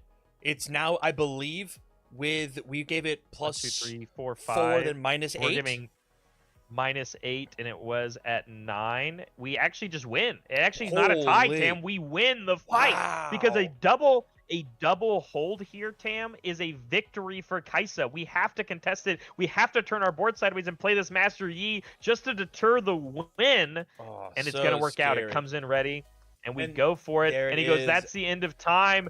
The score is going to happen, I think, or the end of turns. Look at these and they're smiles! Like, you know what? Or it is turns. Maybe it is turns, and it's actually a draw because of the 6-6. There it is, the 1-1 draw. So it is turns, but you have 10 turns or 10 minutes to play it out. The 1-1, the draw. I mean, that makes sense, Tam. The 2 big boogeyman that people were talking about for this event, taking the draw makes sense. Yeah, I dig it. I love it. With that, thank you all for hanging out and watching this round. I think my Twitch just like broke. Thank you all for hanging out. I do greatly appreciate it. It was awesome. Round 5 in the books. Looks like we've got this was round 4? This was round 4. No, this was round This was round 4. As we are headed into round 5, I believe. Oh, okay, my bad. Sorry. Your videos are going to be off. That's okay. It's okay. With that, though, if you liked this, make sure you go check out all the other videos that are me and Barrett casting the first ever RiftBound regional, as well as check out RiftBound Ramblings, Barrett's YouTube channel, which I will leave a link to in the description down below. With that, let's move on to the real round 5. Boilies, I think it's the same matchup. Same matchup. Yeah. But different players, Forecheck Gas, thank you for the raid. I appreciate it.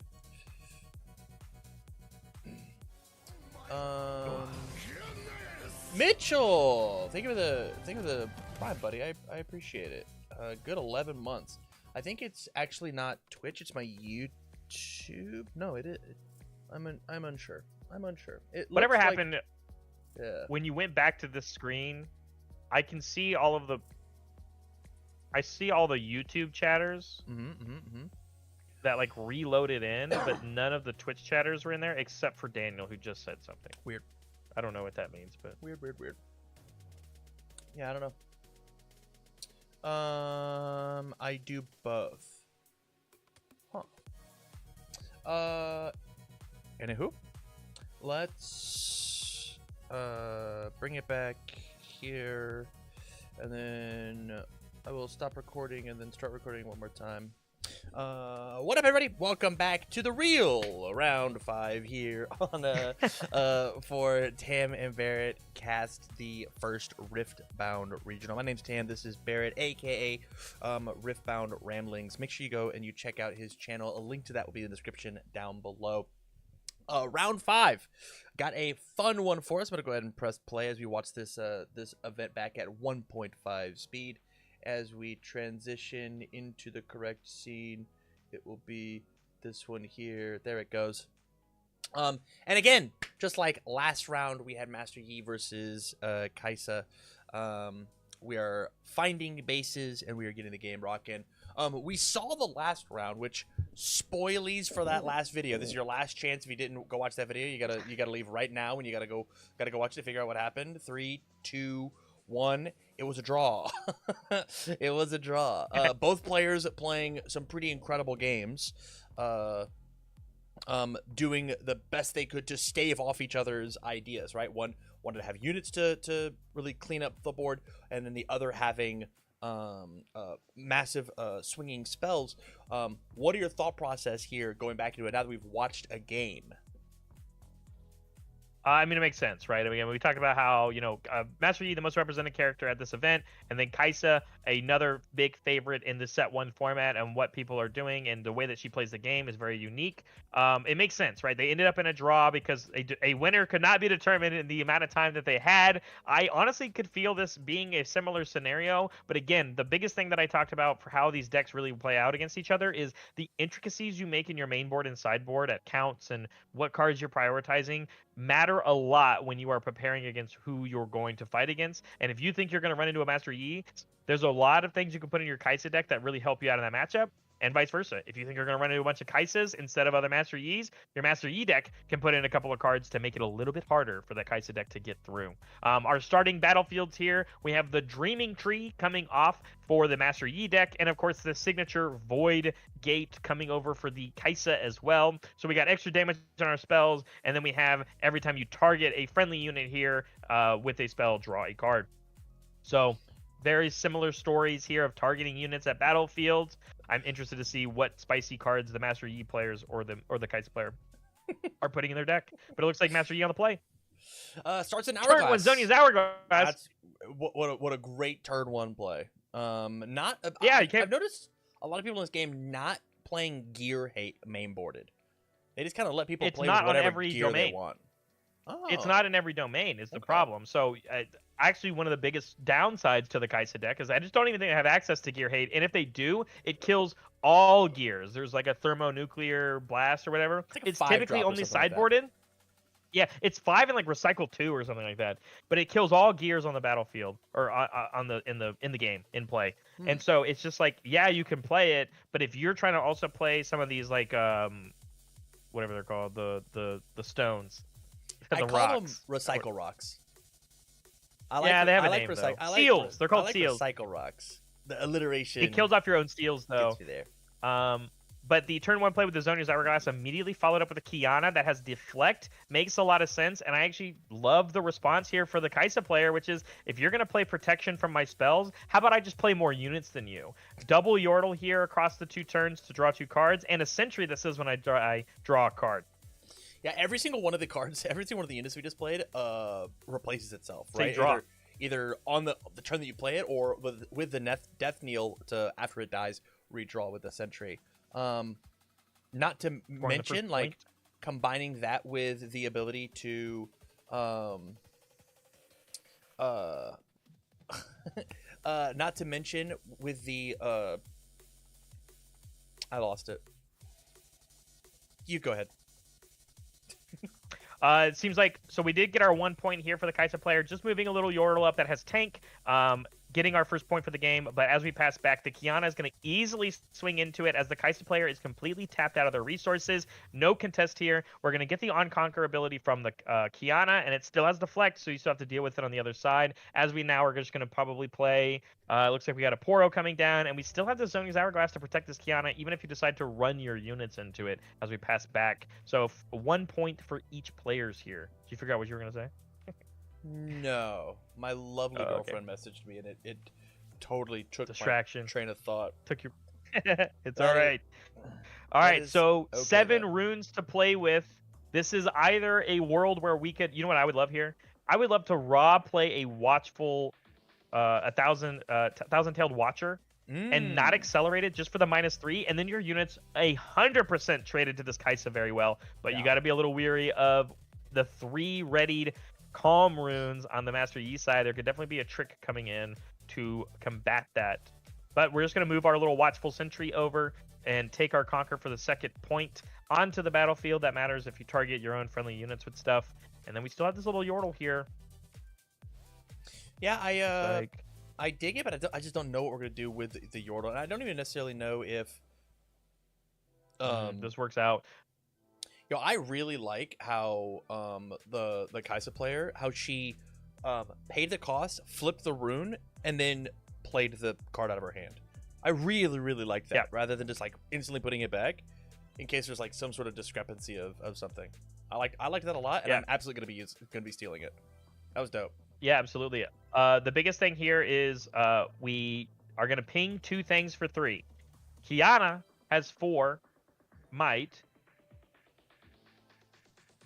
I guess I don't know what happened, because we also lost the Zhonya's Hourglass and still lost the Poro. So I didn't know it worked that way, I'll be honest. But what it sounds like is that we pinged the Poro for 3 from the first one. It died. It gets brought back with the Zhonya's Hourglass, and then you can ping the new Poro with the 2nd instance of the effect. Interesting. I didn't know that's how that worked, which is kind of crazy. That's very good. What a crazy 2 card out to that. It makes me just like not want to use the Hourglass. Like, no thanks. No, the Hourglass is broken. The Hourglass is still a great card. Absolutely, it is. Oh, I meant utilize the Hourglass on the Poro, right? Sure. Yeah. I think the difference though with him is that you have to use it on the first unit that would die. Yeah. Sure, but like I'm not sure though. I thought it, because it didn't say next unit. Oh, you're saying because it says a friendly unit now? A friendly unit? I don't know. We might have just made the decision to do it. Yeah. But regardless, we're going to put a cleave onto our Yordle, which is going to give it Assault 3 to swing into the Kiana and threaten that kind of lethal. But then we still played a Hextech Ray also on it, which for the deflect cost, we had to recycle. So we played a ton of spells out of Kaisa's hand. But we did end up conquering both of the battlefields and left Master Yi with 0 cards on board. Both battlefields still have cards in hand, runes available, like tons to be played here still on Kai'Sa's side. But for Master Yi, there is game to be played, and as we're getting later in the game, more runes, these big bodied monsters are going to come down, and Kai'Sa's units are a bunch of weenies. Yeah, but some benefits, right? I mean, we have the tank on the little Yordle, and then when the Watchful Sentry dies, we will still draw a card. So those resources that we use, we are going to get them back. I think the biggest thing to note is that we're staring across 7 runes on Master Yi's side, and we recycled so many because of the deflect cost. Even with Kai'Sa's ability, we went down to 4 on the Kai'Sa side. Where you're thinking real hard. I know we have the Snap Vine in our hand. We also, again, we're at 7. We have the ability to play our champion unit from our champion zone, but it looks like it's going to be pay 5 for that Snap Vine. Recycling that 1 body rune, our only body rune, by the way, that we have left. And we'll get it back. I thought we froze. I thought it froze, but then we are going to pick a unit to fight against, and it looks like it's going to be that Watchful Sentry. Interesting to let the redraw happen. But I guess on this over the course of the next couple turns, we're gonna kill them both either way. But yeah, I think it's fair. But then pay the extra 2. We're gonna tap or play our own Clockwork Keeper, not paying the recycle cost to get the draw with it. Really valuing the runes that we have. Kai'Sa goes channels their 2 runes, goes to 6, and it looks like we are gonna pay the 4 for the Kai'Sa, not accelerated, which I think is a fine play. You know, we've already been recycling quite a bit of our runes. Move our Yordle back, keep it safe after scoring from the hold, and reestablishing our board and our runes, and still keeping 2 up, I think matters. I think that was a pretty good play. I think we would only really now be afraid of some crazy combat trick like a charm to maybe have that Kai'Sa run into something very devastating. But 2 runes up, Tam, we've seen it happen all tournament. Smokescreen puts in a lot of work. So I think the 2 ready runes and having having the blue for the recycle and our character still to skip the recycle cost, we would be very afraid of a smoke screen happening. But we're gonna swing in with the Clockwork Keeper. We immediately pick up our hand. Do we think about an answer? Looks like no. We're gonna take the point, going to 2, and now we are on that Void Gate. So if Clockwork Keeper will take a little bit of extra damage as well. Snapvine going in for the 3, no rebuttal. Grabbing this, making the game much closer now, 3 to 4 points here. But I can't imagine we're going to be holding these battlefields for too much longer. I know we haven't played any cards over on Master Yi's side. We got a full board, but reestablishing something at the base seems to make sense. Question is we're going to play the first mate, drag that Clockwork Keeper home, and say, I don't want to be in the dangerous spot where your spells hit a little harder. I will go fight over it again on my turn. But you leave an open battlefield for this Kai'Sa to move in and get the Conquer ability to draw another card without having to play anything from your hand. So, like, I don't think it's bad necessarily, but yeah, we are going to go ahead and pay 2, recycle 1 with the Kai'Sa. We have the Falling Star coming down, and it looks like we're going to assign both instances of the Falling Star to the Snapvine. And so we are going to deal 6 total to it, and it's going to die. No combat trick here from the Master Yi, really holding a lot of our spells in that kind of sense. Open battlefields with 2 units. I can only imagine we're going to score up to 6 here. Yeah, I don't see a reason why not to. Just playing out, trying to get closer to that field goal. It presents lethal, right? You know, a couple accelerated units. I mean, being at 6 is the number to be at when it comes to being able to conquer both battlefields. And when you're the spell slinging deck, as long as you have the units to move up, if you clear the entire battlefields, you're good to go. Oh, how about a second Kai'Sa coming down? This one, we're debating the accelerate cost, but it looks like we just went ahead and said nah. And we are going to go ahead and just move the Yordle up, going to 6 points, and having that Kai'Sa in the back foot ready to go while still keeping 2 runes ready, still threatening something like a smoke screen. Passing back to Yi, it's 3 to 6. You got a lot of room to climb. Yeah, 3 to 6, and even if you do answer the one Kai'Sa that's on the battlefield, you have to be nervous about a recall, right? Recall comes out, lets you have this Kai'Sa back to your hand, and you can just slam it right back out and then play it again. And accelerated, and that is that checkmate that you're talking about. And so I kind of feel like we're a little bit in check, but Wow, this is a crazy thing here. Okay, playing the White Flame Protector at the battlefield that we just took over very easily with our first mate, targeting our little Clockwork Keeper, buffing this guy up to a 10 might unit, swinging at this Kaisa, asking for some real answers. Smokestring is no longer good enough to answer this. So it looks like we're going to see a Stupefy come through instead, targeting our own Kaisa, which matters for the battlefield that we're at, so that we're going to draw 2 off of this, even though we're going to lose our unit. I mean, very cool heads-up play. Yeah, I dig it. Cards in hand, I think, are the thing that's going to matter here. And so, and not the -1, right? The battlefields are too large for -1 to really make an indent here. And the other thing, I think, on the Master Yi side, is that we see a Defy. I easily think that targeting our own Kaisa here could have been a little bit of Defy bait, so we had something like, we know that there's a cleave in hand that could be really high impact on our turn to close out the game, but the patience on Master Yi's side being like, no, it's okay, you just draw your cards, we'll fight it out a different day. Yeah, it's so many cards. The other keynote here is that even like picking a removal card here as Kaisa to remove one of the units on this Void Gate is nice, but if you go down to a single defender, Master Yi all of a sudden is now live if you try and swing into it. So unless you're hard killing that White Flame Protector from some sort of spell. Oh, wait, Acathian Rain? Oh, here it is, the signature spell here. We're going to deal 2 damage 6 times you can assign for each of them. And Tam, that Defy does nothing because this is a 7-cost spell. Yeah, that, and because we're at the Void Gate, it is now 3 per. And 3 procs there, 1 there, and then you can you even have 1 to play with. Yeah. Yeah, you have 1 to play with. This is this is so strong here. 1 7-drop spell, being able to completely wipe off the board and then leave both of these battlefields wide open for this Kaisa to move in and get a Conquer. And then if we have another Accelerate unit that we could play, I don't know if we do, but there are low-costed Fury Accelerate units. It could be, I think if we've got 2, I think we need 3 to have the Spirit Mother to be available to like make a kid and then move on. I think it's 4 total. Raven Bloom coming down is going to be it as we go and present lethal onto the board. Yeah, cost 4, recycle 1 blue. There it is. But I mean, we can easily answer this Kaisa. We have still access to our Master Yi champion unit, which would come in ready, and the Kaisa player is completely exhausted out resources wise, and you would at least make the Kaisa player have to conquer both battlefields, which is going to be a lot harder to do when only 1 unit would remain. So here comes the Master Yi, Wuju styling it up and going to go in against this Kaisa. It's going to easily kill it off. All right, sorry, that's the name of his skill. Gonna take the battlefield, going to 6, now presenting lethal or game state on both ends of the board, passing back with 2 ready runes still on Master Yi's side, and we're gonna see a bunch of things get tapped sideways once again here. 1 2 3 4 5 6 7 8. Tapping the 8, recycling the 1, showing, hey, I'm gonna play this 1,000-tailed Watcher.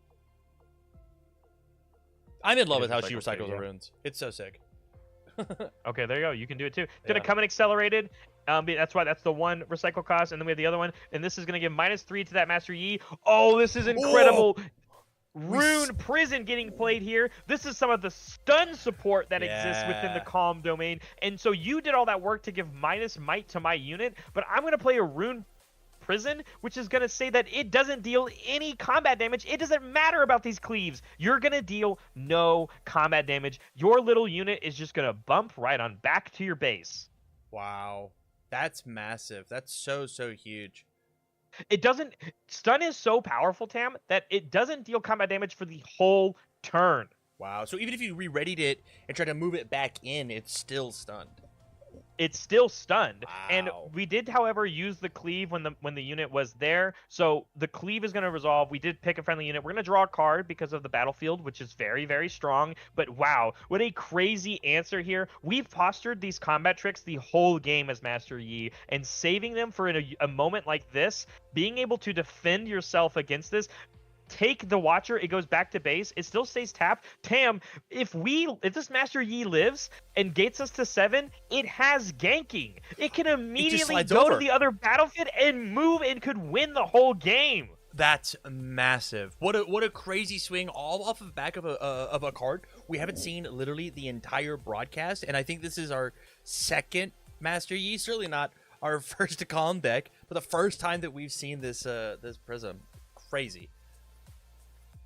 Oh, this is nuts. This is some crazy heads-up play here from Huge, our Master Yi player, and it's a big pickle. You're completely tapped out as Kaisa right now. Even if you put your Raven Bloom up, you pass turn, and she's like, I guess I don't know what else to do. And Huge goes, you're tapped out. I got you. You ready? Score your point to 7. Ganking sends it over. Game 1 going to Master Yi.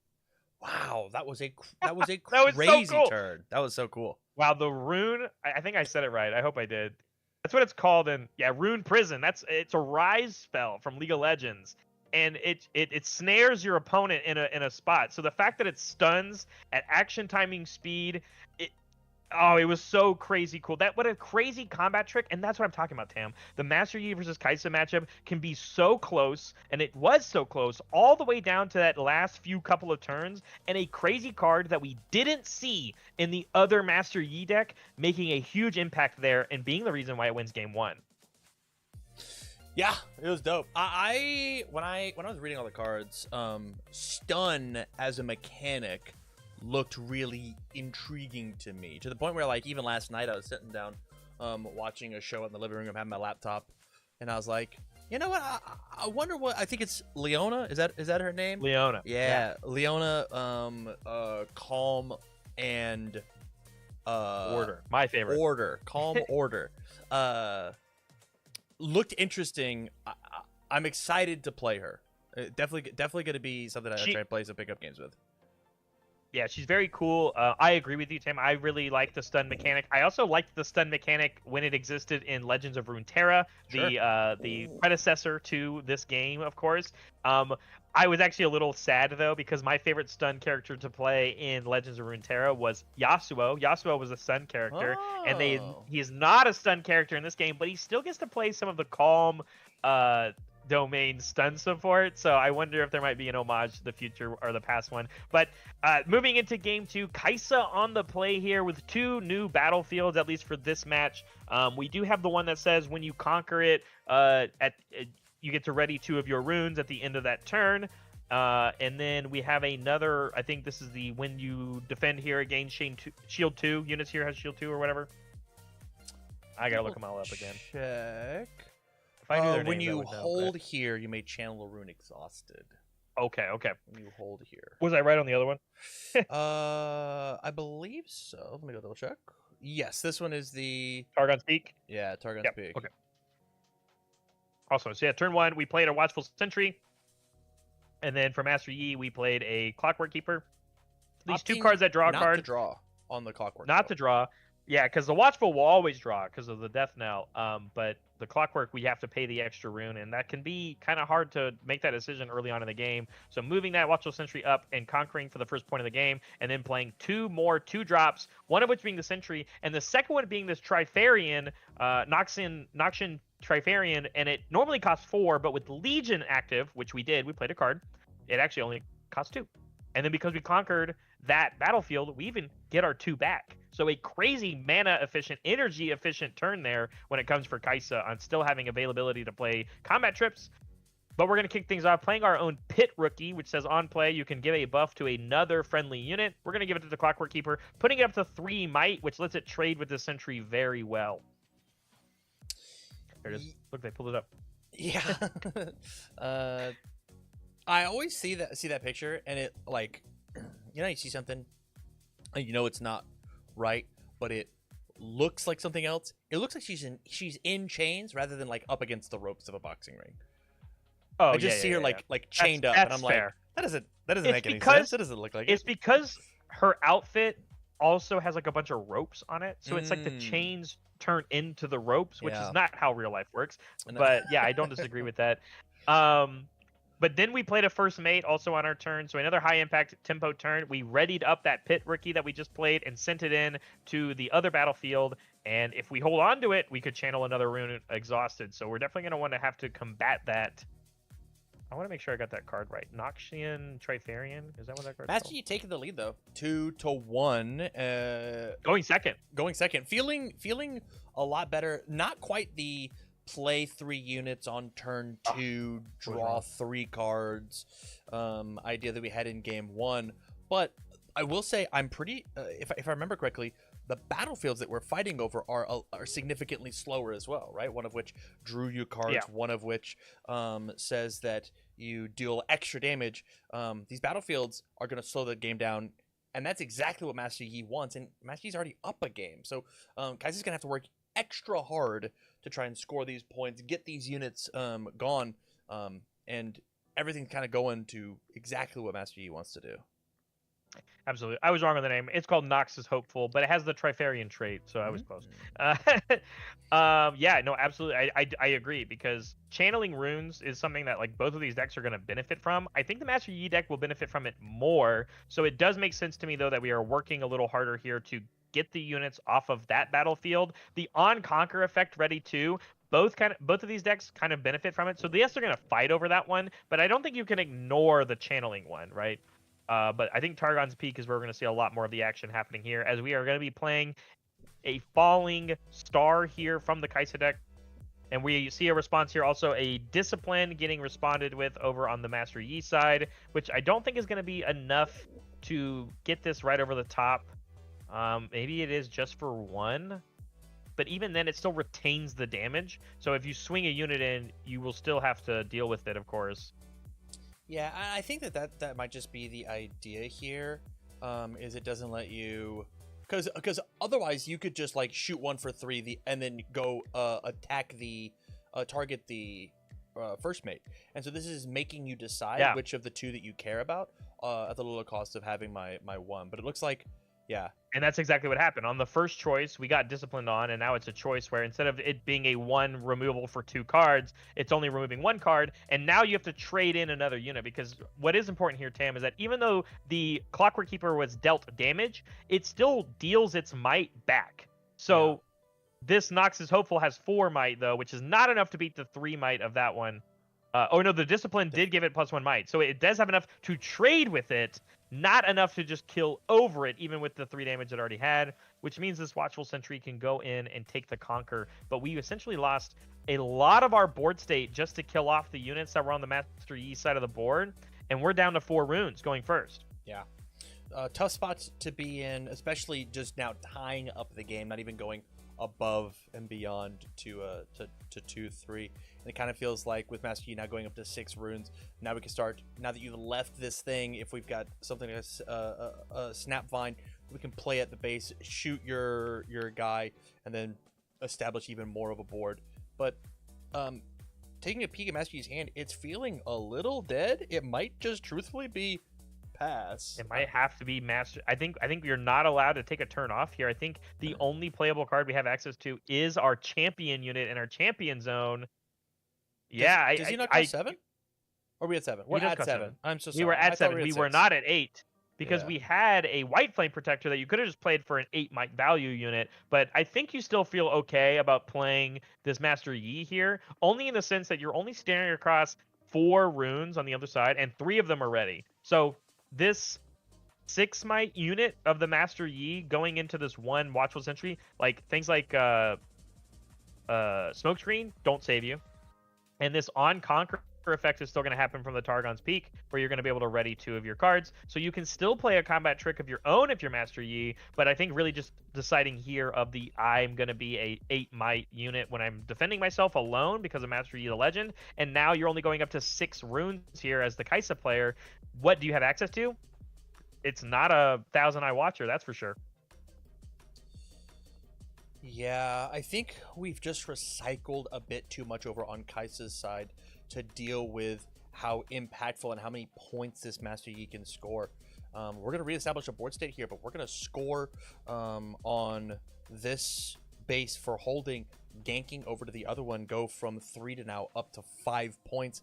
And then Kai'Sa, the more aggressive deck, is going to be at a lowly 2.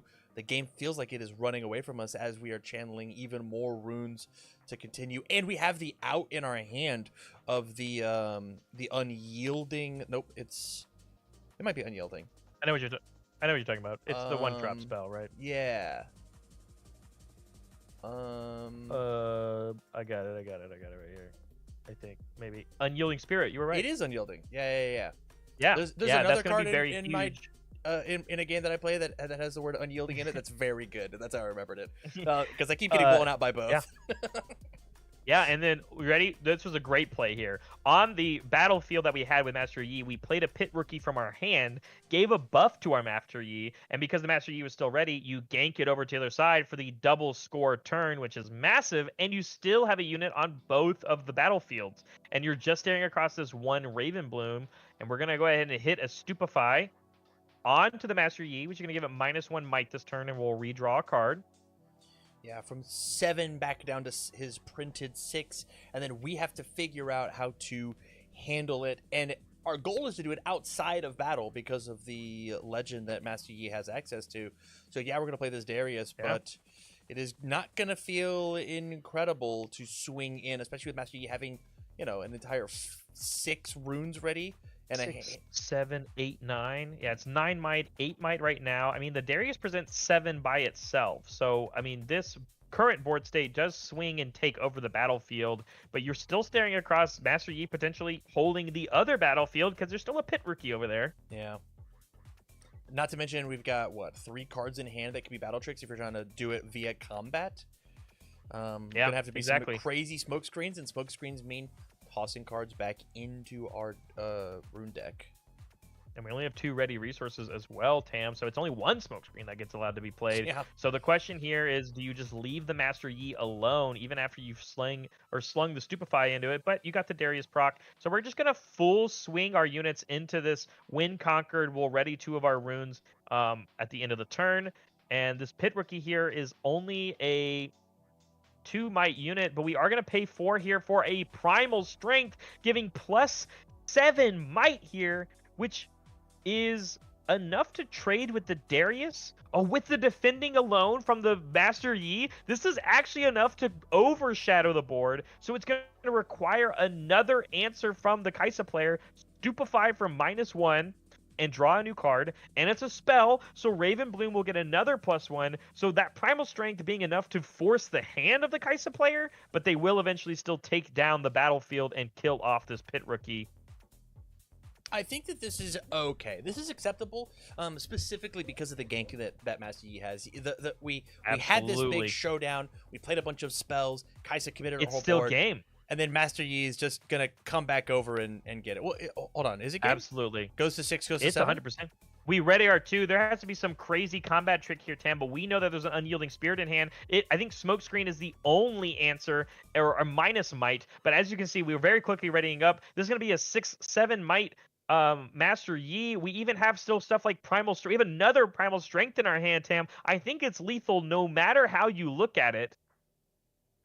Ooh, we might just play a Dead Bloom here, Tam.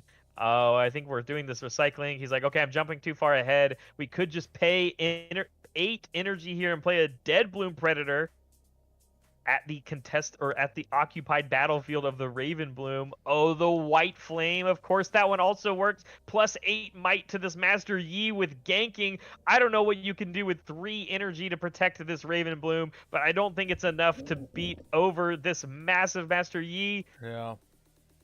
Scores the point, goes to 7, threatening lethal now on both battlefields. I already thought we were at 5. Oh, you scored a 6, go to 7. Okay, I was right. Yeah. Yep. So it is threatening lethal on both fronts.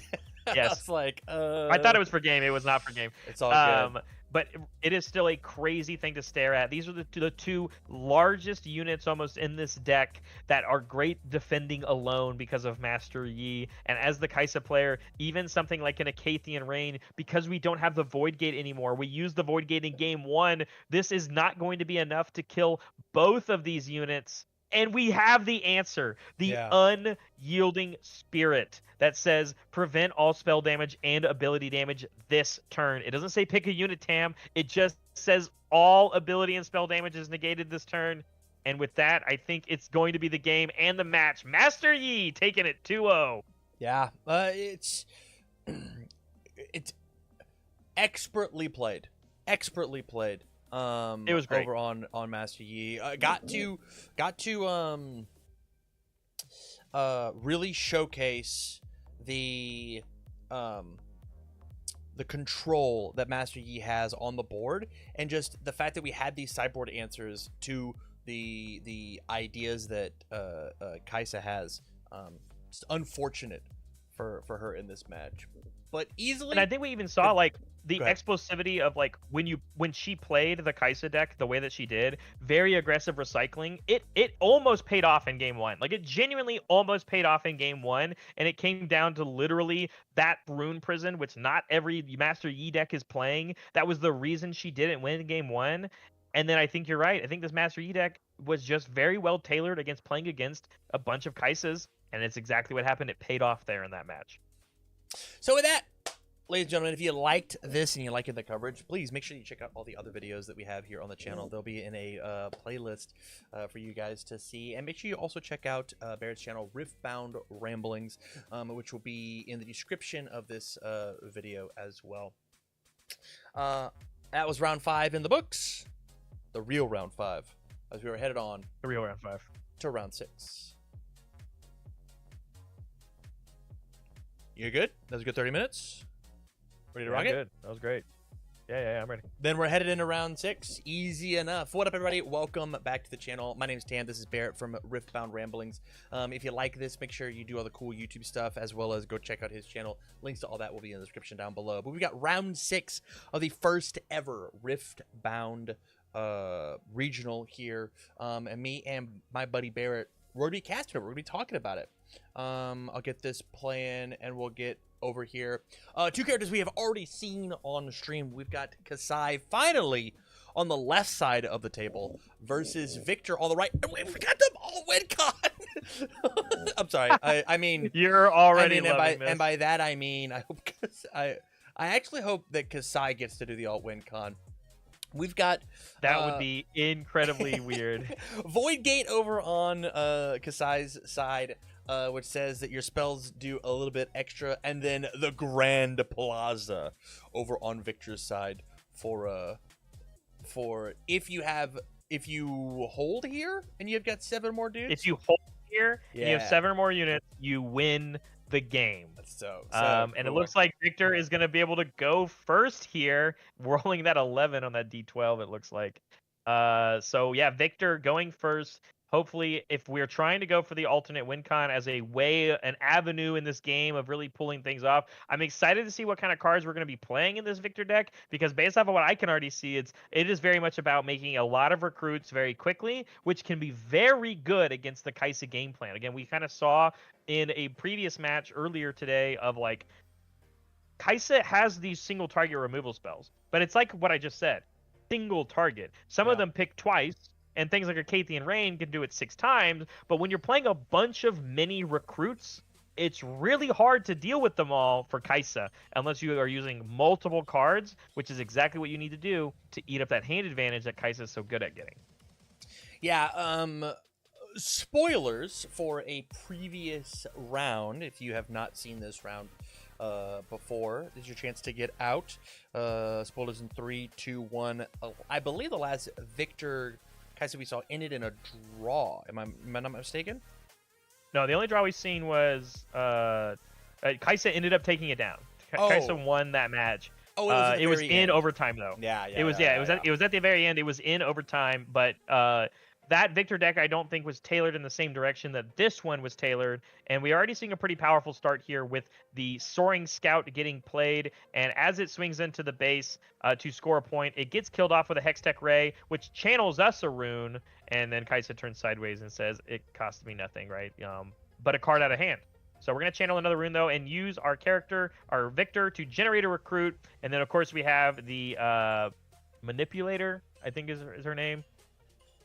I trust you. She's got a name, and I'm pulling it up. It's Janet. This is Janet. It's Janet makes manufacturer. Faithful manufacturer. It's for 3 energy, 2 might unit, and it generates another recruit. So you swung in with 1. It channeled you a rune, and then immediately we play, and we have 3 more units on the board. It's already looking pretty good if you're going for that alternate win condition.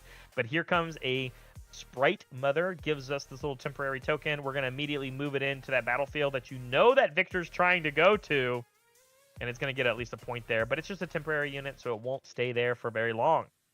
Yeah, I like the aura farming here of just being like, hey, I know that this is what you want, but you're not allowed to have it. You don't got the resources on board to do it. Let's trade, and then nobody gets to have fun here. Yeah, immediately sends a recruit over to the Void Gate battlefield, getting one, and then another faithful manufacturer coming in, generating us essentially 2 more bodies, and then the Legion version of her, basically, which does cost you a recycle. The Vanguard Captain coming in with Legion says, I make 2 more recruit tokens. Tam, there's already 7 units in our I think base. there's 8 dudes. Did I miscount? There's so one many. in the recruit, right? But I think in our base, there's only 7. But Holy. 1, 2, 3, 4, 5, 6. Oh, you're right. There is There's 8. So yeah, there's 8 it dweebs is. here. Holy. And we've tied up the score count. Like, you're playing on 2 fronts here, right? For this Victor deck, you're playing on the I am still playing the score game. I went and moved this little recruit over. It dies. You don't care. That cost you a Victor ability to create. Yeah. And now you are presenting 8 units. You can move all 8 of them at the Grand Plaza next turn. And then we said no. I need to Yeah. contest it, so let's play my Kaisa Accelerated. I've got to be able to kill off some of these recruits when you attack into it. Yeah, this makes sense. Because here's the thing, Tam. Go ahead. You swing with your 8 units, and you can hold on to it. You still have all of your resources to play with this turn. We are just still sitting on 6 runes, channeling up to 8. If you just play a trick and kill the Kaisa, and you swing with your 8 dudes, what are you going to do? I mean, the answer is this guy has to empty their hand and play a bunch of spells, which they don't want to do because I don't want to kill a bunch of weenies. I want to kill things that are high impact, right? Yes. I want to put things on the board that when I put things on the board, like, I don't know, this 1,000-tailed Watcher, I really want to spend a resource swinging at that rather than swinging at this. If we accelerated this, we did not. We did not, but we thought about it. But this means you just get to swing in with this 2 might unit and kill the Kaisa that's only at 1 might. You are forcing a tool out of the Kaisa player right here and now. And once you conquer the battlefield, Tam, if they don't use an answer, you can just move them all in afterwards. Yeah. And then 1, 2, 3, 4, 5, 6, 7. We've got 7 readied units, readied soldiers, rip raring to go. And it looks like we are going to retreat this Kaisa back to our hand and say, hey, this card is way more important than normal. Yeah, take the Conquer here, get the points here. Same idea. Gonna trade with this Motherly Sprite that only has 1 might to it. We're not playing any tricks. It dies, go to 3. And while you thought the Victor player was playing on the I'm gonna put on my units here, he just said, I'm still gonna get you with the value engine. I'm forcing you to do these things because you're so afraid of this alt win con, but I might still just play the game like a normal human being. Yeah. Love that. Love that. Love that. And most importantly, like, there's just no way that Kaisa ever gets to utilize this base. And so we've seen on the broadcast before, a lot of these Kaisas are utilizing these bases of, when you hold here, draw a card. When you play a friendly unit, or when you play a friendly spell here, draw a card. Nothing's happening at this base. This is just, hey, Nothing. you gotta find 8 homies to go hang out at this battlefield in order to get use out of it. And that's just impossible, specifically for this Kaisa to do. Absolutely. That retreated Kaisa that we bounced last turn, we're allowed to play once again. We paid the accelerate cost again. That retreat doing a good job of refunding that, of course. And so we did go ahead and conquer. Gonna redraw a card, play a Raven Bloom from our hand into our base as we conquered and scored up to 4 here for Kaisa. But again, you're not really like progressing the board state. You're just answering these tiny little units that Victor is playing. Meanwhile, their base is huge. Now this 1,000-eyed Watcher, Tam, we can swing with it. Yeah, we can swing with it, and it's gonna swing out pretty big. Did we just draw a grand strategy? Did I? Grand Stratagem would be nuts. I don't think that's the one we drew. I think we actually might have just drawn a Harnessed Dragon, which if we play it, I'll bring it up. But if we don't play it, I don't really care as much. That's fair. So we have 1 readied resource here on the side of Kaisa as we pasture and see a retreat, which matters a lot, right? What a coward. We can see the same play that we just saw, but it just means that these other cards that the Kaisa player is holding on to, yep, here it is. So we're just going to swing in with this 1,000 Watcher, and we win immediately, going up to 5 points. And then we get to channel a rune exhausted, again, kind of paying for that accelerate cost. And we just have we have 9 runes to play with, Tam. We didn't do anything. You did, and Yeah. I still am winning in the game. Yeah.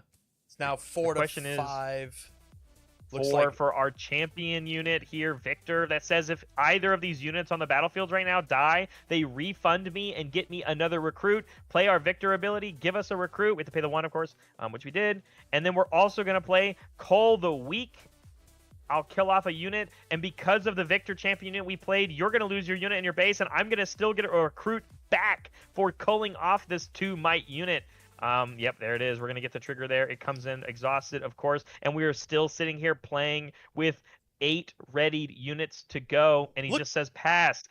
The control on the... I would want to go for the win con so bad, Tam. Look at all these dudes. There's so many dudes. At some point, the judge staff is going to run out of tokens, man. It's just like, you're going to start ripping pieces of paper. Like, this is a recruit now. All right? Don't waste it. Can you put some dice on those to represent that there are more than one of them there? I'm begging. And then from here, it's so difficult. Kaisa's entire because you have to hand. Answer. There's so much power in this hand. There's so much, but the game has just gotten so far away from us. Although it looks competitive, right? 4 to 5. This screen that we're looking at here looks great. This screen, terrifying. Hey, we're good. We're chill. It's fine. Look at the cards in the hand. Oh God, what happened? As this 1,000 tail watcher comes down, which is useless against recruits, Tam, actually does nothing against recruit because they're already base 1. Right. But it's very good when you're going to trade into this other watcher. But the point I'm trying to get at across Sam is before that watcher got played, if you look at this bottom third real quick, on the right-hand side, unit, times 6, times 2, and you looked on the left side, and there was nothing. Actually, nothing over there. And here we have the Watcher coming in for the swing with a 3 might advantage because of the effect, but we played a Hidden Blade as a response and killed it off, but gave the Kaisa 2 cards to draw. Tam, who cares about drawing cards? I feel like we might just win the game with the all-win con next turn. Yeah, it feels tough.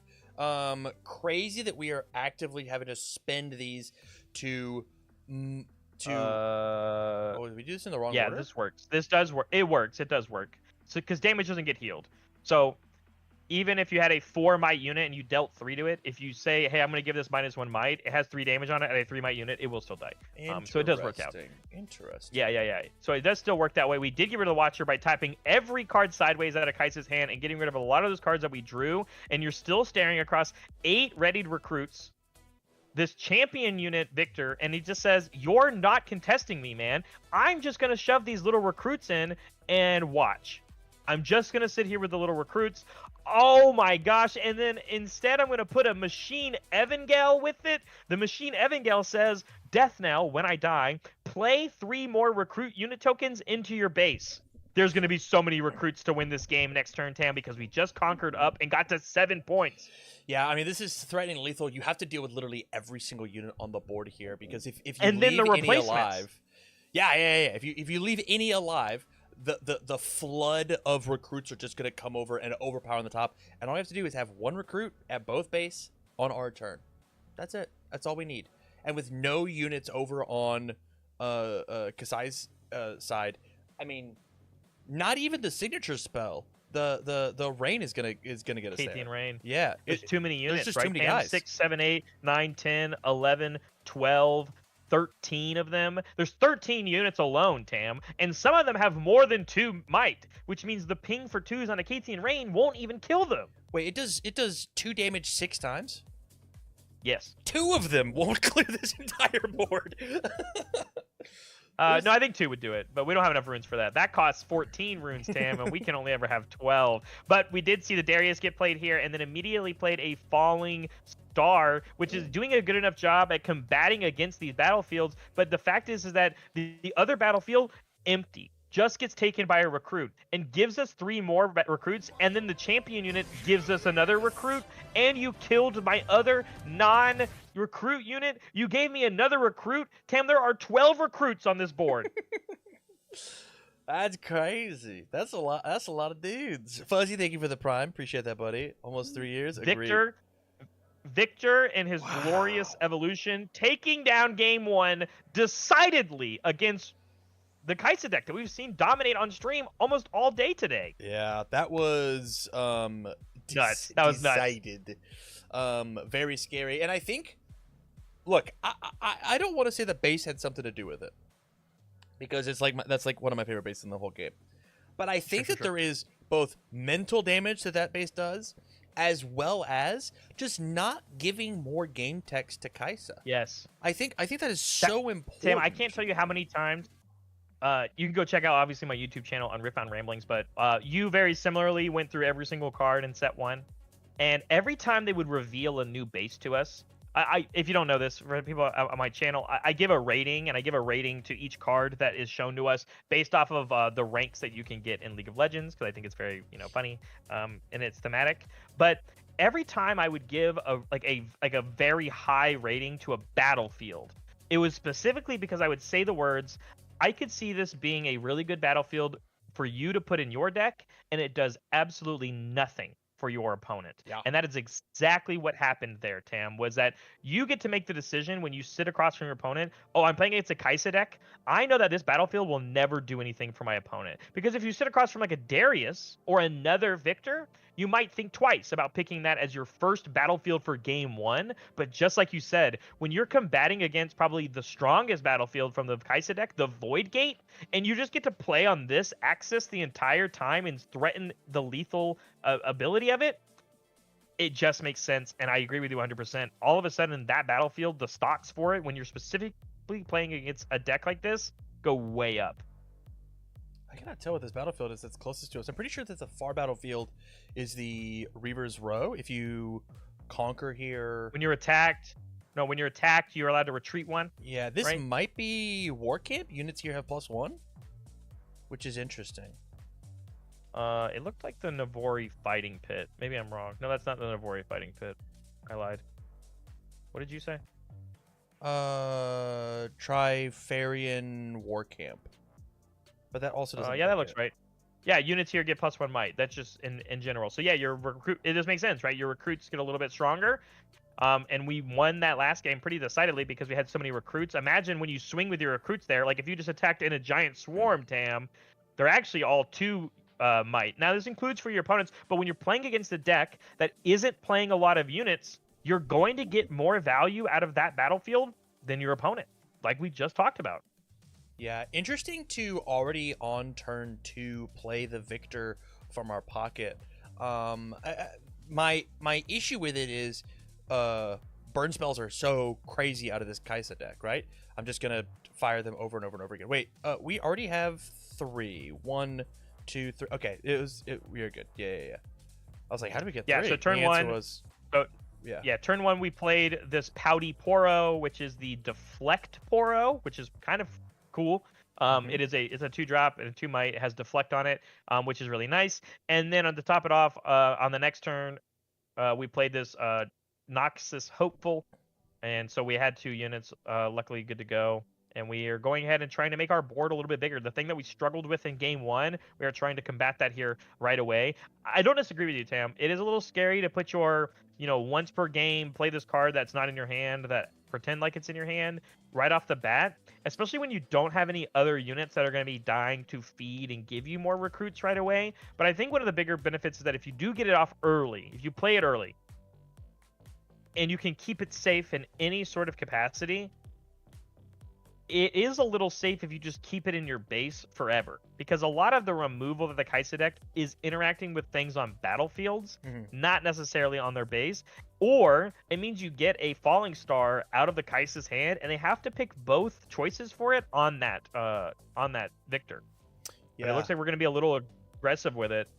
We're going to move it in, kill off this Pouty Poro, but instead of killing it off, the Reaver's Row says I'm allowed to bring it right back, just to get on the board score-wise. But this Victor is in a pretty vulnerable position now as we play a Soaring Scout as well as this Vanguard Captain with the Legion live. We're going to get 2 recruits right away.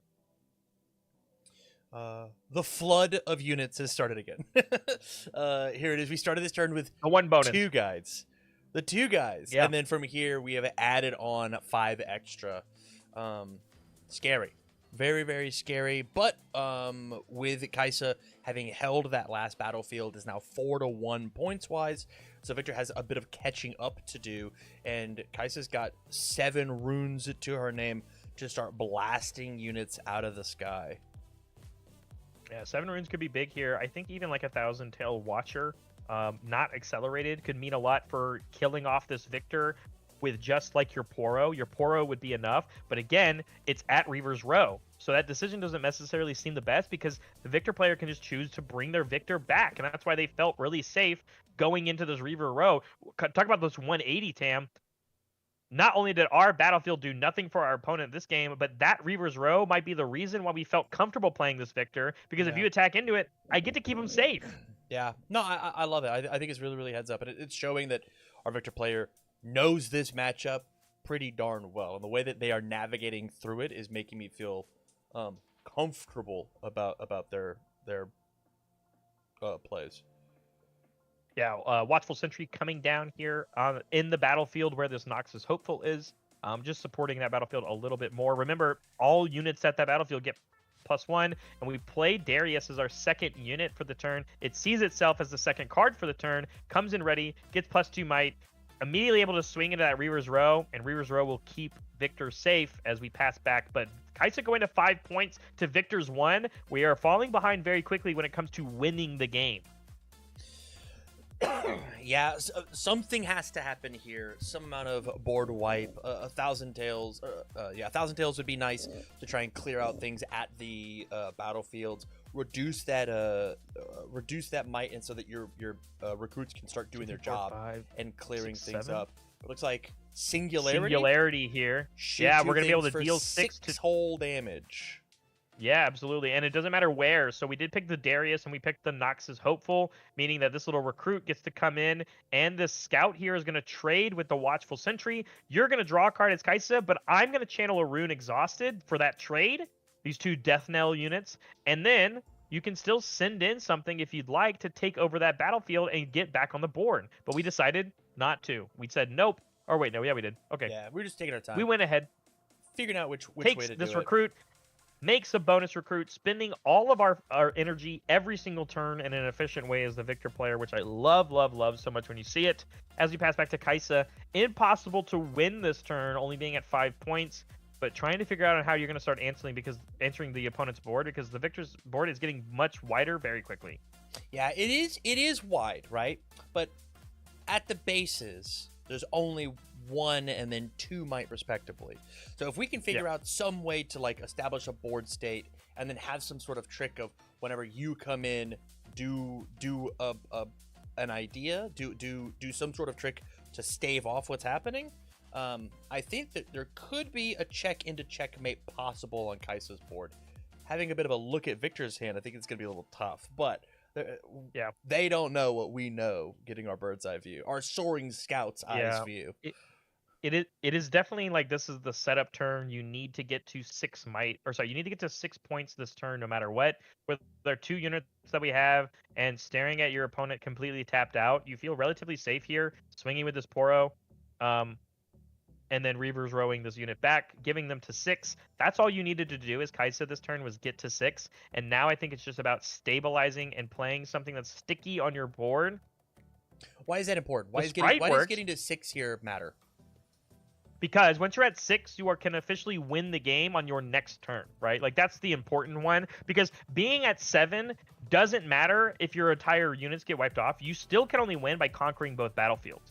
If you get to 6 and then hold your resources, you can use all of those resources you have to push to 8 a lot easier if you didn't have to use any extra committal. The Sprite Mother, though, kind of makes me eat my own words. The Sprite Mother lets you go over to that other battlefield, go to 7, which means that when you're on your way to win the game, get to 8 and conquer both battlefields while doing so. When you score that first battlefield, you'll draw a card, which could be the reason you can answer. Reaver's Row, keeping your Poro alive, and you don't care about the temporary token, but this is going to help the Victor deck go up to 5 this turn, score-wise.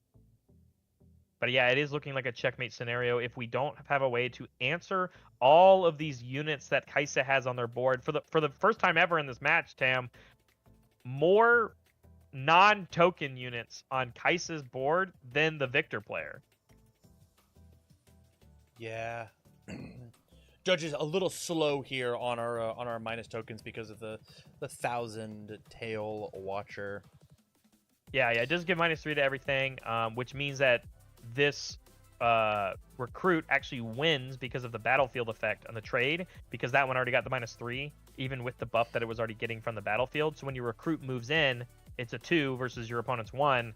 You win that without having to trade anything, and you actually get the kill off that sprite without needing extra. And we see the way that we're going to win this game is we have to overload a battlefield, and we have control of both of them. So it's not only this idea of like, this is how you win as Kaisa. You have to take, it's not just killing all my units and getting to the battlefield. You have to take both of them. You can't win the game unless you take both of them in one turn, or by a hold point, of course. But that's not going to be happening here because Kaisa doesn't have any units on any battlefield. I think Kaisa's signature spell here is like the cleanest checkmate that I have. Shooting all of these units for 2 at the... It would hit every recruit and kill them because they are at 2 might, right? Yeah. You would leave just the Victor to deal with, and then the other battlefield, which we could find a way, but I think that might be the answer here. As long as we have it, I don't know if we do. You're the ones that have been looking at hands. Spoiling the story. But with only 3, I'm not seeing it.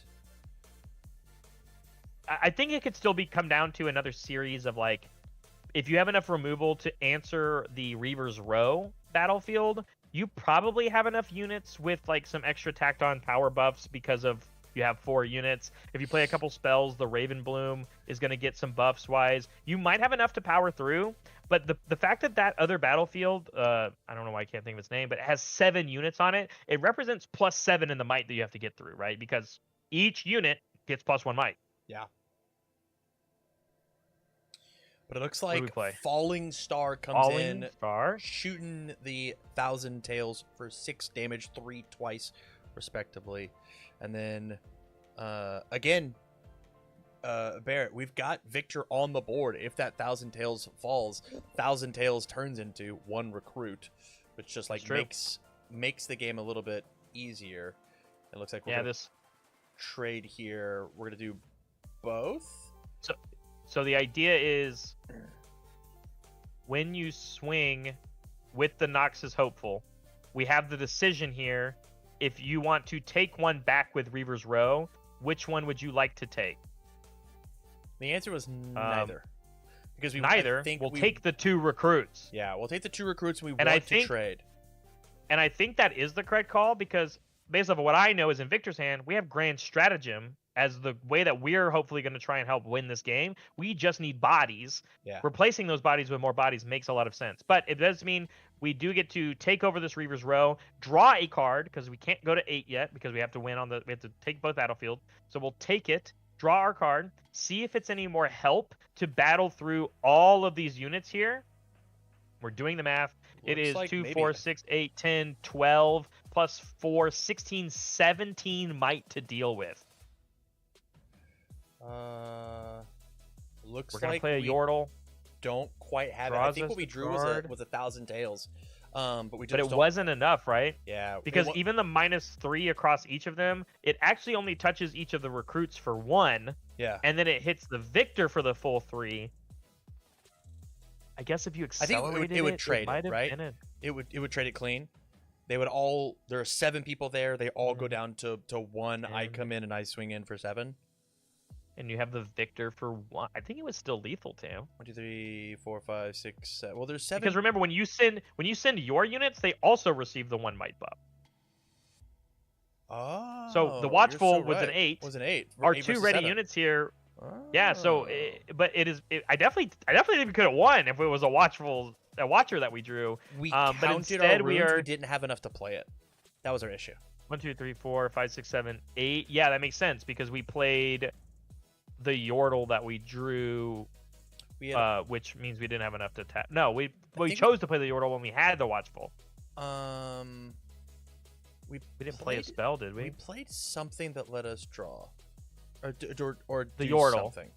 Well, the draw was the Conquer. I just don't know what we played for 3.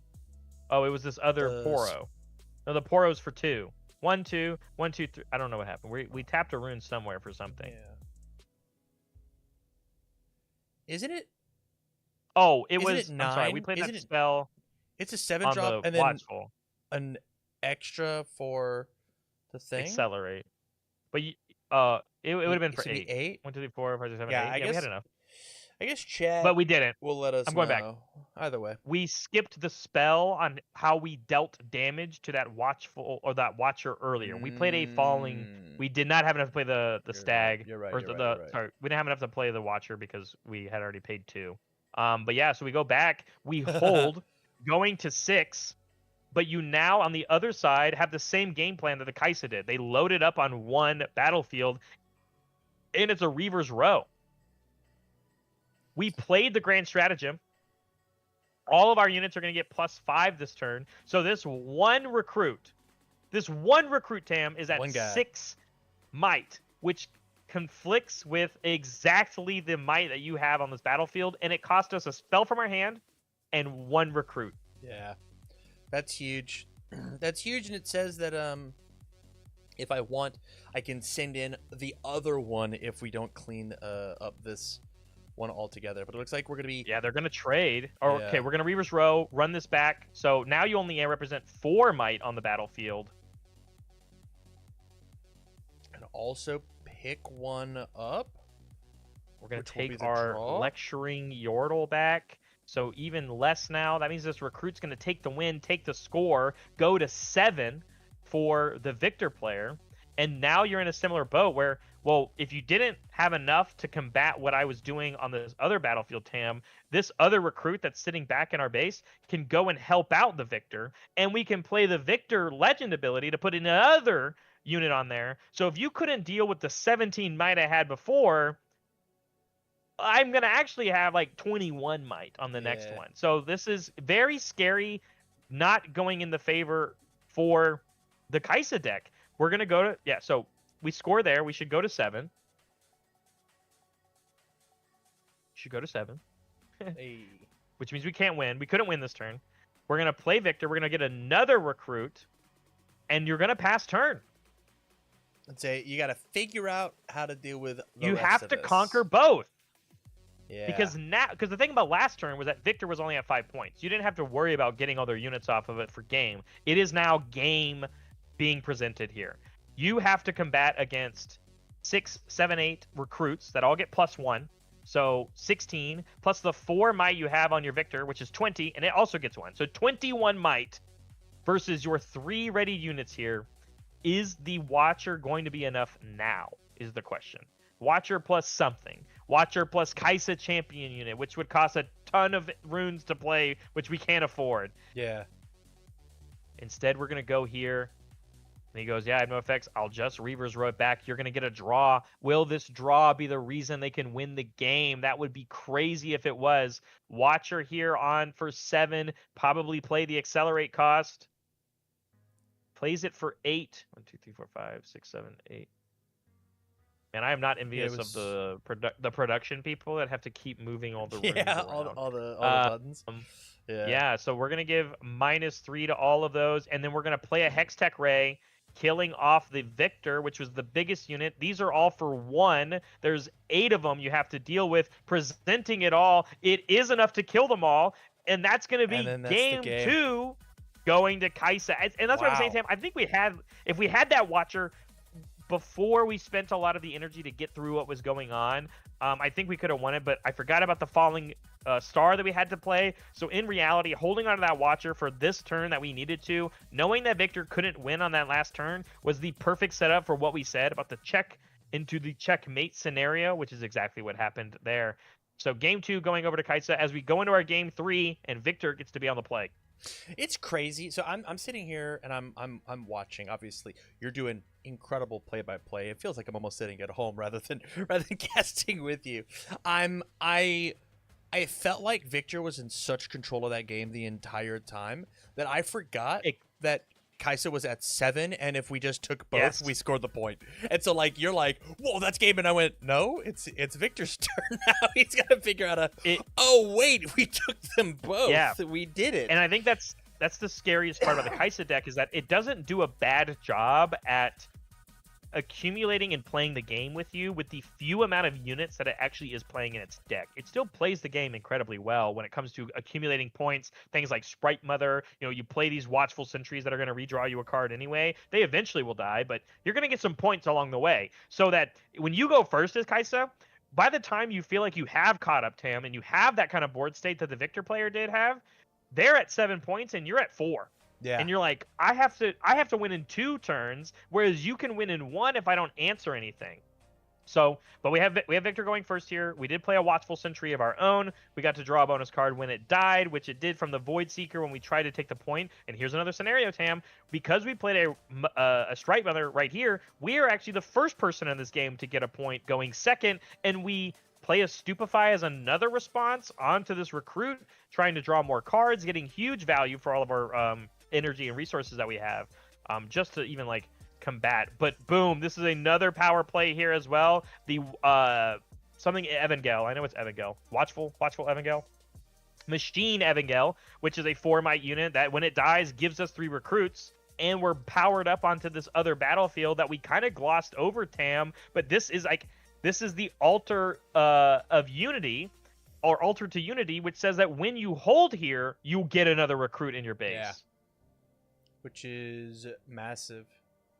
Yeah, the Evangel getting sniped down by the Void Seeker is going to give us 3 of those, but we swing with our Sprite Mother, which has 3 might, versus the 2 remaining recruits here. Means you're not going to get the hold. You're going to get the point here for the Kai'Sa player, and we'll play our own Raven Bloom at it as an extra tempo play. We're playing very quick here in this last game with 5 minutes left, and these players know exactly what they want to do, and they are really trying to figure out what their key and path to victory is in a very fast manner. And Kai'Sa is, again, kind of really putting a dominant lead here on maintaining a board state and removing pieces off of Victor's board and having the score lead, having gone second. Yeah, Singularity coming out, sniping the 2 units that are sitting here at the base. Kai'Sa trying to figure out, hey, what do we do about it? And the answer is probably nothing, right? Stupefy to -1. Just to draw a card. Let's get a redraw. Drop an anchor on a recruit at home. And then see, what does this draw get me? But 2 recruits jumping up to both battlefields, pushing us up now, taking the lead here, I believe, to now 3 points. Yes. Yeah, and give us a 4th recruit. This one will be at home. Yeah, he's like, I need another recruit token. Sir. There it is. And then, again, this other battlefield that we have access to that is on here is one we've seen before. This one is... maybe not. I can't find it. Oh, it's the if you hold here, ready to. The Targon's Peak. If you hold, or when you conquer here, you get to ready 2, which we didn't do. So we should have ready 2 runes. But is it a May? No. Another Watchful, or sorry, not Watchful. Everything in this game has Watchful or Watcher on it. This is a Mother Sprite Mother. Gives us the temporary token. Lets us get a score here, going up to 3. But this isn't going to help us immediately answer the other battlefield. So we're going to play a Watchful Sentry, another Watchful Sentry. And then it looks like we are going to play probably this Hextech Ray to remove this recruit so that you don't get a bonus recruit for holding on to it. So I think that's a great play as well. Yeah, it does feel bad to like trade your I'm going to shoot you for 3 spell for potentially 2 might, right? You get the 1 cost and then the potential of the 1 cost afterwards. But like, I think keeping, with only the 2 minutes left, keeping Victor's board state down and keeping it low count, I think does matter a lot. Yeah, and we're even seeing now the other side of this matchup, which is Victor spent a lot of risk this game of playing some recycle cost or power costed cards like the Evangel. And yes, they gave us these recruits, but they're getting easily killed off, right? Because the might on the units that Kai'Sa is playing is just bigger than a recruit. And as long as you aren't giving Victor more of them, you just are able to slowly get some more points as well. But the runes that Victor has access to are slowly diminishing. As we now even get rid of another one to play the seal, because we played a card, it triggers our Legion here for our Vanguard Captain, and all of a sudden we have 1, 2, 3, 4, 5 more units at home and 1 on a battlefield now that will easily get killed off, obviously, next turn, going to 4 points. But Kai'Sa is very easily positioned to go to 5 points next turn. Yeah, I love that play.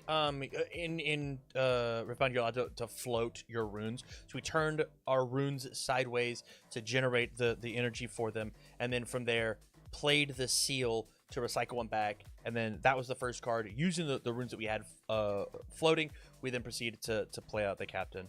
So Yeah. cool heads up play on his. We end. even had enough to play the faithful manufacturer.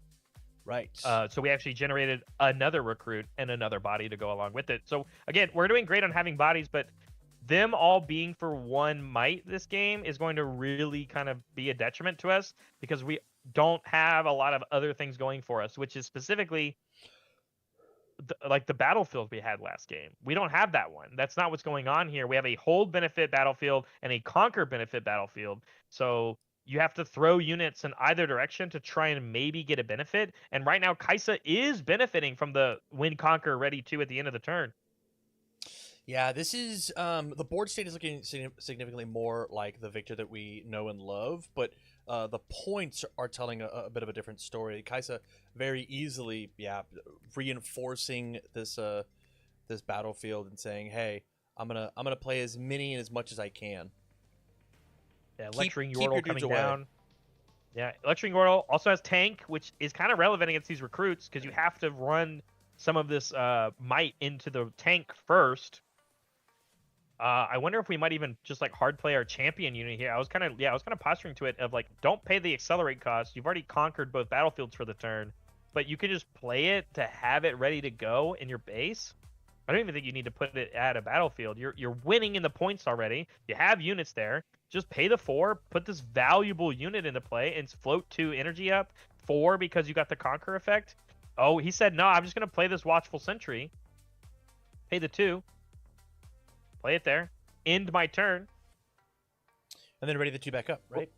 And then ready the 2 back up. Yeah, so it is very much... And that must not be the battlefield we're on. I must be... It's certainly screaming the one air that right now. That it looks like. It sure looks like Targon's Peak.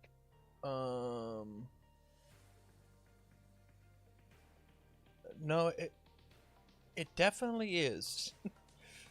Okay, then we're just not doing it. Yeah, we're just choosing not to. Yeah, that's absolutely that. But hey, tensions are high at the stream table. Round 5, 1-1. I'm sure these players are fighting for their tournament lives here. But it looks like Singularity coming out, shooting 2 relevant units. I said the Kaisa was going to be safe, and I was wrong. Yeah, so, and then we're going to immediately swing in with this 2 might unit. And he goes, yeah, man, you have to take the tank first. So the Yordle's going to die. But then here comes the captain, which is going to have a 3 might to the 2 leftover might of the Sentry. Great trade here. Doing exactly what you needed to do. Attack with the 1 thing first, get rid of the tank, and then go in so that your opponent doesn't have the opportunity to assign might to that captain first. And so instead, we are going to continue to generate some more of these recruits. And then we are going to pass it back, going to 6. Kaisa now 0 units on the board, going up to 8 runes? 9 runes. We have 9 runes to play with. 2, 3, 4, 5, 6, 7. Acathian Rain is almost enough to clear the board. But because the Vanguard is a 3 might unit, and we have 1 more recruit, then it would kill all the recruits. It would kill all the recruits, and I think that's really important here. Stupefy, that matters. Stupefy could do it. Stupefy put it to 2. Could do it. I have not seen an Acathian Rain. Is that the name of it? Yeah. Wow. At all the from this player. Third Sprite Mother coming in this game though already, and this is again going to help us either maintain our so we're just going to trade. It's stupefied, right? So it's just going to win the battlefield, get us up to 6 points, and if we can find a way to kill off this recruit over here, the score is tied. But again, if you can conquer both battlefields, like, we're not in a great position. I didn't realize this. Victor is in a position here to win the game. Yes. Next turn. Yes. So we have to overload this battlefield. Yeah, overload this one because we're going to go up to 7 from our hold, and then from here, I think all it's going to take is a 1,000 tails to reduce the might of these units, and then or send the grand stratagem. You can see the grand stratagem for the whim, right? +5 to all of your units. We're tapping a bunch, recycling a bunch. 1, 2, 3. You're totally right. Grand stratagem's coming in. no big enough counterplay. He goes, I show you the grand stratagem, handshake Wow. across. It's so massive. +5 might to all of your units when you have that many. There's just not much you can do about it. And that is the game and the match going to Victor, taking down Kaisa, who, at least so far this stream day, Tam, has been the victor in most of these situations. See what I did there? The victor? Well, the victor's the victor this time, as you can Absolutely. see from the winner's screen. Incredible. What a fun one. If you liked this, ladies and gentlemen, make sure you check out all the other matches that that me and Barrett have commentated over today, and make sure you check out his channel, RiftBound Ramblings, over on youtube.com. With that, we got one last round to pop in, and I can already see what it's going to be. And Yeah, boy, howdy, it's I'm excited. I think it's gonna be dope. So go check out that video as well. If you're joining us live, don't go anywhere. I almost said we'll be right back. I was so close. He's so ready to commentate next week. I was so close. He's so ready to the be right back. He's so ready. He's so ready to commentate next week. So funny. Yeah, I'm starting my commentary. What a disaster idea that I'm doing this today and I immediately have to work an event tomorrow. Fuzzy, if you are lost, man, ask questions. It means that we're not doing a very good job.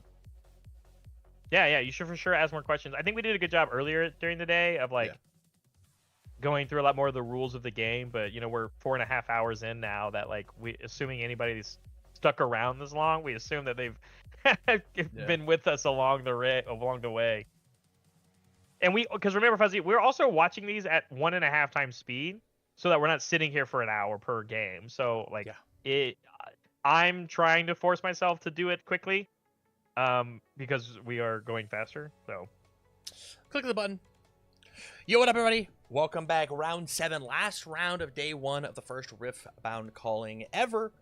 At time of recording, it happened last weekend. My name's Tam. I'm joined by Barrett from RiftBound Ramblings. If you like this and you like his casting, make sure you go check him out over on his YouTube channel. You're doing an incredible job, and I'm really excited for this last round, man. It'll be great. You know the names of cards, and I don't. It's fun. I'm trying to know names of cards. It's fun playing the dumb guy again. Normally in the universe of casting, I have to know everybody and know everything, and it's sick. But round 7, we have Master Yi versus Master Yi. Looking like a Tree of Dreams, and then I don't remember this one. That's the Obelisk of Power, which is at the start of each player's first turn. They channel an extra rune. So both of these, it's a mirror match in the sense of both of these are the same legend, the same champion unit, and they have access to the same card pool of cards. But this battlefield is going to accelerate how quickly we are going to play the higher energy costed cards than at a normal rate. So we rolled a 1 here of our Master Yi on the left. I'm gonna have to say left Yi and right Yi. Assuming that means that the player on the right, I believe his name is Skyer. Cool thing about this game, Tam, if you didn't know this, in the sense of League of Legends, how the professional players of League of Legends are known by their usernames. When you register an event, your name on the roster for the event is your username. So here we have Skyer representing here his own Master Yi deck. So you get to be known by your gamer tag if you so be. We love that. Which is very, very Riot Games of them. Love a good gamer tag. Are you gonna come out as Nero Kanza, or are you gonna be Bear Bryant? I don't know, man. Is it smarter for this game to be RiftBound Ramblings? Because if I use my Riot ID, because I think you can link it all together and have my account I play League of Legends on, it can be the same account that I play RiftBound with. Sure. Which my current username in League of Legends is Michael Sarah. So that would be very weird. I know you didn't know that, so I was gonna hit you with it so fast. But I don't think I should be known as the player as Michael Sarah. Man, that's very funny. That's so funny. I love you. Do you want to know what Phil Birch's is right now? Tell me. Can you change him? Yeah, you can change him. You can change your usernames. And his username right now is Dennis Quaid. That's sick. And Andrew's username, Miller High Life. So like I'm saying, like, because we can have these unique usernames and gamer tags, you can kind of be whatever. But game one, it looks like Skyer here. I'm glad that we have Muck on the other side. Skyer going first, and because he has 3 runes to start it off because of that Obelisk of Power, playing this Poro and keeping one up. And on the other side, same idea. Almost like that battlefield isn't doing a lot for us, at least on turn 1. Because turn 1 player plays a 2-drop when they would have had 2 runes. And turn 2 player is playing, going second player, I should say, played a 3-drop when they would have normally had 3 runes. So just kind of an extra benefit. But that shielded Poro is going to go ahead and go and conquer on the Dreaming Tree, which means we are now at the advantage of targeting a friendly unit with one of our spells to help draw some cards. But we played a Zonia's Hourglass for the turn and kept 3 up. And now we go to 6 runes on the other side. This would be the big swing here of going second, and also that Wielder of Water having a much more impactful ability. But when you're staring across the Master Yi defensive legend ability, when you defend you give +2 if it's alone, and the shield 1 of the Poro, your Wielder of Water is actually not enough to get through it. But instead getting access to this Obelisk of Power battlefield. And then we're also immediately going to play a Snap Vine on a 5 for 5. And then we also play a Charm, but it immediately gets defied. Again, 2 Calm decks going at each other, playing spells, countering spells, trying to keep their units alive. But that Poro will be saved by that Zonia's Hourglass. Felt like a really successful turn over on Muck's side, getting some things off. But I think the Defy was a big swing back in Skyer's favor, strictly due to the runes left on the board, right? 6 runes over on Skyer's side, 3 on Muck's side, which is like not very good.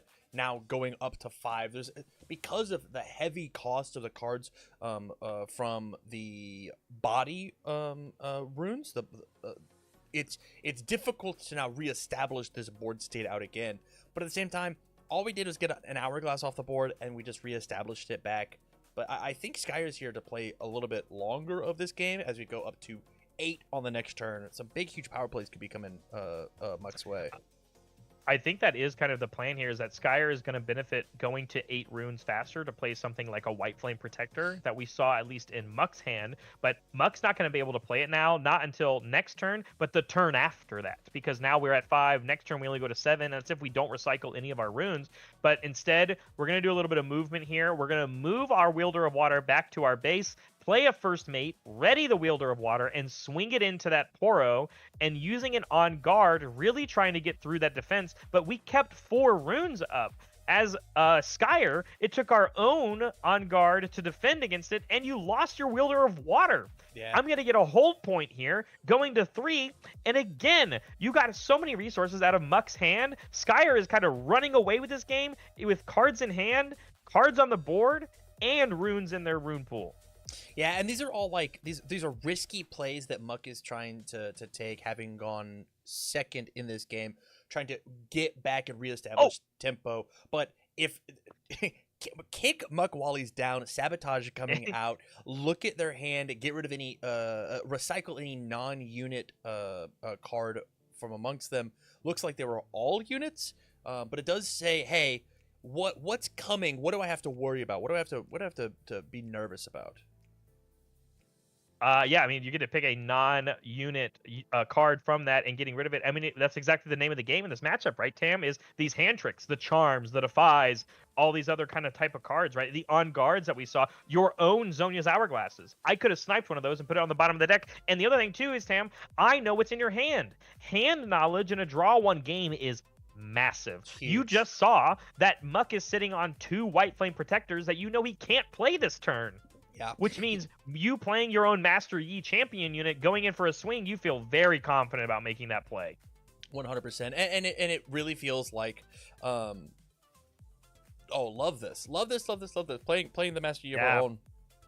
Playing our own Master Yi, and because you know their Master Yi is going to get the +2 while defending, you're just going to make the trade. But because you attacked with your first mate you played earlier this game, you're going to take the win, take the conquer, and then go to 4 points. Now it's staring at you as Muck, having control of both battlefields. Although you don't have cards in hand, we know that there's a White Flame Protector, at least in his hand, and he can play it next turn. He will be at 8. So Skyer has to play around not only this turn at his own 8 energy, or 8 energy accessibility, which it looks like we're gonna slam our own Dreadmaw.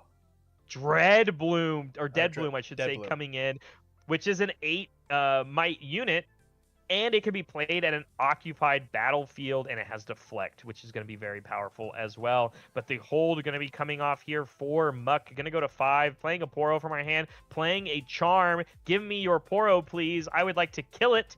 And they are going to die as we have no readied resources over on Skyre's side. And all of a sudden, we are taking the board back. And Muck knows that Skyer knows that at any point, White Flame Protectors are going to come in here pretty soon to help close out a game. Yeah. Going to 8 runes again, as we played an 8-drop on Skyr's last turn. Channeling those 2 runes back that we had to recycle. But it looks like a Pit Rookie coming in, going to give a buff to this Dead Bloom Predator. Giving it a permanent +1/+1, basically. The Charm, we're allowed to move. Going to have to instantly defy this if we want to keep our Snapvine alive. And there it goes. It looks like we had a second Charm. Is that exactly what just happened? Or did we defy the defy? I think it was a second Charm. Either way, Snapvine. It's there in the discard pile. Yeah, Closing it off with a Kiana. We went from 8 runes that turn, and we recycled our way all the way down to 5, but we have units on board, and all you have is a Poro. I know you still have the White Flame, but it looks like we're just going to go for the play here. Take the point score, go to 6 ourselves, still staring across a buffed Dead Bloom Predator, which is at 9 might, and then 11 when defending because of Master Yi's Legend. 8 runes here. Do you just play a White Flame Protector where the Poro is? That's good for this turn, but it's not going to help next turn. It's tough because I want to use that +8 when it matters, right? Like, to get that buff, Yeah. to get over that, you're defending, you get +2, plus your battle tricks. 8's a big-ass number. It's a big number. And so, like, having this bolster your aggressive tendencies, but do you have time? It's 6-6, and you're about to send it back to Skyer. And the answer is we're going to toss on the dragon. If Skyer has his own White Flame Predator, it's just over, right? Because you played that White Flame Protector where the Poro was, you don't have access to your Legend ability anymore from Master Yi. It only works when you're defending alone. So Kiana coming in, just loading up with the Dead Bloom Predator is a similar idea, and a hidden card to go with it. No. Keep 6 runes up. He goes, I win from the hold. Handshakes, I don't got it, man. Game 1, going to Skyer, playing Master Yi. Wow. Intelligent. So intelligent. And I don't even think that, like, holding the I refuse to know this card's name. The White Flame Protector? Yep. White Flame Protector, holding it back for the turn and not I don't know what it is, man. I just can't do it. And not just dragon. Being big white dragon. He's green, with, but yeah, with blue eyes. He's got like the white mane and the white tuft or whatever. That's the white flame, you could say. Holding. That's a good point. Holding the White Flame Protector, you didn't have an accelerate unit to play and then give the buff and then try and go conquest at the base. So it really did feel like check-in a checkmate. Very clean. Yeah, it felt very much Skyer went first, had enough answers. The double Zonia's play for the Poro and like get that value turn that remember we saw happen like very early on in like turn 3 or turn 4, I thought was so impactful and swingy that it meant your Master Yi got to be progressive and move towards the game state, whereas your opponent had to just play the Master Yi to counter the Master Yi. And then the Dead Bloom Predator very much closing it out. This giant unit that you're just not able to answer it because Skyer took Muck off of having units on board. So you just playing the White Flame and swinging into the Dead Bloom just didn't feel good enough anymore. And you didn't even have the ability to right off the bat. So, but Muck, which I'm now learning is actually just the team that he's on because I can't read Chinese. I can't read Chinese. So I was going to say Mandarin, but it could be Cantonese. I don't know. Muck is their team, but for our sakes of commentating, we're gonna keep their name is Muck. We're gonna keep rocking it as Muck. But Muck's gonna be able to go first this game, and I think that matters a lot. We'll see what the new battlefields are as well when we get our overlay up. It is Grove of the God Willow. So when you hold here, draw a card, and then that same and another Dreaming Tree. So whenever you first time you play a friendly spell here, you target your own guy with a spell, draw 1 card. Absolutely. Yeah, and again, we saw the turn 1 play a Poro because we have 2. We see the exact same thing happen for Skyer here going second, and then the question is, where do we decide to go? The Poro is going to go here. The battlefield that's easier to move, and then the Charm immediately getting defied back. Whoa, yeah, we valued the Poro so much that we recycled a rune for it. That's crazy. It's so keeping your unit alive, because even if what I'm going to see Skyer do here is that unless he has an answer to that Poro himself, that battlefield right now, at least this early on in the game, because Master Yi's ability is so powerful of giving +2 while defending, it's just going to force you to go to the other battlefield. That only works if you have a unit to go with, and we almost lost it, right? So we're going to go here with the Zhonya's Hourglass. We saw this be a potent answer to things like the Wielder of Water. Right now, Wielder of Water is not enough to beat over that Poro because it's defending and has shield by itself because of Master Yi's ability, and even if you do use a resource to get through it, you still are staring at a Zhonya's Hourglass. Yeah, very, very scary spot to be in. I actually Another charm. Yeah, I don't know who's winning. Different use here, though. This is crazy, actually. This is a different use of the charm here. We are targeting the Poro and sending it back to base. We're not taking it over to the other one where the Poro is. He said, I want to take advantage of both, but it looks like we're going to go with a discipline response here, not just necessarily to do anything, but it's because it will draw us a card because of the battlefield we were on, and then discipline itself will draw us a card. And then we just play a little Zhonya's Hourglass and pass action. And it's great that you have this Poro Tam, but you as the attacker is rough in Master Yi, especially when you're staring against, I don't know, the good defending character, the Master Yi. So it's going to be really hard here. I really like this heads up, this play, because of the Hourglass, right? It is. Yeah. Look, we literally did nothing on Skyer's turn. We did nothing. We just played units. Played out dudes, and they stayed at home. Squidward looking through the window. It's SpongeBob and Patrick sitting on these 2 battlefields having a blast.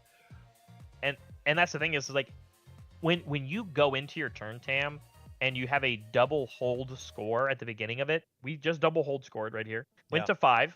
You can't get any more points this turn. There's just nothing that allows you to do that right now, at least in these decks. You just get to spend your entirety of your turn setting yourself up for next turn, either by units on your board or holding responsive techniques, like a second Hourglass hitting the board here. And Tam, every time we hold that Grove, we're just replenishing the resources we're using anyway. Yeah. Drawing these bonus cards.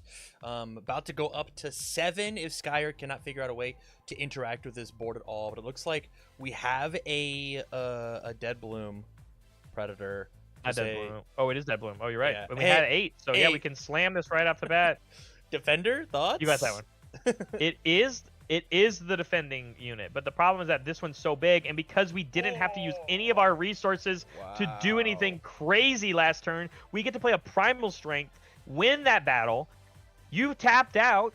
I got you to use the Zhonya's, and I'm going to score up to 7, and I'm once again, Muck is in a position where all of their energy this turn and the cards that they drew are just about defending these 2 units. This is a 2-drop and a 3-drop, Tam. I don't want to speak too soon, but we're at 1.5 speed. This feels like the biggest blowout we've seen on stream at all. 7-1, soon to be 8, and I don't see how Skyer gets out of this game. It almost feels like he's putting on the show with the double Hourglass fully. I think that Muck's just gonna pass, man. Like, what do you do? Like, what's the point? Yeah, this is the best position I think you can really be in. Like, you can use a charm here just to try and kill off units, right? So yeah, it's gonna die immediately because your wielder is always better as the defender versus your opponent's wielder, and they're tapped out. Play another wielder as a backup in your stage or in your base, and at the end of the day, Tam, when we go back to our next turn, and let's say Skyer does have an answer or something or whatever, we have saved this Master Yi champion unit in our champion zone the entire game. Yep. So when you go to your next turn, as long as you can have 7 going into it, you get to play this Master Yi to help hopefully close out the game.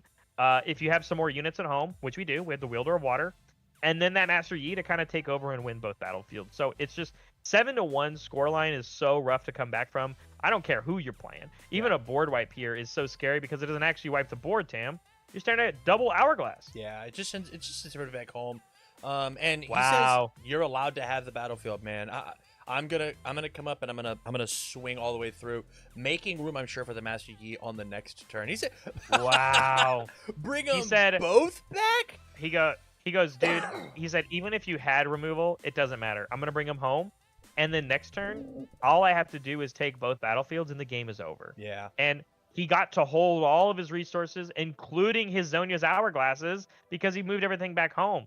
Makes total And sense now to if me. Skyer has any like progressive plays, like a White Flame Protector, it doesn't do anything this turn. Yeah.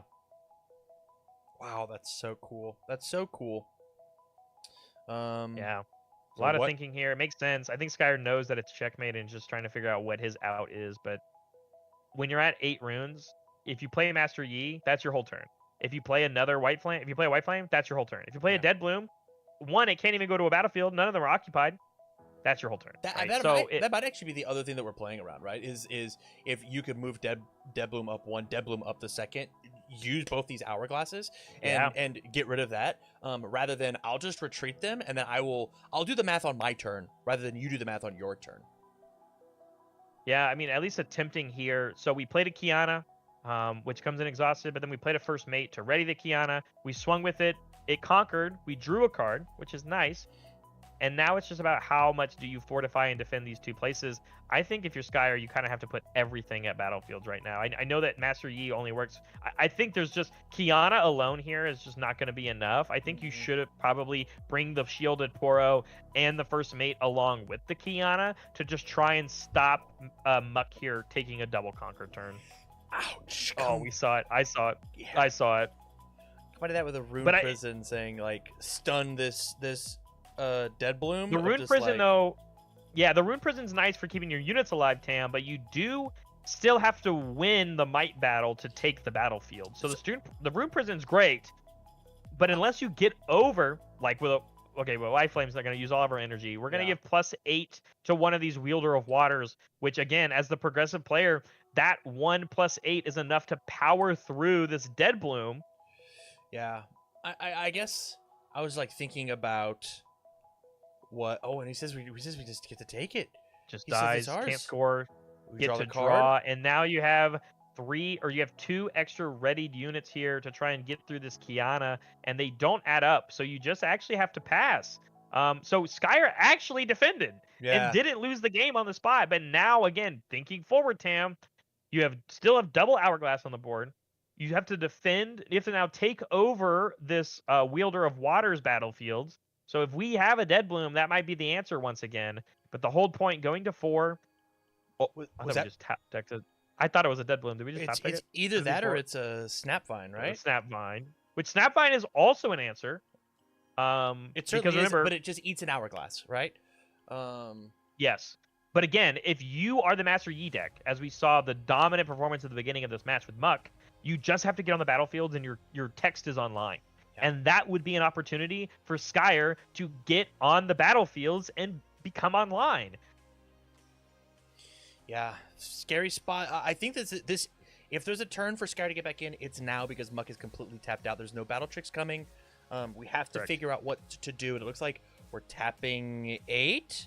Put the 2 back. 2, go for White our Flame own. Protector. Makes sense. We need to have this nice 8 might body coming back next turn, but we're just going to send in this Poro that we buffed up. Again, like you said, no tricks, but it's going to come back committed or exhausted. Comes back with the cost of this 1 hourglass, scoring up to 5, which we should do. There it is. And yeah, the question again is like, you have these 2 first mates, Tam, and you, again, as Skyer, it takes you 2 more turns to win the game. You can't win next turn. You're only at 5. You have to go in again at the turn after that. And it looks like we're going to overload with the first mates here, which gives an extra 4 or 6 might versus the only extra 2 that you were going to get as Master Yi. This one definitely a Dead Bloom that we ripped in hand. That big scary 8 behemoth sitting there, combining that with the White Flame Protector.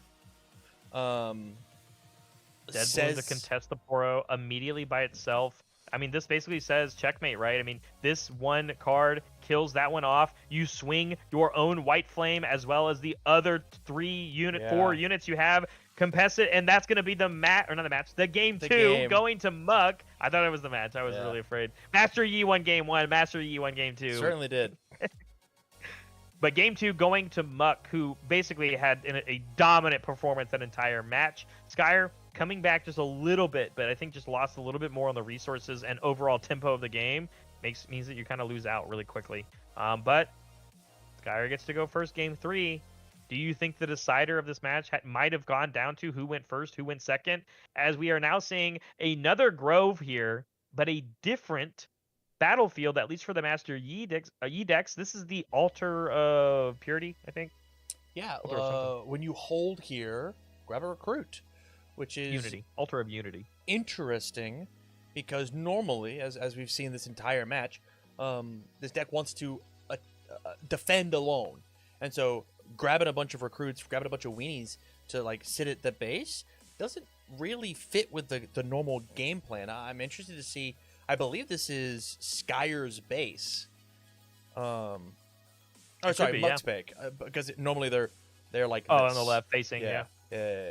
Snapvine so, coming in right on curve. By the way, this is going to be a great way to get rid of this Oro, and there's really not a lot of tricks that would be able to save it because again, they hit each other with their mites. So unless you have a might buff, but it's only 2 might at that moment, so it's really hard to contest against that Snapvine.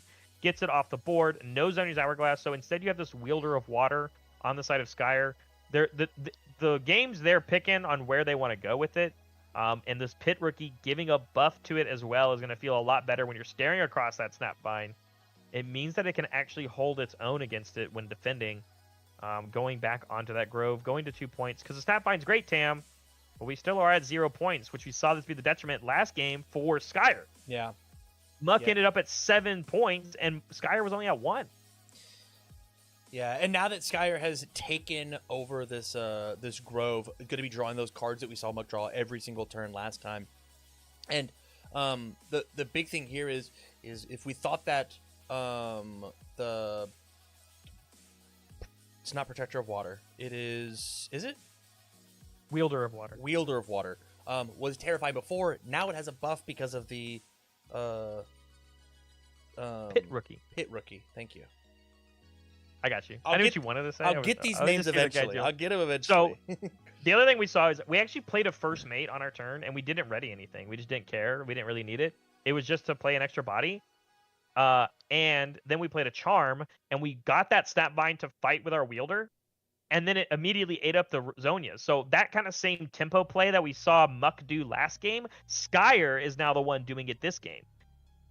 The difference being is that there is, instead of having control of both battlefields, which we could have done, that first mate could have readied our Pit Rookie that we played and gone and took the other battlefield, Tam. But then the Snapvine would have easy pickings to go into it, but you still would have gotten an extra point. Really valuing keeping our units alive then. And I guess we have a judge call of some sort or a technical issue. Take a second. Look at this venue. Holy shit. Man. Look at the judge corner. Look at this wall. Yeah, it looks great. That's a little store. I met this guy at Gen Con. That's Dave. That's Dave. Yeah, he's the lead designer at the first ever event, wearing his, I love the RiftBound safety vest, basically. Yeah. It's kind of weird. It's RiftBound orange for sure, it's right? Judge vest.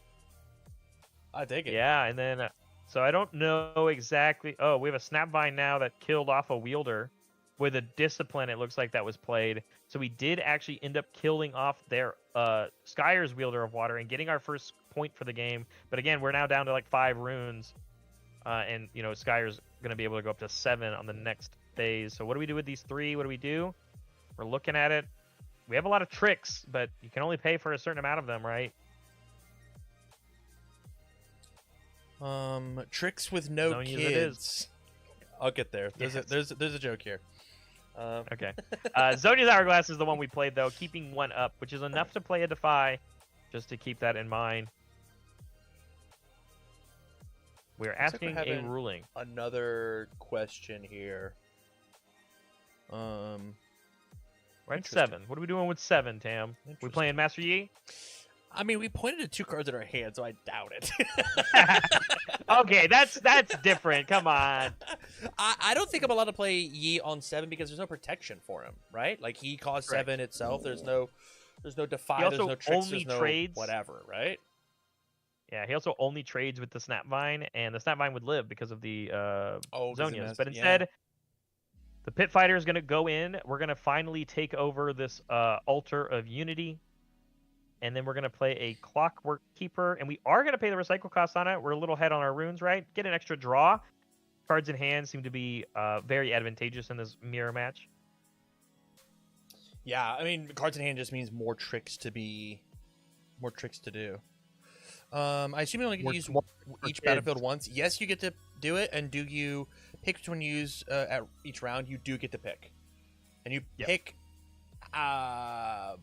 before your hands. Before mulligans, before hands. Oh, no, sorry. You pick after you decide who goes first. But before everything else.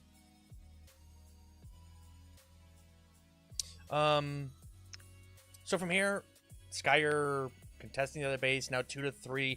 Game's feeling a little bit more even than honestly even the first 2.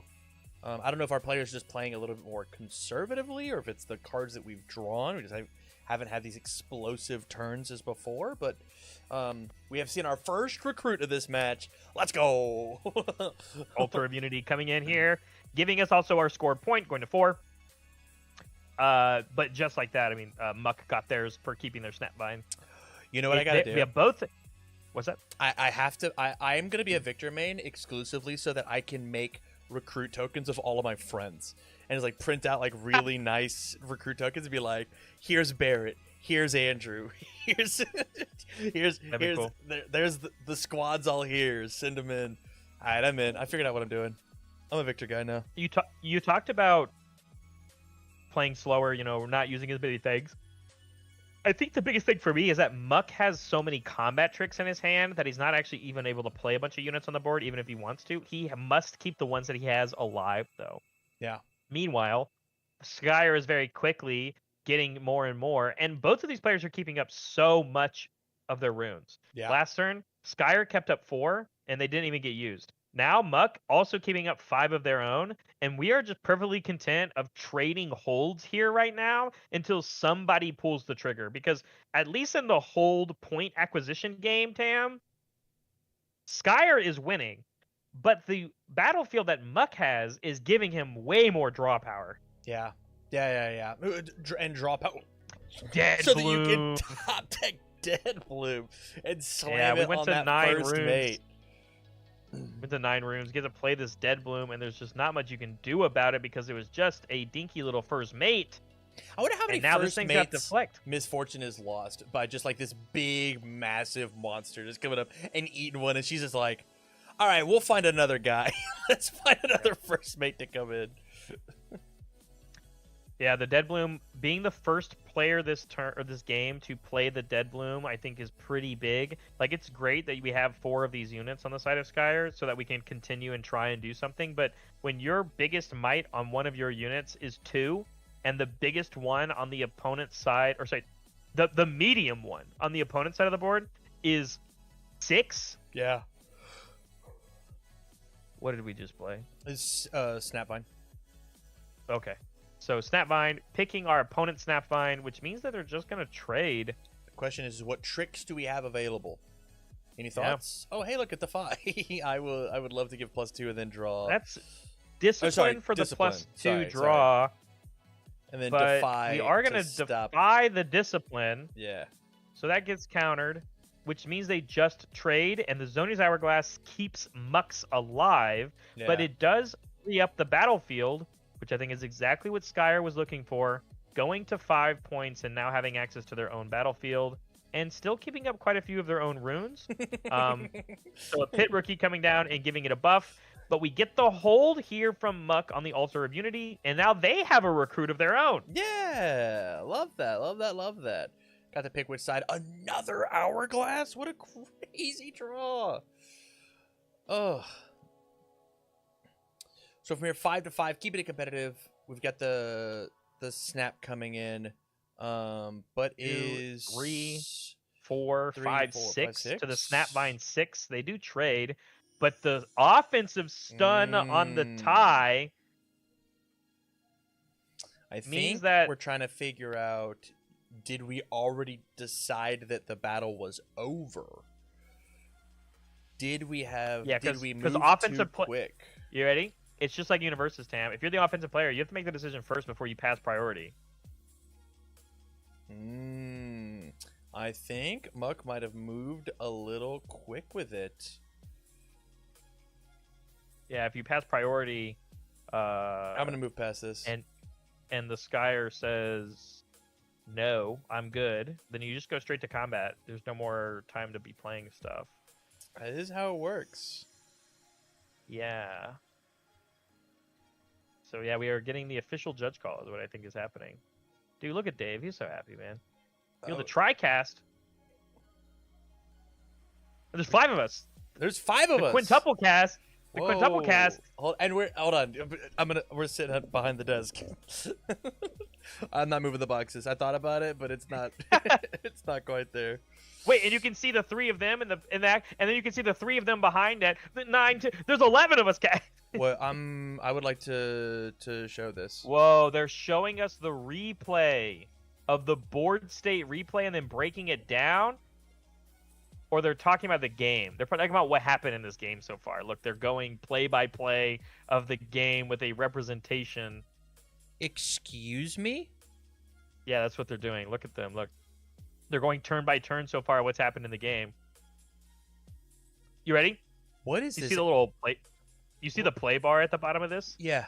They have somebody on staff taking minutes. And they are taking minutes not in written form, in a visual form. And that's what we're watching. Form. Yeah. Whoa. Yeah. This is sick. Yeah, this is awesome. Holy cow. This is so sick. Double Zonia. They're talking about the game 2. This is game 2. Yeah, with the double Zonia's hourglass here. And it was just like, hey, man, I've got both battlefields and double Zonias, and you just can't swing into me. Crazy, crazy, crazy. Okay, we officially got back. I think, based off of the result of that Snapvine not being on the board anymore, we did go too fast, Tam. We went a little too quick with it. We traded. But I think that means he still has the Rune Prison in hand, which is fine. Yeah. Right? It's you don't get to play that. You're past that point, right? So, but the Poro being able to come back here, I don't know whose Poro this is. They're all playing the same stuff. Is Muck's. I think it's Muck's Poro. He just moved another unit up after the trade. Yeah. But then bringing the Dead Bloom back, sitting at 6, playing Azonia's Hourglass, and saying, "Hey, Skyer, you still have to win. I'm in the presentation to win next game or next turn." Going to 6 for Muck. Skyer is not in a winnable position right now as we are buffering. Sorry. I was like, that's okay. It's a weird graphic that they had. But that was all at my end.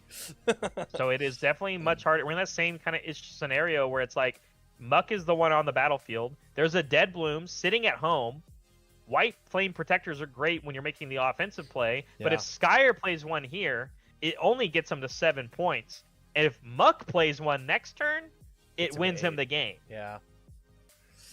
Tough spot for Skyer, especially because you know that on the following turn, whatever, if there is something scary, Muck did flash you a Rune Prison. So if you if combat is your out, it's not. But it looks like Charm sending. You know what? If you wanted to send the kids home, send them all home. It makes sense because. So the biggest thing about stun, right, is that what we're talking about. If you can play an ability that stuns your opponent while they're attacking into you, you actually like mollywop them. It's nuts, right? Because they've already exhausted the unit to attack with, and then you have to, and then you don't deal any combat damage because you're stunned, but they do. Ooh, okay, this is one way to do it. Sending all of our units to that battlefield and then also playing a White Flame Protector to say, I don't think you can get through 8, 9, 10, 11, 12, 13, 14 might. And the question is, a single White Flame Protector would be the answer to this to match the White Flame. Skyr, having one resource up and ready, a Defy or some other small battle trick is the only thing that we have. Yeah, taking the easy kill there with the Discipline, which commits 2 of our resources. That is still enough to play a White Flame if we drew it. Tam, I think we actually just didn't draw it, which is kind of crazy. That would have been the easy answer to this situation. And now there isn't an easy answer. We have to figure out what the hard answer is. A second Discipline and On Guard onto the Dead Bloom as we add up a bunch. It doesn't win us the trade, but because we don't die the first mate either, the first mate to ready up the Dead Bloom and swing with it means that it's game and match going to Muck. Holy cow! Who needs the White Flame Protector? Dead Bloom, wow, Dead Bloom. That was sick. What a sick line. I think that only came down to playing those Disciplines, and it does draw you a card. And we must have drawn the On Guard or the first mate itself to get and pull that off, because that was incredibly close. That was so cool. That was so cool. But with that, end of day 1 here for the broadcast. Thank you guys for hanging out with us. Thank you for watching the video. If you liked the casting, if you liked the words that Barrett had to say, please make sure you go and you support him over at RiftBound Ramblings. Link to that will be in the description down below. We have day 2 to get through. And so those videos will be out soon. Those videos will be out soon here on this playlist. If you see all the videos, then holy cow, we did it, and you don't have to wait at all. But for everybody else, that was a fun one. We'll see you in the next one. That was a good 5-hour stream, buddy. How you feeling? I'm great. No, I'm great. Hell yeah. I could do it. It's up to you. It's only 11:30, but I know you live with other people. So. Reddy went to Omaha to hang out with with my family. Because they like her more than they like me. So I thought you were gonna say something like that. I think I'm gonna call it for the night. I think that I'm good. I've got 7 videos that I now get to edit and upload to the RiftBound channel, and so I think I feel pretty okay, pretty decent. I think that I am down. How many? Give me a second to go look up how many I'll go pee. matches are on day 2. Yeah, I don't know if it was cut to top 64 day 2, or if it was cut to less. Because at least when they gave us the graphic for day 2, they gave us the top 64 information. It is another 7 rounds. So including 64, 32, 16, 8, 4, 2. You said 6 rounds? Yeah. So it's 1, top 2, 64. 3, 4, 5, 6, 7 total. 7? What's the 7th one? No, top 128. Knockout 64 to 32, 32 to 16, 16 to 8, 8 to 4. Semifinals, finals. They did both semifinals. Oh, they showed both semifinals. That makes sense. Yeah. Okay. That's kind of cool then. Okay, so it is top 64, and then they double up on. We get to see all of the top 4 decks. No. And I'm not positive. I don't have another 5 hours in me. There's no shot. No, that's fine. Yeah. And we'll have more. Did you learn a lot today, even Tam? more. Yeah, I learned a ton. I love the play patterns that I saw. It was sick. It was super cool. I think so that's the thing about because we're not recording obviously, but we're live. Yeah. I think my biggest reason why I love the game so much is that I very quickly started playing it with constructed decks and making high level decisions. And I think that's when this game is very awesome and cool and fun.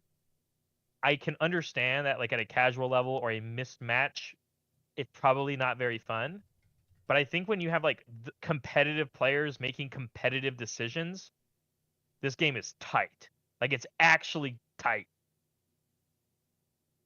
So this is so funny. Hey, that's who. Yeah. That's very. Yeah, funny. we love Wasi, dude. Yeah. We love Wasi. Goddamn, you guys have been online for so long. Yeah, we casted all of day one of the last regional. Yeah, we just did a 5-hour, 1.5 times speed commentary of all of day one of the first regional. Yeah, it feels great. With that said, everybody, again, here is RiftBound Ramblings. This is Barrett's site that he does a bunch of news and meta-analysis and updates and such. So make sure you go check him out. It's been a good, fun stream. Go ahead. Funny enough, I have a video coming out tonight. So hell yeah. But with that, we're gonna sign out here. Thank you all for hanging out. Do greatly appreciate